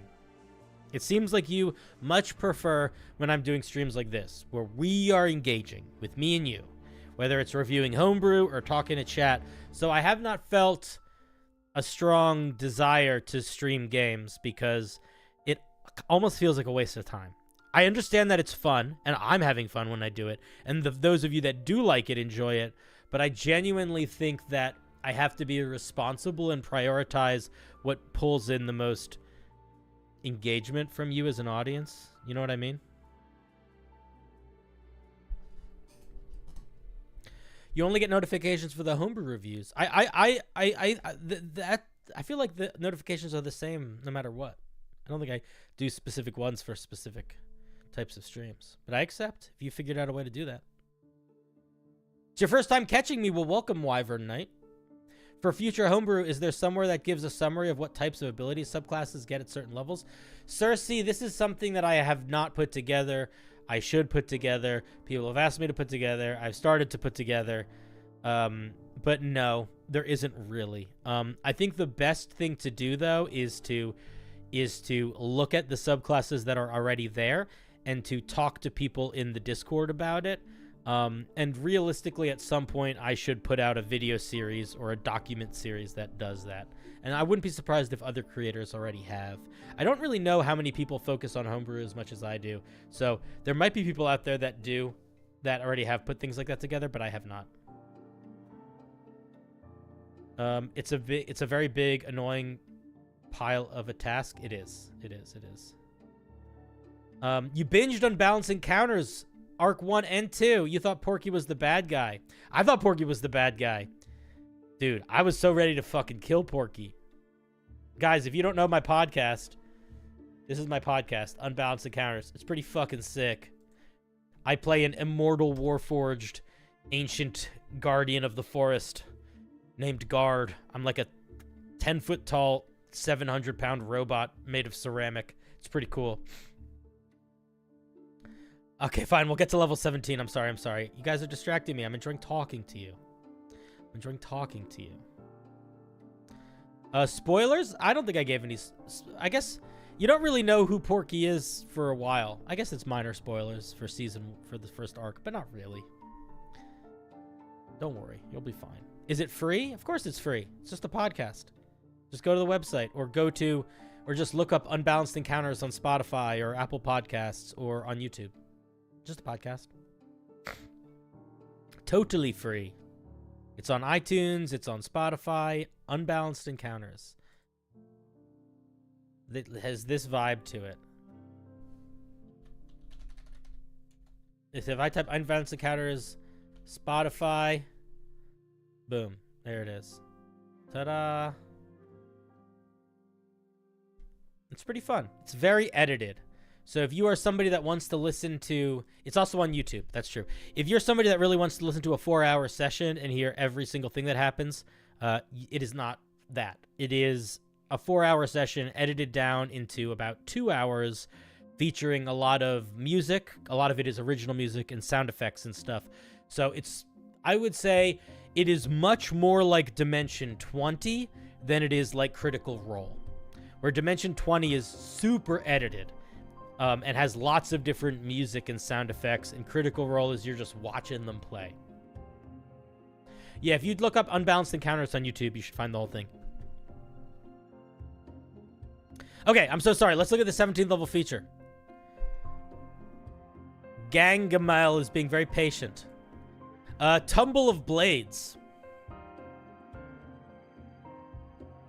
Yeah, listen on YouTube if you want. The audio, we have worked very, very hard to make the audio good. That is like the key priority, is making sure it is an evocative soundscape that the story takes place in. You like Critical Role more than Dimension 20? I think Critical Role is... Okay, let me look at the 17th level feature, and then we'll talk about Critical Role in Dimension 20. Jeez Louise. You just wish you'd had all your faces from episode 1? When you take the dodge, a Tumble of Blades, when you take the dodge action while holding a weapon, you can perform a Tumble of Blades, moving up to your speed without provoking opportunity attacks or expending movement. When you pass through a creature during this movement, you can cause it to take damage equal to a roll of your sneak attack die. The damage type is the weapon you're holding, is the creature only takes... Is it just happens automatically? Once you perform Tumble Blades, you can't do so again until you roll initiative. What? Am I reading this right? When you take the dodge action, you can move your full movement speed, and every creature that you pass through while doing so just takes damage equal to your sneak attack? I don't know, man. I don't like that. No saving throw? Yeah, it's just, I don't like that. If you miss an attack, you dodge as a bonus action and then deal damage to everyone. Yeah, it does sort of incentivize you to not hit. It's just sneak attack damage once per fight for free. It's not extra damage and no dex mod. It's sneak attack damage to every creature you pass through. So if you have a movement speed of 30 feet, you could potentially hit, I don't know, 6 creatures with that. Make it a single attack at advantage. Every creature who the attack would hit takes damage. Dodge action never sounded like so much like disengage. Bonus action dash, you can hit everyone. I don't know, man. I don't think this works. Like, ugh.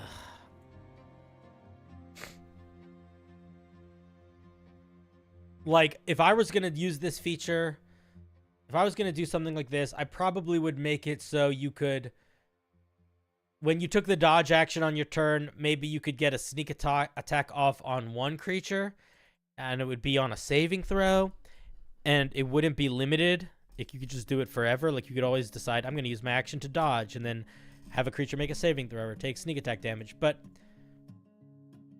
I don't know. Like, this feels like, I feel like the goal of this feature is that it's like supposed to finish the gameplay loop of this rogue, excuse me, but we shouldn't be finishing the gameplay loop at level 17.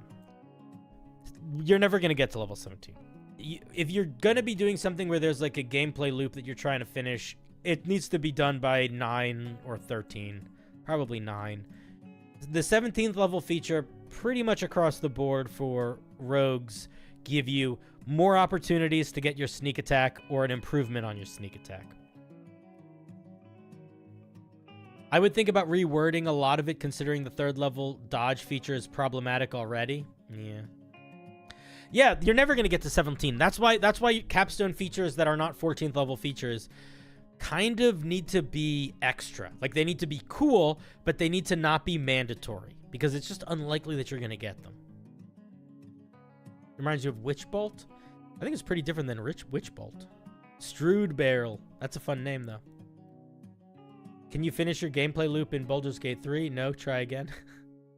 I actually got to 20 like 4 times, but I played this game for a long time in a very specific game type. I will say, but Poncho, that I do think that it is very possible to get to level 20 if your group likes leveling up fast.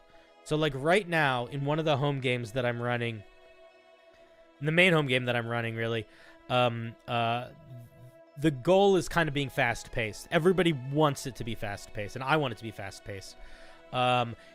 It's supposed to sort of feel like they're in a video game where they're leveling up. There's a little bit of like a meta thing happening where they're sort of stuck in a world that is like a video game world. So I'm leveling them up quickly. So they might get to level 20, but they also started at level 5, and I'm having them do double level ups every time they level up. So they were level 5 and they just leveled up to level 7. So they might get to level 20, but that's, again, it's a very specific type of campaign that I'm running with a very specific goal of this perpetual improvement.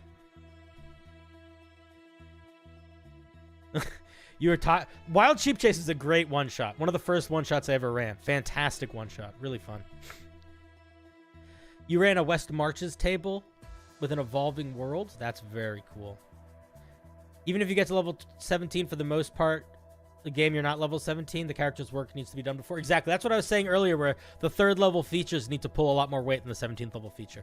All right, that's the Fool. I think it's an interesting idea. I think you need to pull away from this core mechanic of the not using your sneak attack or missing with attacks. But I do like the idea quite a bit, and I think there's some really nice stuff that you have going on here. All right, let's give a round of applause for Gangamel.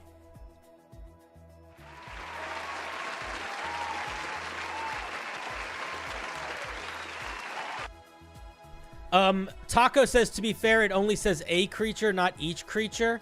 That doesn't matter.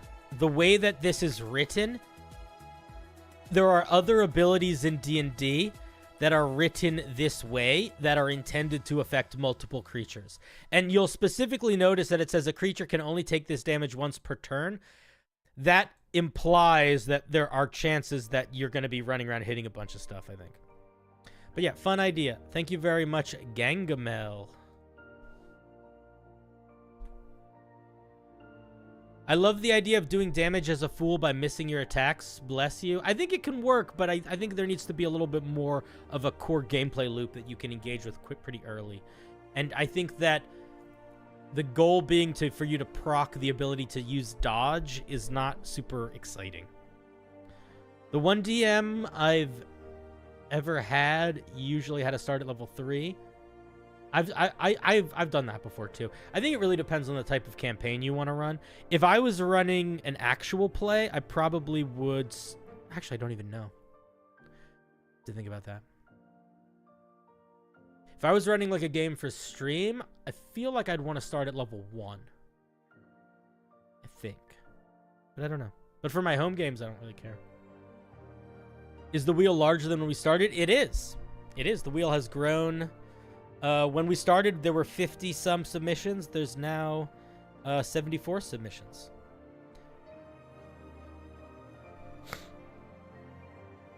And if you're like, I don't want to be on this wheel that grows forever. I want to be on a wheel that stays the same and is a little smaller. Then you can become a member that is very cool or higher. Or you could become a patron. And you can submit to the Thursday night member wheel. Ooh. Imagine a level 1 as kids, adolescents who grew up near each other, then level 2, 3 as adult adventure starts, since it's basically what level 1 to 2 is. Yeah, I mean, I don't think it needs to be kids, but it's definitely like, the thing about level 1 and 2, in my opinion, is they're sort of like training levels. Like, it feels like they're good to have you get familiar with your basic abilities if you're not super familiar with them yet. But what I actually like about them from a narrative perspective is they're very high risk. Like, everything is really scary. You don't have that many hit points. You need to be pretty cunning and thoughtful with how you interact with the game world so that you can survive it. And it can make it so your victories feel so much sweeter, and you don't need to do a lot to do something really impressive. I don't know. I just feel like it's a fun from a narrative show perspective, it feels like a fun place to be in.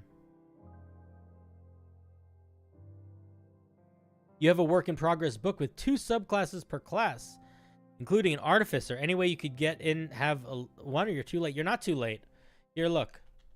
Just type in the command above my head that says brew, and then you'll see the submission form, and then you can put it in. But I will say, I would desperately request that you say very specifically a single subclass for me to look at. And if I could make a request, I do not want to look at your artificer. I would love looking at something that isn't an artificer. I don't know if you'd ever want to run a stream where you DM for members. If you do, definitely let me know. Here's my thought process. We can talk about this for a second. Genuine uncertainty here. I want to run a streamed game where you can be somebody that hasn't seen every episode, but you can still enjoy. But also, if you have seen every episode, you feel like there is a story and a plot that is kind of connected. You know what I mean? Oh, Derek, we got all sorts of POV changes. Want to see something cool?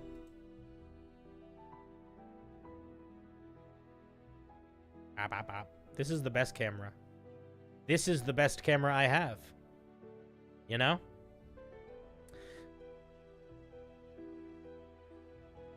I love it. Do you love it? Could you learn to love it? Could you? Yeah, I have all sorts of cameras I can do. I'm pretty powerful that way.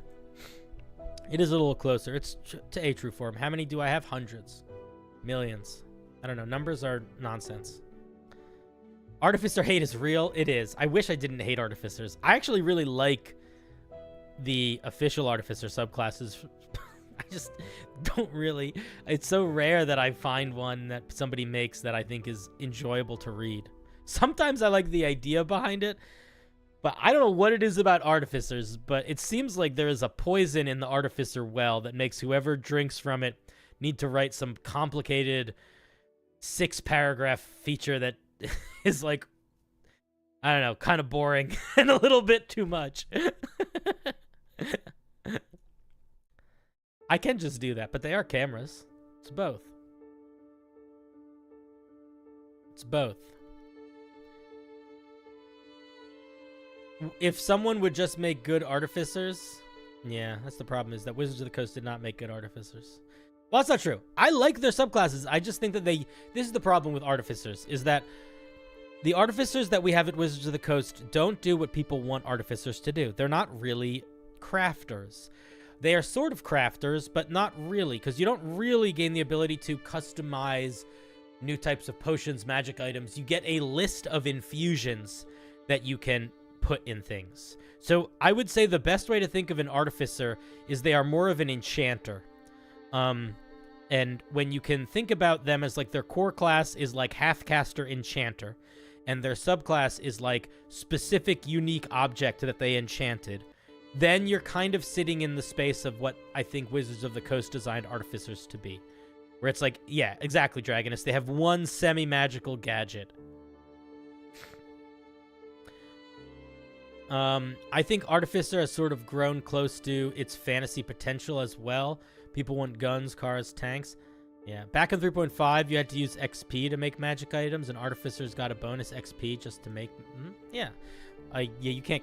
I've never played 3.5, but what I liked is that in original D&D, you got XP by how much gold you got. I think that's fun. Challenge accepted. You can take that challenge, my guy. I'm gonna be very... I'm pretty fucking blunt when it comes to Artificers at this point. Okay, but seriously, we gotta...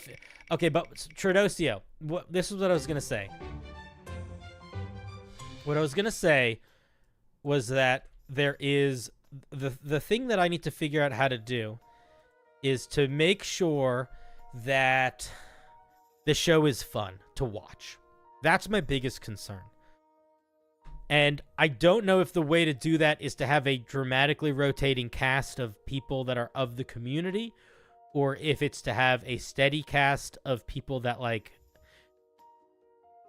I know are going to have like the energy, the engagement, the setup. Like, here's the thing is like, if I'm going to be running a game with people, I need those people to have good quality microphones. I need those people to be on camera. I need them to have good lighting. I need them to be thinking performer first as opposed to player first, which is a little bit of an odd thing, but if you've ever done any performance-y stuff, you'll kind of understand. So I think it's tricksy to figure out how to make that work. You know what I mean? So it's like I'm down, but I want to make sure I'm navigating it in a way that if I was inviting members to play, that they would legitimately have fun, but also from a production side of things, it would also just be an enjoyable, watchable show. And that's a hard thing to do. 6 Cent, thank you for the 5. Cinder, I'm elated to say you bought a new phone that can use 5G, meaning you can turn to stream during work. Let's go, 6 Cent. Congratulations on the new phone. And thank you for the 5. That is very kind. And isn't it a wonderful thing when we are able to get new things that we enjoy that allow us to have more powers? And guess what, 6 Cent, because you donated, you get to be added to the credits of the show. Congratulations. Thank you so much. Very kind. And by that, I mean playing deep means performing well. Yeah, it's a hard thing to do. All qualities one such as yourself has. All right, good to know. Many have taken that challenge. You would need a Dimension 20 cast. You don't need a Dimension 20 cast. You just need to have good chemistry and people that have done performance stuff before and kind of get what it means to do performance stuff. You don't need to be the king of the castle. You just need to know how the castle works. You should have your mods run games for members to find people who will work. That'll just get fucking messy. This is a weapon. Look at this weapon. This is a weapon, the same Druid's Grove as the Matriarch I sent before. I'm aware that muskets don't typically have misfire score, but the DM for the game uses misfire. All right, I'm not exactly sure what we're gonna be looking at here, but let's take a peek. I'm very curious. It helps if it helps you're a theater kid. Here's the deal. Skim. Okay, Tradosio and Skim Milk are both bringing up very good points, which is like, could we have rehearsals or tryouts? I could. I totally could. But here's the problem, and it's a big problem. I don't want you guys to feel sad if I don't pick you. You know what I mean?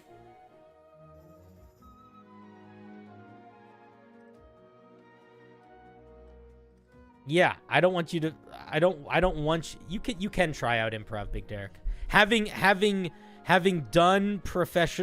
been on professional actual plays a couple times, and having been a part of the process of rehearsing for actual plays, you can 100% do tryouts for improv. But my goodness, wouldn't it be so disappointing if you didn't get in? Because not only would that mean you don't get to play in the game I'm running, that means that I didn't pick you over somebody else. And I don't want you to feel that way. I know rejection is a part of life, but this is not life. This is a random fucking jabroni on YouTube talking about fantasy monsters. It can be a place that doesn't have a deep amount of judgment, which is ironic because I judge the shit out of your work, but I don't judge you. That's the thing, is I don't judge you, and I don't want to judge you. I would much rather you be somebody that can just hang out here and you can know that I'm excited that you're here, that you are welcome here, and that I might yell at you about your homebrew, but I'm not going to yell at you about you. So the answer, Tradosio and Milk, everyone who asked about the live play with members, is the only way to make it work, I think, would be to have some systems in place to make sure that the people were up to snuff and that they had the tools they needed, which would be a lot. It'd be tricky. It'd be tricky. I feel the same for trying out for anything. I get that, actually. Yeah. But, like, if you're trying out for a play, it's not like the director of the play is also, like, your uncle and, like, trying to, like, be your emotional support guy. Because that's what I am. You know, listen. Love it or hate it, there's an element of parasocial to this relationship. And I need to respect that. I think. That's all. That's all I mean. Yeah, Bildo, truthfully, that's what it would need to be. It would need to be, I would not run tryouts. I would need to pick people to run tryouts. That would be the only... That's the way that I used to do contests, where I would maybe we'll do some more contests too, but whenever I would do homebrew competitions before, I would not judge them. I would get people to judge them for me, because I don't want you to think I'm judging you.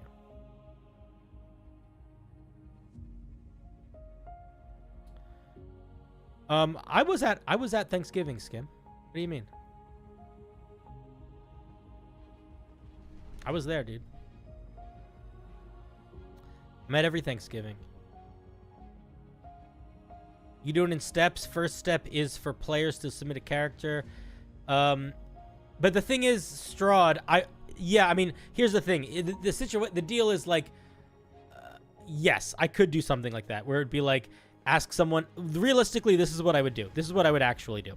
I would probably ask people to send me a audio recording, or maybe an audio video recording of them introducing a character to me and then being that character for a little bit. Talking as that character. Maybe for like 2 minutes. Something like that. That's probably what I would do. That'd probably be the initial thing. And then I would probably go through those and get rid of most of them. And whichever ones weren't really cringy and felt like they were interesting, compelling, I might throw to other people that I know and be like, all right, what do you guys think? And then there would need to be an element of chemistry checking. Like, it would just be a lot of work. There'd be a lot of work. I might be down to do it at some point. Anyway, let's take a look at Nature's Retort. One-shots would be much more feasible. But again, I do feel like I think that offering running one-shots, I would want to structure differently than use running one-shots as part of the show. Because I feel like offering them as, I don't know. Because even if it's like a... I don't know. I don't know. I don't know what the move is. I don't know what the right answer is here. Honestly, I think the right answer is to just continue doing what we do and not run any goddamn games just yet.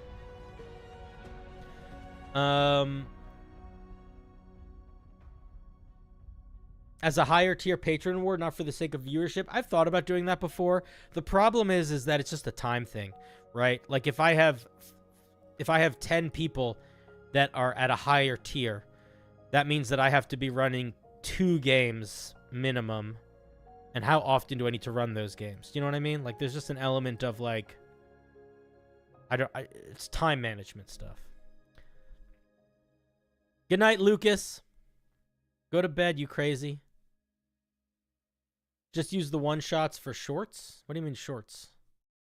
A bunch of people do it already, but it's logistics for sure. I know a bunch of people do it already, but, like... it doesn't scale well. It's not a good growth. It's just not good for growth. Like, unless I made it at such a stupidly high, expensive tier that it felt like people wouldn't do it, I just don't see the value in it. Like, it would need to be locked behind like a $25 tier or something like that. It would become an all-day thing just to handle that. Yeah, it would be a lot. You could make it that would be too expensive. $2,500. I don't think I have any whales that big in my community yet, unfortunately. I don't think my reach has... I don't think I have any uber wealthy people. Maybe one day I'll get a couple. I think most people in our community are people that are just getting by. Cinder's equivalent of selling bathwater? Oh, yeah. I should just start selling bathwater. If I sold bathwater, that would be unexpected. It would be very funny.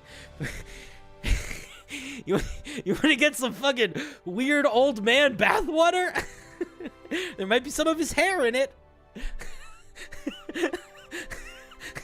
It would be so fucking gross. Oh, God. That would be so funny. Oh, my God. So stupid.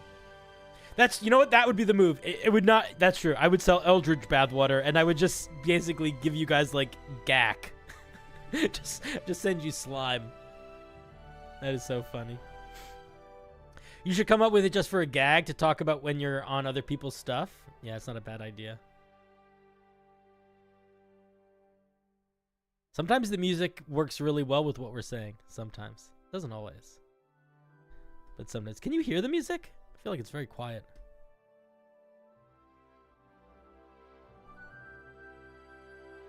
Okay, enough bathwater. Let's look at this magic item. Oh my god. Sorry, who is this? Undine, very patient. A musket, nature's retort. A musket imbued.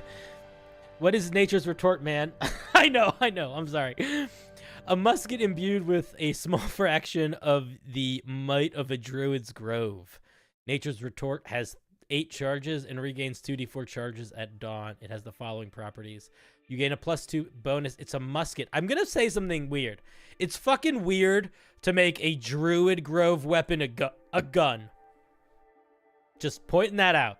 It's fucking weird. I think there needs to be some flavor description of why it is logical that a druid's weapon is a gun. Like, is it shooting seeds? You know? Grove boon, you get a +2 bonus to attack and damage rolls made with the firearm, and it automatically restores itself to 2 rounds after misfiring. Okay. Sea of Splinters. Once per turn, when you hit a creature with Nature's Retort, you can expend 2 charges to cast Spike Growth centered on your target. When cast this way, the damage of the spell is force. Okay. Interesting. I will point something out here. There is a DC associated with Spike Growth, and you should probably put what the spell DC is there. But also, a musket.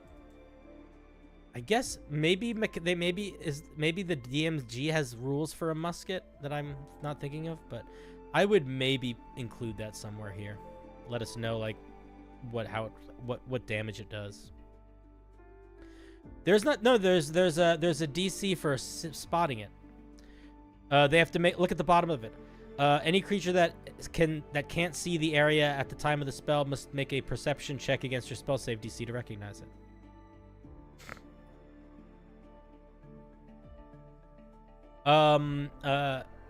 Spike Growth is incredibly strong. It is quite strong. This is a legendary item, though, so I think it's okay.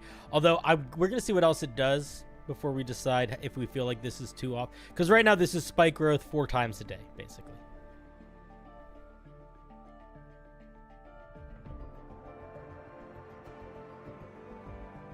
Grove's Grasp. Once per turn, when you hit a creature with Nature's Retort, you can expend 2 charges and force them to make a DC 16 strength save. On a failure, they are restrained until the end of their next turn. In addition, creatures of your choice within 30 feet of the target must also make a save or be knocked prone and pulled 15 feet directly towards the target on a failure. Okay, so here's what I'm going to say. This plus this is very strong. Because you cast Spike Growth. You basically could do both of these at the same time. Cast Spike Growth on a creature, and then pull everyone 15 feet towards them on the same go. And because of that, I think you got to adjust this a little bit. I feel like that is almost too much of a wombo combo. I feel like that might be too much of a wombo combo. Oh, that's probably the idea, but the gameplay loop is very boring. I don't even know if it's boring. I guess it would get very samey very quickly. But I do think that it's too strong. I think it's too strong. If I were you, this is what I was going to say. If I were you, I would drop the restrained thing, because that's so obvious. Every fucking nature weapon in the game gets a restrained feature. It's just boring at this point. I probably would have it some feature where you can expend charges to when you hit a creature with Nature's Retort, you can knock them forward or back. So it's like, you can still do this, but you can only really do it to one creature at a time because it's once per hit. I wouldn't make it any creature within a 30-foot radius of the target, and I wouldn't restrain. I would, you know what I mean? I would just make it have like a knockback kind of thing. It's strong, but for a legendary, the save should be 18 or something probably. Even with all the changes, DC to 16 is on the low end. That's true. 16 is low for a legendary item. That is a very good point. When is a druid? Also, when is this druid casting spells? It is a weird weapon for a druid. It's not really a good druid weapon. It's a much better fighter weapon.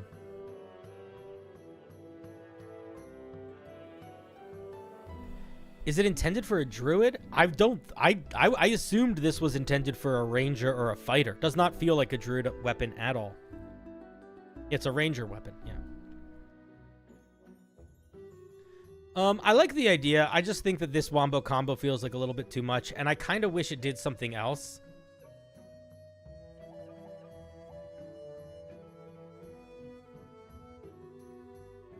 Like, I don't know. I kind of wish there was something else going on, too. Wait! Alright, I'll wait. For how long?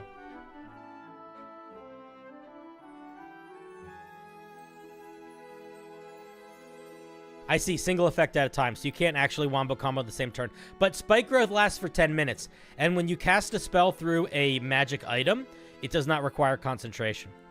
So, with that in mind, I actually would probably change it so you could only have one Spike Growth out at a time. Otherwise, you could have a shit ton, because you could just keep launching it and sending it. Oh, I guess that's true. Is having the Spike Growth active count in such a way that you can't use this with this? Like, if you have a Spike Growth up, you just can't use Grove's Grasp? You do not still have to concentrate on spells through items. I don't think so. I thought you didn't anyway.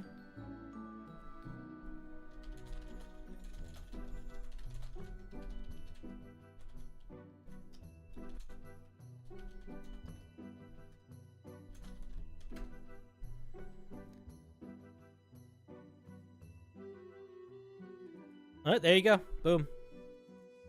You are correct. You are correct. I trust the first random thing that popped up. I accept.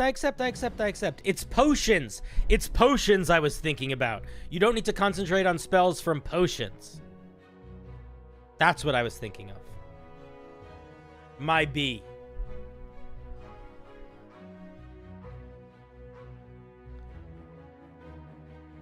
You're all correct. You're all correct. You're all correct. You're all correct. So yeah, I guess it sort of doesn't combo, which feels almost weirder than it comboing. I feel like it should combo, at least a little. The combo was nice. It was just too strong. Anyway, those are my thoughts. Being a DM is hard, but it's also not. I think it's both hard and sort of easy. Those are my thoughts. I think it's a pretty interesting item. I would drop the restrained thing. And I would make the moving creature single target, and I would allow you to do it while there's a Spike Growth up. I'd only let you have one Spike Growth up at a time, and I'd probably make a new extra feature too. You can still do the grasp thing since it's not concentration, but only on the second attack. The way that I read this is you can only have one active at a time, is that if you have a Spike Growth up, you just can't do this. It's not even about concentration. I was thinking about the concentration for just having multiple Spike Growths up at a time, not for the combo. Yes, thank you very much, Undine.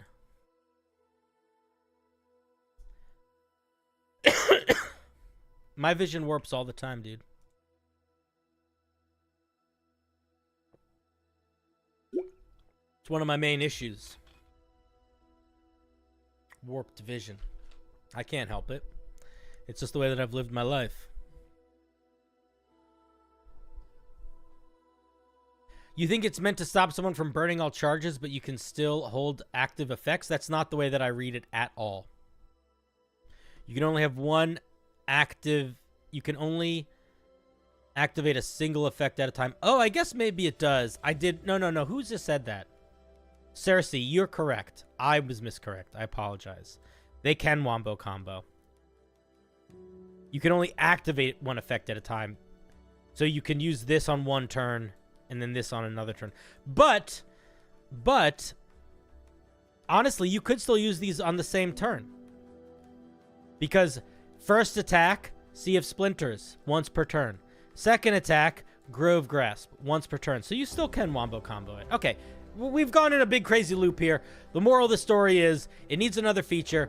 This wombo combo is too strong. I've made my peace with it. I have nothing else to add. Good job.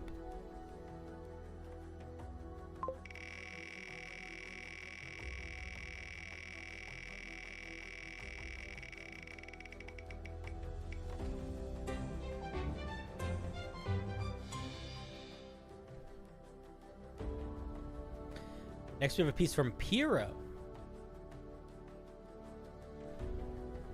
I don't know if Piro... Oh, Piro, what the fuck did you do? You just wrote... Did you just write... What? Nail, gun, brass knuckles, dealing 1d8 plus strength modifier. Sure. I love it. I would call this a reflavoring of a longsword. Or a reflavoring of a warhammer. And it's perfect. All right, let's give a round of applause for Piro.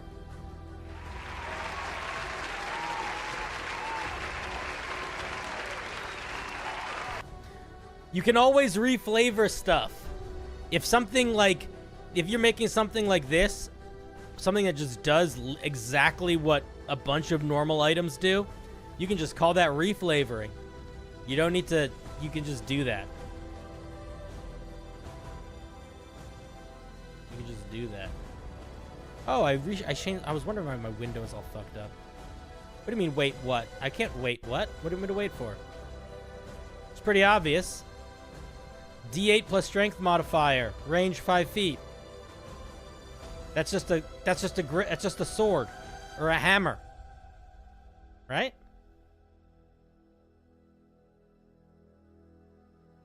Sounds broken? All right, fair. Legit.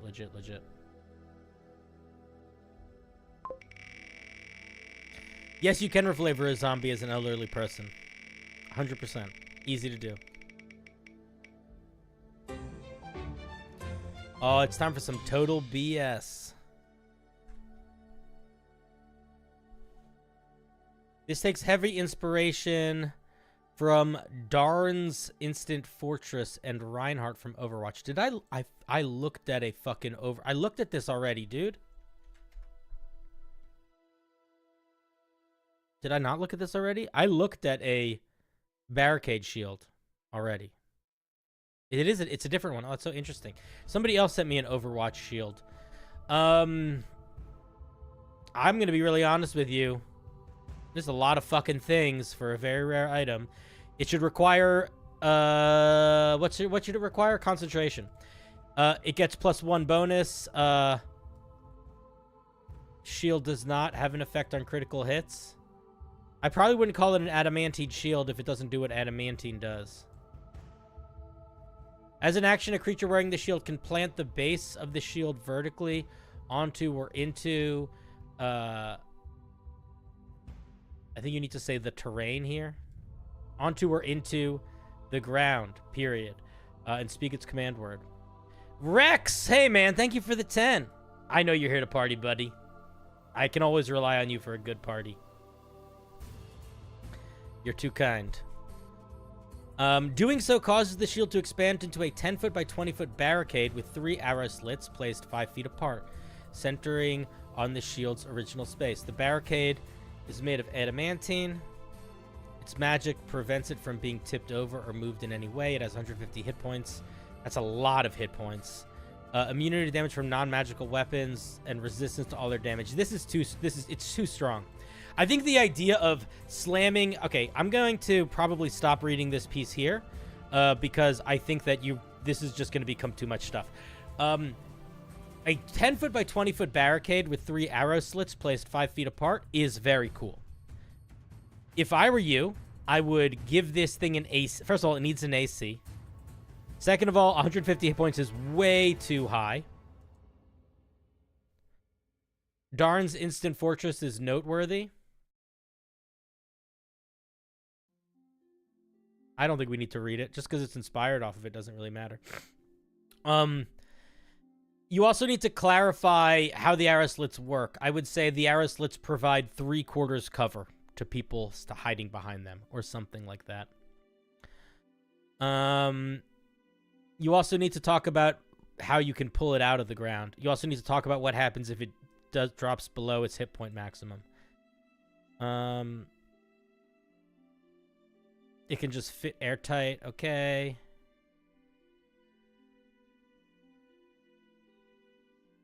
You can use a bonus action to close the air slits. I would probably drop this. I wouldn't have it do any damage. The barricade returns to its shield form when it introduces 0 hit points, or if a creature activated it can speak its command word again. I'm going to be honest here. I think when it drops to 0 hit points, it should be disabled for an extended period of time. I don't think it should just revert. Because the way that... literally what that means... oh, I see. If it drops to 0 hit points, it becomes a regular +1 shield, and it loses this ability.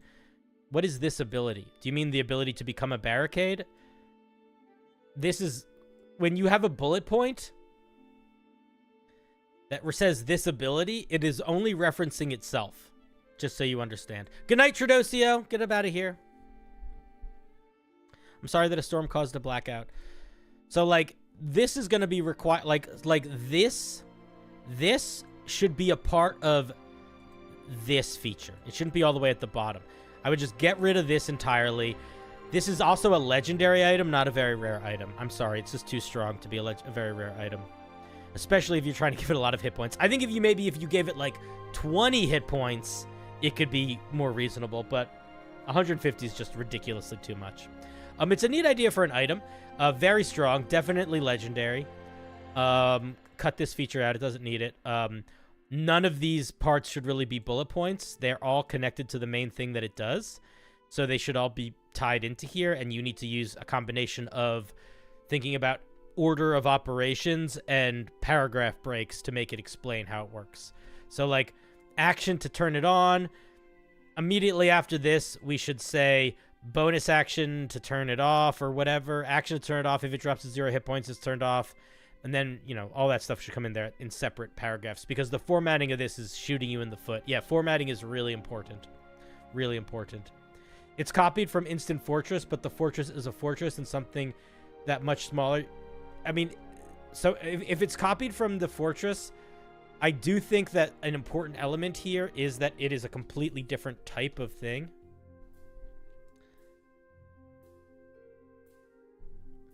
Notice how this fortress does not have bullet points. It just explains how it works. I would also argue, yeah, it's just like, I think it's apples and oranges. If you're going to copy, it doesn't actually copy it at all. It's completely formatted differently. Bye, Calvin. Get out of here, buddy. Thank you for joining.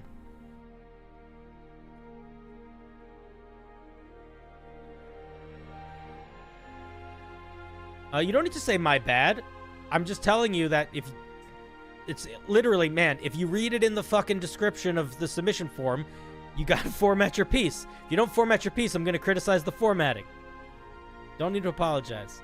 Just what happens. If you half-ass formatting, that's gonna get called out. So the premise is that this town has a... What are you talking about, Arthur? You're talking about some nonsense. People go crazy, start biting each other and throwing people and they get old. Old zombies? I like old zombies. I'm a fan. Cinder's never just harping on you for anything. It's all in the scope of self-improvement. That's true. Although, if it gets really late at night, sometimes I'm just being a dick. I try not to enter that mode too much. I think it's a really nice idea for an item. I love an expanding shield. I think it's cool. I just think in its current state, it's way too strong. It is way more maneuverable than Darn's Instant Fortress. I'm also pretty sure that you can only use the fortress Can you use the fortress multiple times?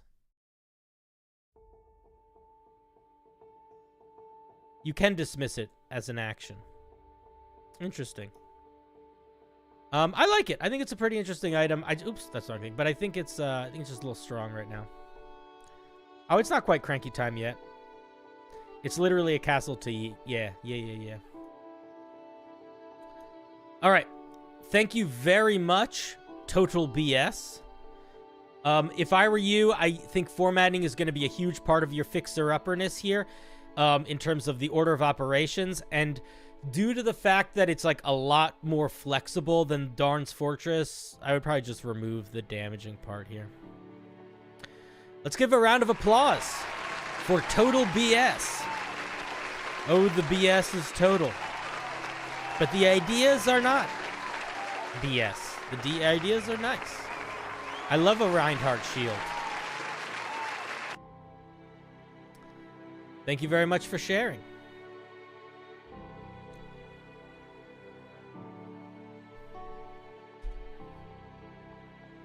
If you do decide to keep working on it, I think the main thing that you should do is no longer worrying about it being tied to Darn's Instant Fortress. Just lean towards making it its own thing and play around with like what you want that to feel like.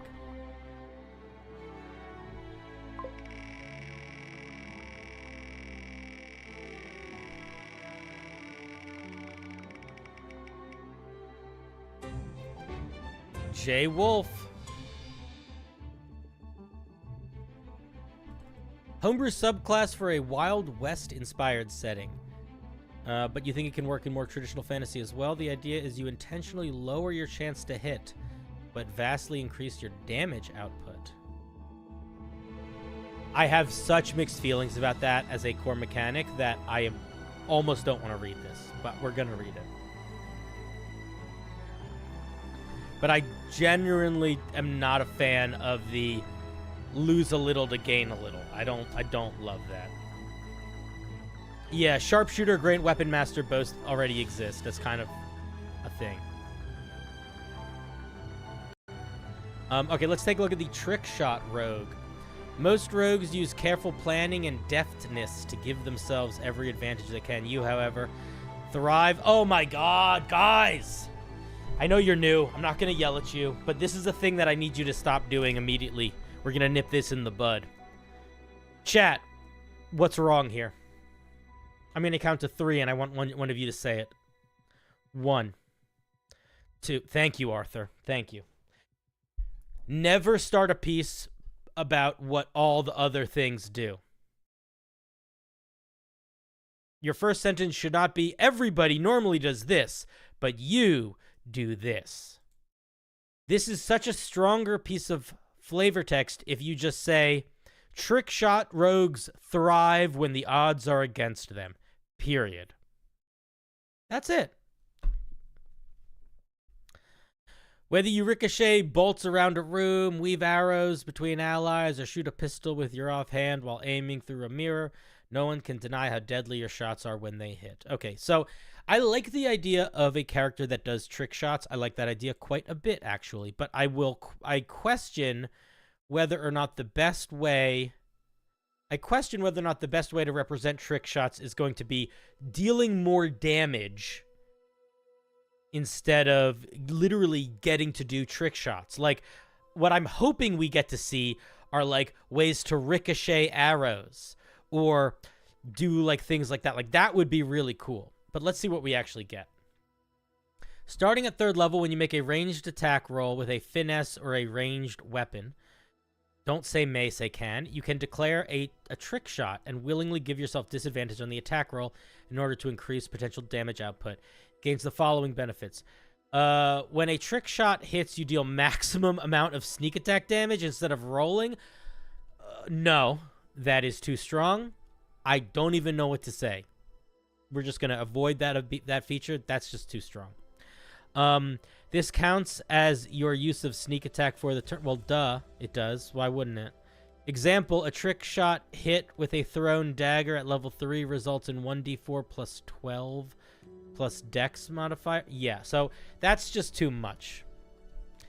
Oh, I see. You can't trigger sneak attack with disadvantage. That's why it counts as sneak attack. I understand. I am going to point something out here. There are a million ways to get disadvantage, and there's a million ways to get advantage. Does this disadvantage counteract other things that give you advantage? That would make it into a flat roll? I don't know. It probably shouldn't. Also, doing sneak attack, getting disadvantage to deal maximum sneak attack, that is not equal. That is not equal.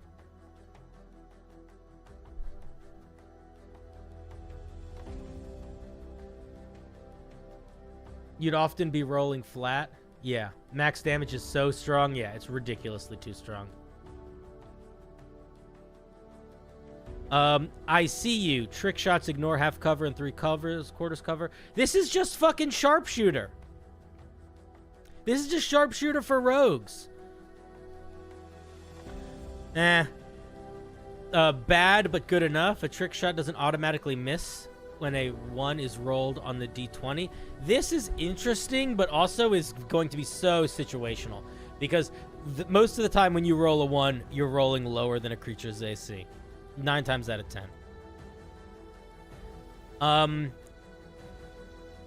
Dude, I'm going to be real honest here. I would completely drop the 3 quarters, half quarter cover thing. I would completely drop the extra damage. And I would lean into literally what you fucking wrote in the description. Give him a ricochet shot. Give him a chance to shoot between an ally's legs. Then have it do something different. You know, maybe it catches the enemy off guard in a way that they have some penalty to their next thing or something. Or maybe, you know, maybe you can trigger sneak attack even if you don't have advantage on the attack if you fire the shot through an ally's space. Do you know what I mean? So you could consider it like a trick shot to like proc sneak attack if you line yourself up so you're behind an ally. I don't know. Something like that. Hey, I had to leave for 2 hours. How do I know if you reviewed your specific homebrew from the list? If your name is Steven Rivero in the Discord, or in this thing, I haven't yet, but usually somebody will timestamp the channel. Usually someone will timestamp the video afterwards. It's usually our buddy Angel. Doesn't Gunslinger Fighter have trick shots too? Yes, but they actually do tricks. Bouncing around a corner, I think, is a great idea, where it's like you could fire, like, you know, or you know, there's a couple ways you could do that, right? You could do it so it's like if you miss a creature with an attack, but you come within a certain range of their AC, you can have the bolt bounce off and try to hit somebody else within a certain range. You know, there's all sorts of stuff you could do. This is not it. This is not the move. This is not a trick shot. This is just super damage.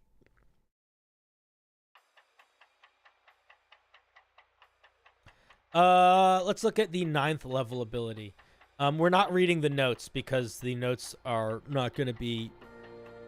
Because we want the piece to stand for itself.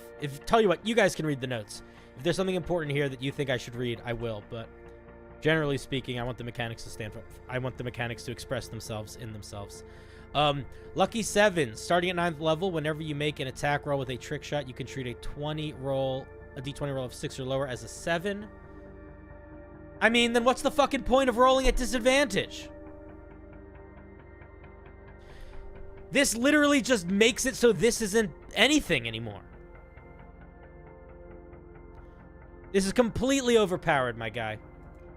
What's the point of giving you a downside if you immediately give yourself not only an upside that's so good, it almost makes the downside not exist anymore? Yeah, disadvantage just doesn't matter.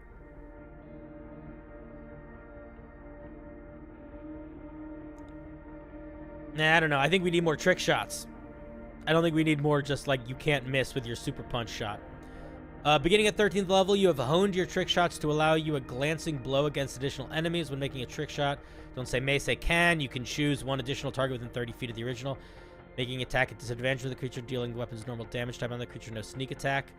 I think that's okay, but also it's like, I feel like this makes more sense to like...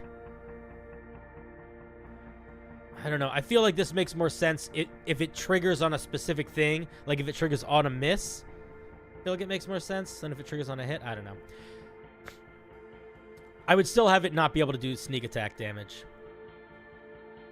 What if the arrows come back to you after you shoot it? I'm not sure what that would mean mechanically. Especially when you're already ignoring nat ones, yeah. What's the problem with saying may instead of can? It's grammatically incorrect if you want your piece to sound like it is written in the way that D&D rules are written. So while it might be grammatically correct for normal writing, it is not grammatically correct for D&D mechanics, for the most part. And it creates this situation where subconsciously people can tell that you are writing homebrew. And your goal when you're writing should be to make it so people forget that they're reading homebrew and that they're reading something that feels almost like you want them to forget that they're reading. So whenever you go against the norm of the mechanics of the language, the reader is going to subconsciously be able to tell that. Now, I will say that there are plenty of third-party creators that do use may.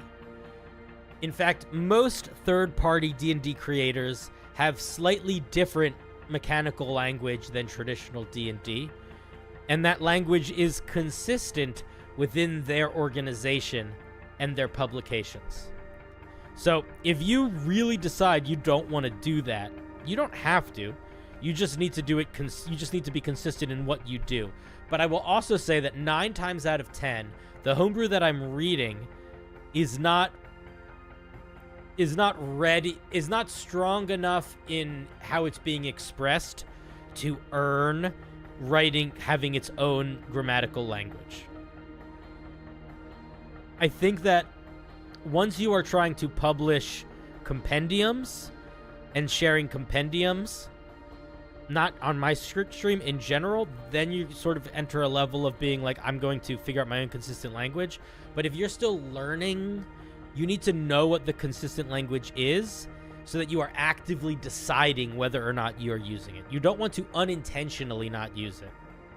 Does that make sense? I hope that helps. I knew that it'd hit. When you reach 17th level, when you miss with your trick shot, you can turn a miss into a critical hit.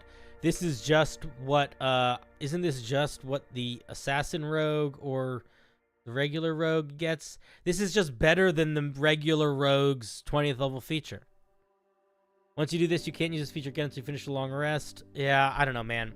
This is not a trick shot rogue. This is a super damage rogue that has a little bit of a weakness that gets immediately mitigated by every other feature.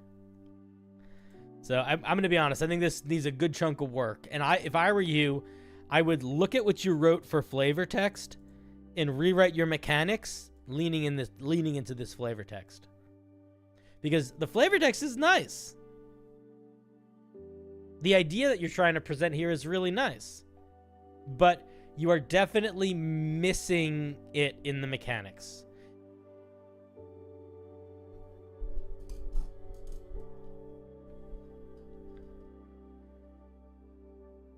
Somebody says that, yeah, that's the rogue's 20th level capstone. Yeah. So getting basically what the 20th level rogue gets at 17th level is a little bit much.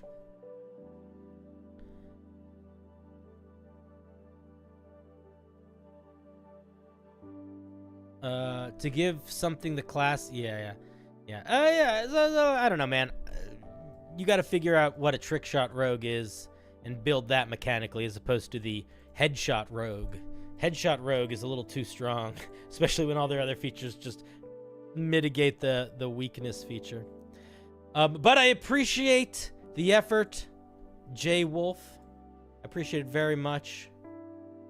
Thank you for sharing. Let's give a round of applause for Jay Wolf. Thank you. Thank you, Jay Wolf.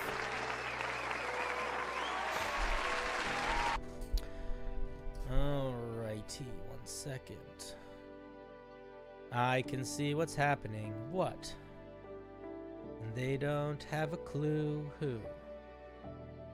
They'll fall in love, and here's the bottom line. Our trio's down to 2. Oh. The sweet caress of twilight. Alrighty, friends.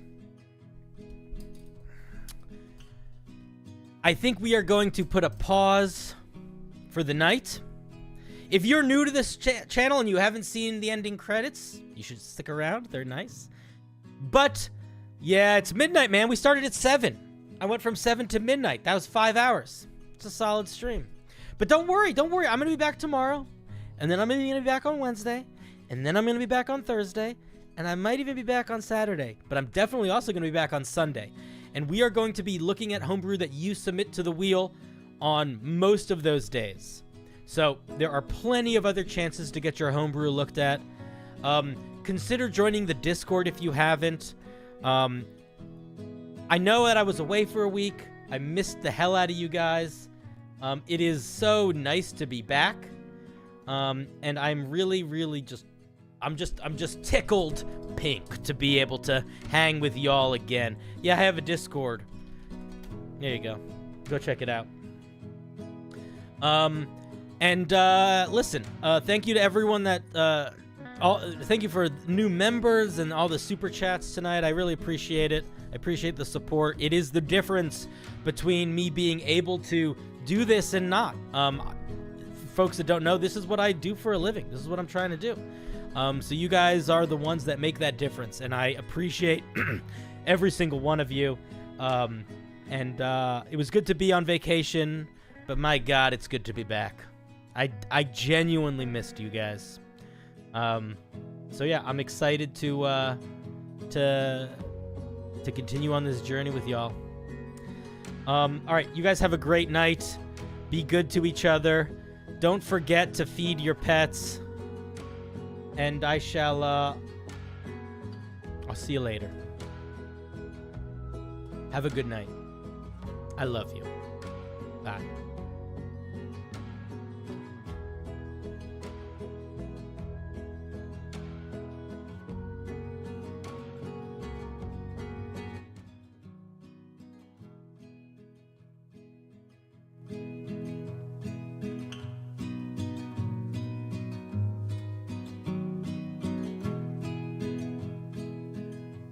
I don't think about it.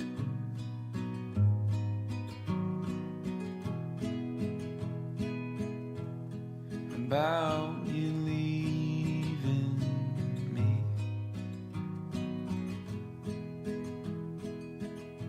I don't know who I'd be.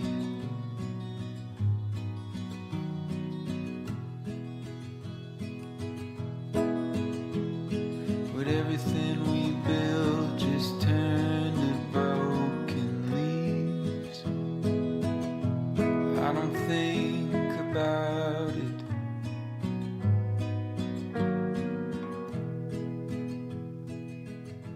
Do you think of me?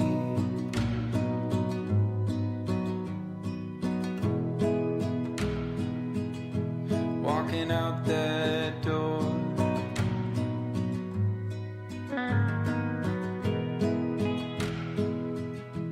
Never hearing me talk to myself in the morning anymore.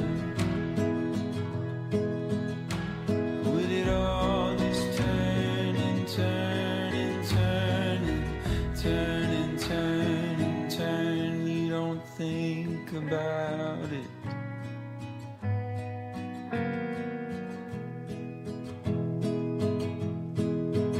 Maybe it scares you like it scares me. What do we do with all the possibilities? Doesn't it scare you like it scares me? What do we do with all the possibilities? We don't think about it.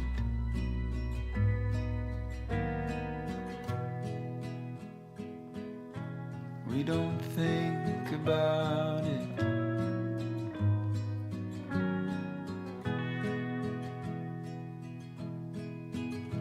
We just fall into each other's arms, and we laugh and we cry, we dry each other's eyes, but we don't talk about it.